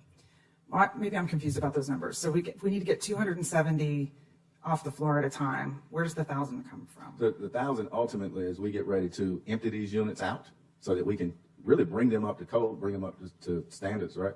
And continue to get these folks off the floor. Most of these folks, if you look at the slide here that's behind you, we had almost 600 people sleeping on the floor. So we had to get creative about how we, one, get them into cells or behind cell doors, ultimately out of the facility. Again, no one argues that the system is broken. Ultimately, we get held responsible because the system is broken. And so to your point, but being able to move 800 to 1,000 people out will allow us to go in and collectively address all the maintenance issues that I've brought to the board on multiple occasions. And we'll get you, and I know Mr. Davis' team do a really good job of how many work orders. There are thousands of work orders in a month that are seen. But ultimately, the wear and tear on a 30-year-old building that was built for really half the population, it really continues to strain the system. So being able to move those folks out, not only that, being able to give them the space to be human and take advantage of programming that we can't do when we have people stacked on top of each other. Just one last thing. You mentioned wanting to explore the ability to sort of say no to taking misdemeanors in the jail. What can we do to help with that? Well, again, I'd ask that our law department do the research on that again, they represent us and you all as well. Ultimately, any violent misdemeanors we will take. Sure, domestic violence, et cetera. Now, the other thing is I just make an order and say we're going to stop taking them. Then you're going to get blowback from all the other 15 cities, right? Or from 15 cities and what that looks like. And so ultimately we have to, and here's the other dangerous part about that. And I tried to forewarn people when the city stopped taking detainees in at different magnitudes. The minute we... Shout out to FFS, sprinkling in the memberships, making it rain. Drop the slime umbrella, show them some love. 3 in a row, appreciate you, family. Shots fired, pow, pow, pow. Show some love, drop some slime umbrellas for FFS. Appreciate the support, family. Do that, it's up to the officer's discretion. So it goes from disorderly conduct to obstruction. And so now you go from misdemeanor to a felony. Right? And what does that look like? So our goal is never to increase anyone's charges, but to ultimately be in a space that we can really provide service. So that's a mantle we'll have to decide if we want to do that. I'm just going to toss this over to you, Mr. County Manager, and not really a question, just a statement. Maybe when you speak to Mr. Amon, you can bring that up as well, because that would also be a culture change, right? So we would need to make sure that was addressed. Yeah. Okay, well, that was all I had for you. Thank you. All right, Commissioner Abdurrahman. It is 2:04, ladies and gentlemen. And I've got something I need to say, Chairman. I will try to be expeditiously quick as possible. Sheriff, yes, you know I support you, even when we don't agree. But there has to be something said about respect. Around their housing pod. You made a comment here in the open that the resolution that I did. Make that 6 in a row. 7 in a row. Oh, FFS going crazy. Show him some love. Go crazy with the slime brothers. He said we gonna make it rain before we get up out of here. Appreciate the love, family. Hi guys. How is everybody? Appreciate it. I need to drop Kat's link in the chat too. But appreciate it. Look, going crazy. Y'all show him some love. Denied. You what? Move for time. What? I'm over time. Everybody. Lady Justice is blind. Everybody can get it. With the vice chair made no sense. It may not have made any sense to you, but as a elected official, it made sense. To the taxpaying citizen. And so, unfortunately, do not confuse respect or me supporting you and me disagreeing with you as being the same thing, because it's not. You cannot count one time that I have not voted for you to get what you need. Even if it's one, I came in here in January of 21 asking for $6 million as a newbie, and you got it. So let's not do that with me. We can agree to disagree, but every time I speak about you, I say I support the sheriff. You inherited a situation, but you put your name on the ballot. So the heat comes to you regardless. And so do not. Yo, FFS going crazy. Appreciate the love, family. Dropped another one, and another one, and another one, and another one. Show some love. Not convolute the issue. What do I mean? I'm getting ready to apologize to you right now, because you're not going to like what I'm getting ready to say. Those inmates are not props. They are people. There is a person and a couple of people that passed away. You can't exhume their body and bring them in here to say nothing. So you have sent a message that I know that you don't want to send, because I know you. You have sent a message to the families of those individuals that their lives may not be as important. And I know that you didn't mean to send that message. But when you bring inmates in here, we don't know what they've been promised. We don't know anything other than they're inmates. And you have reduced them to a prop, which means it could have been a fan on the Real Housewives of Atlanta. Don't do that, because it sends the wrong message to the constituents, and it sends the wrong message to us. I know that's not your intention, because I know you as a person. But please don't ever do that again. That is disheartening. That is dehumanizing. And you did not, you could have got your point across, I know, to all of us, and especially me, without that. So I'm going to ask you publicly to never do that again, please, because those are lives at your jail that you care about every last one of them, okay? And I know that to be true. But that right there sent mixed messages, and I would be remiss if I did not tell you. Last and not least, and this is just something I want you to think about, okay? I have received an unprecedented number of people wanting local beds. They understand you are in crisis. They understand you got a decision to make. They understand that this is not just you being in crisis and us, that everybody has to do their fair share to make sure that we get past this. But if we can find a way for staffing, whether it's a local staffing, retired policemen, retired correction officers, I don't know. That's not my wheelhouse, that's yours. But I'm throwing it out there because the people are saying, if we got to put beds somewhere, can they be local? That's all. That's all I'm asking. But please, do not bite the hand that feeds you. I will always support you. I will not always agree with you. Okay? Amen. Let me All say right. this. Commissioner Arrington, Well, let me did you want to? Yeah, I do want to respond. Quickly, I do want to respond. First of all, thank you. All right. We may not always agree. And bad choice of words. You know, I did have that stand up set up a couple times, but I didn't. I don't know why I didn't play it. These videos be so long. Sometimes I don't have room, but I was gonna cover it though. Appreciate you, family. Shout out to FFS making it rain. First one said didn't make sense. Didn't make sense to me. You know why? Because when you want something, you pick up the phone, you get the information immediately. And it did not take a resolution to do that. I have been in this assembly hall more than any other sheriffs in the history of the Fulton County Sheriff's Office. Been over backwards asking to make sure, and you know this, to support our teams in every sense of the word. Absolutely. But you're right. It's not about props. It's about the conversation that's generated because of it. Because when I go and I sit in those units, and they say, let me go talk to the commissioners. Maybe they don't understand, right? Maybe they don't understand when you came out week 1 or week 2 out of the tour and you had a press conference, you said it's a third world country. And we are 3 years removed from that. And so when you have somebody that is eloquent enough to be able to, see, this is what I try and get people to understand.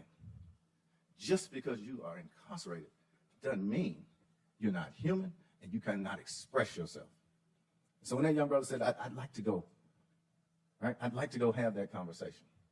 Right? Are there better ways to do it? Maybe. Maybe we invite the whole, let's have a board of commissioners meeting over at 901 Rice Street. Right? There's some opportunities to do that. Let's continue to do that. Because of our relationship, we may not always agree to, we can agree to disagree. But I certainly appreciate your approach. It was not demeaning. It was very respectful. And so in that we can have Yo, if you got a membership, show FFS some love and say thank you. Appreciate the love, family. Come back later if you ain't here. If y'all on the replay, hit it in the chat room and shout out FFS and say thanks for the membership. Appreciate you, family. conversation and communicate. And as long as we communicate, and I said this from day one, as long as we communicate, we can do the jobs we were elected to do. To your point, it's a heavy mantle to be the sheriff of the largest county in the Southeast, just like it is for each one of you as a commissioner in the space that you are. But as my mama said, you know, you asked for this job. Not only did you ask for this job, you beg people to vote for you. And so I will continue to fight for my people, both that work there and both that we provide care and custody for. And that's why we do the work that we do. But you do know that we're going to disagree sometimes. I agree. Okay, thank you. I agree. Thank y'all. Commissioner Thorne. I'll be quick, Chairman. Gosh, I had no idea that we were talking $3.5 million a month until I get all this material to try to look over. So thank you for coming down here and thank you for your presentation. How long do you think rehab would take? Or do you know? So it's beyond the rehab piece, right? We're talking about building a new a replacement facility. Yo, my bad. That might have been a clip from one of the other edits. It might have got in there by accident. I don't know where it came from, but my fault. It should be good now. And so ultimately, what does that look like in terms of continuously moving people? Mr. Davis and his team and EMSI have worked out, again, the bridging plan, right? That was part of this 78 piece. We're trying to do one a month, and that's on the 1 floor a month, and that's on the aggressive end. And so our teams met yesterday to see how we can improve services, both from contractors that come in, I suspect, even on that. FFS is the Creflo Dollar Flesser to gods. That's hopes, right? We'll be able to do a floor We need you to come up here and do a sermon. a month, maybe a month and a half, ultimately continuing to push from there. And maybe Mr. Davis has a little more insight as to the overall specifics, so that may be able to be helpful from there. But the other piece that we're trying to prevent, again, both with staffing and outsourcing, is that by the time we get to 77 and 78 in those units, is ultimately, do we have to start over? So we're trying to prevent that using better products, high-end products, more products that weren't even in existence 30 years ago. So we're taking that approach. And then as far as the bands. Thank you, Chuck, because I honestly forgot to do that too. Y'all go sub up to Cat Knott Williams. If you're on a replay and you're new, go check out Cat Knott Williams. Fire content, good friend, gang gang. Hi guys, how is everybody? She probably gonna be like, man, he over there wearing my out. And saving lives, ultimately, we have to move people out. I'll give you a great example. The chairman and I talked about this. You all didn't have the Board of Commissioners meeting in here while you redid Assembly Hall. And I know you just got, I know you just got elected, but the former council members, former commissioners understood that you vacated this space with a $4 million price tag, and we have what we have. But to be able to do that and be unencumbered by detainees on the floor, detainees in those areas, is our biggest challenge, and that has been the biggest piece in terms of delays. And I don't know if Mr. Davis has anything to add. Almost up out of here, family. 10 more minutes, and we up out of here. Appreciate y'all. Specific wise. He does. Okay.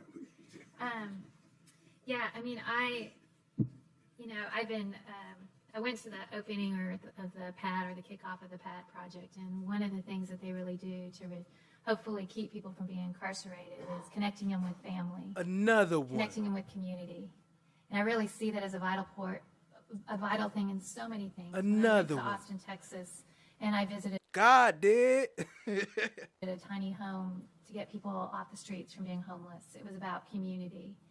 You know, when I look at mental health, friends and neighbors who have kids that are struggling with substance abuse issues, it's about community. So for me, it's a struggle to remove people, pick them up and remove them from their community. That can be such an important process in preventing, recidivism and the actual healing of the person. So that's kind of a thing that is just near and dear to my heart. Was raised, I will say that the language of that statute said that the sheriff may move detainees out of our county's jail to other counties. It doesn't say within what number of miles. It does not say he shall even keep them in the state. It does not say that. It says he may move them if our jail is unsafe. The answer is there's no prohibition against going out of state. Okay. Correct. And we're back to the word shall again. What? We're back to the word shall, what it means. Got it. Thank you. Okay. Commissioner Arians, strike that. What's his name? Mr. Adams, do you have anything else? I do not, Mr. Chairman. Okay, Mr. Manager, we're going to need to spend a lot of time on the budget piece here with the CFO, but let's finish everything. That would be the right front, the right left, the right left side. Front. Okay, all right. Looking for this.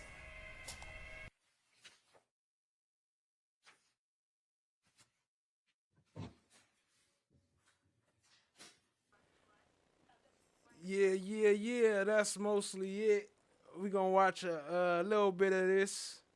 What you call it? Lucci getting stabbed. After all this stuff, they talk about the jails and getting all this money. They just got another $300 million, as we just watched the other day on my last stream. And look, they got these boys in here fighting for their life. This could be anywhere, any jail. So, shoot, you think they don't want to get up out of there as soon as they can? They'll take that plea. Thug was like, nope, I'm not trying to be part of that.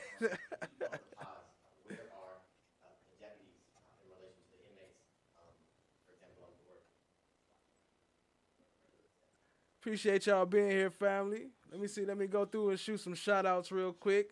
Shout out to No One. Let me see. Let me cut them down. We don't need to hear them with their lies and whatever. But that's the type of bad responsibilities, bad job they be doing and lack of them taking care of their responsibilities up in the jails. Look at, then they just walking around. Shout out to FFS. Made it rain all up in here. Appreciate you all up in this chat room. Pause. Appreciate y'all. Shout out to Free the Jury, a.k.a. Ash Bay. Appreciate you. Shout out to No One. Shout out to Rochelle Ingram. Jay Dropham. What up, what up? The names must be named. Shout out to, I already said those, Cha Diggy, one of the coldest moderators on YouTube. Same with Steph JK. And I know Julie Horn not here. She busy right now, but shout out to Julie Horn. Catch you on the replay. Appreciate you, family. Let's see, who else? Watch the Rise. What up, fam? Let's see, I might have to go further. Shoot, it's mostly, True Washington. What up, though? D-Lifes, Jenny D. What up? Appreciate you, family. Y'all have a great night. We get wrapping it up. Put it down. Shoot me. Put it down. Put it down. Put it down. Put it down. Put it down. I ain't got one. Put it down.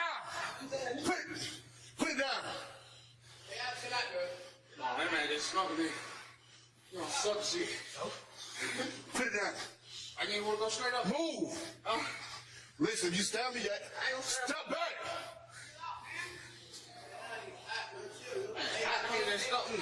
Put it down. I ain't got to fucking tell me for.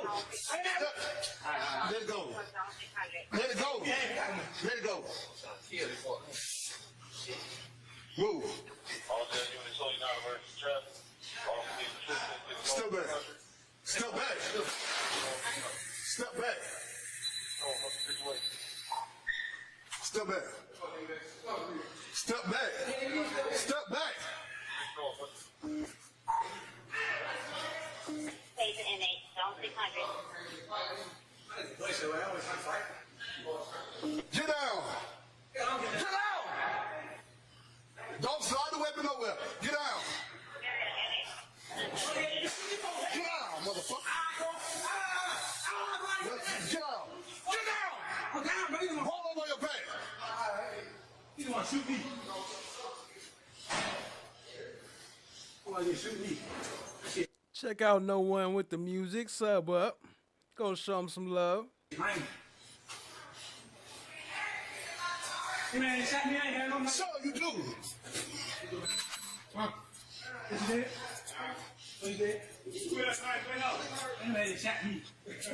Yo, Rochelle Ingram. So you get points by being in the chat room just as long as you chatting. You use your points by these chat prompts. I guess I can pull them up real quick, but you use your points by the chat prompts.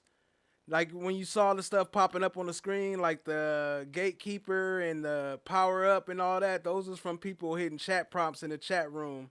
So you can use your points like that. And yeah, so appreciate you. I'll pull it up real quick while we playing this. No. Why didn't you, as an officer of this court, tell me? And that's not what the point is. The point is, you as an advocate, is you should have told me. I got a problem with you now. I got a problem with you now. I would suggest you don't say anymore. Now you want to have it both ways. You can't do it. Both sides have an equal responsibility. So you got to hit exclamation point and then one of the chat prompts, all one word. Those are the chat prompts right there. I'm going to move them so y'all can see them better in the future, but appreciate y'all, family. Shout out to Reggie Righteous. Y'all go sub up. His link is in my description. All right, have a seat, sir. Thank you. How fast things have changed. How fast things have changed. How fast things have changed. Now I see you running, coming for my come up. Broke out all your shackles, turned it to some armor. Used to be the judge, but now you have no honor. To die with your pride is to live with all your karma. Now you understand. Now you understand. Another night of fun. There's a lot of fun to talk about. All right. Anybody else have any other issues as to... Uh-oh. Fulton County has no problem coming in here and cuffing all of us, okay? Don't be an idiot. Are you trying to tell me about myself? You homeless, and you don't even have a mirror to look at yourself. Here. So I know you all about your principles.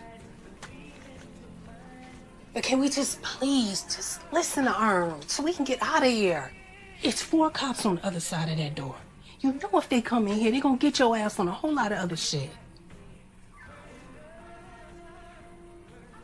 You lying ass bitch. I knew it. Mama, I hate you, Will. Don't you never come back to my house, And I hope they blow your motherfucking ass to smithereens. You better hope they do, bitch. You better hope they do. This nigga kidnapped me. I think I'm entitled. You want answers? I want the truth! You can't handle the truth! What are you, fucking nuts?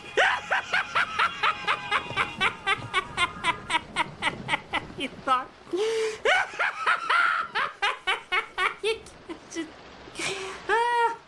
All right. Much love. Appreciate y'all, family. Shout out to Always Lying Love. Appreciate you.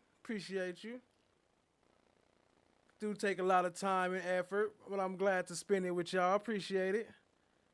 Free the jury. All right, y'all. Sashay Tucker. What up? Appreciate you, family. Y'all have a great night, fam. See y'all in these YouTube streets. You should have told me. Let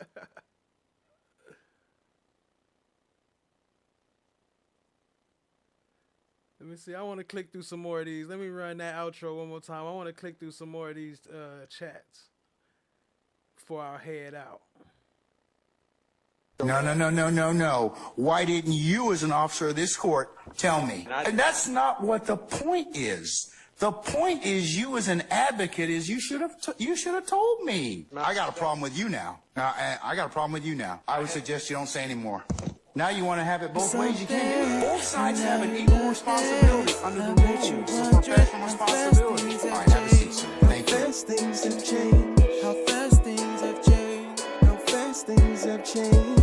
Now I see you running, coming for my come up. Broke out all your shackles, turned it to some armor. Used to be the judge, but now you have no honor. To die with your pride is to live with all your karma. Now you understand. Now you understand. Another night at club. There's a lot of women talking about me. All right. Anybody else have any other issues as to... Uh-oh. Fulton County has no problem coming in here and cuffing all of us, okay? Don't be an idiot. Are you trying to tell me about myself? You homeless, you don't even have a Say what I mirror did to 10 look birthdays, at there were yourself. 30 and into. Here. So I know you all about your principles. But can we just please just listen to Earl so we can get out of here? It's 4 cops on the other side of that door. You know if they come in here, they're gonna get your ass on a whole lot of other shit. You lying ass bitch. I knew it. Mama, I hate you. Don't you never come back to my house, And no. I hope they blow your motherfucking ass to smithereens. You better hope they do, bitch. You better hope they do. This nigga kidnapped me. I think I'm entitled. You want answers? I want the truth! You can't handle the truth! What are you, fucking nuts? You thought...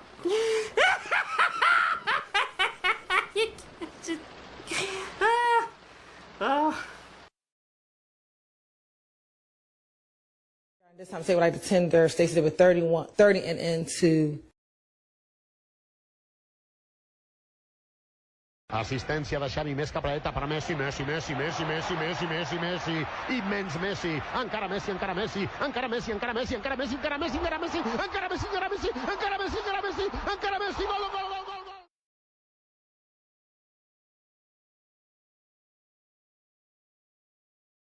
gol. Chloe Albert's revenge. Stacy Sibbett. This time, say what I did 10 birthdays, there were 30 and into. You should have told me. All right, y'all. I'm out. Peace out, family. Much love.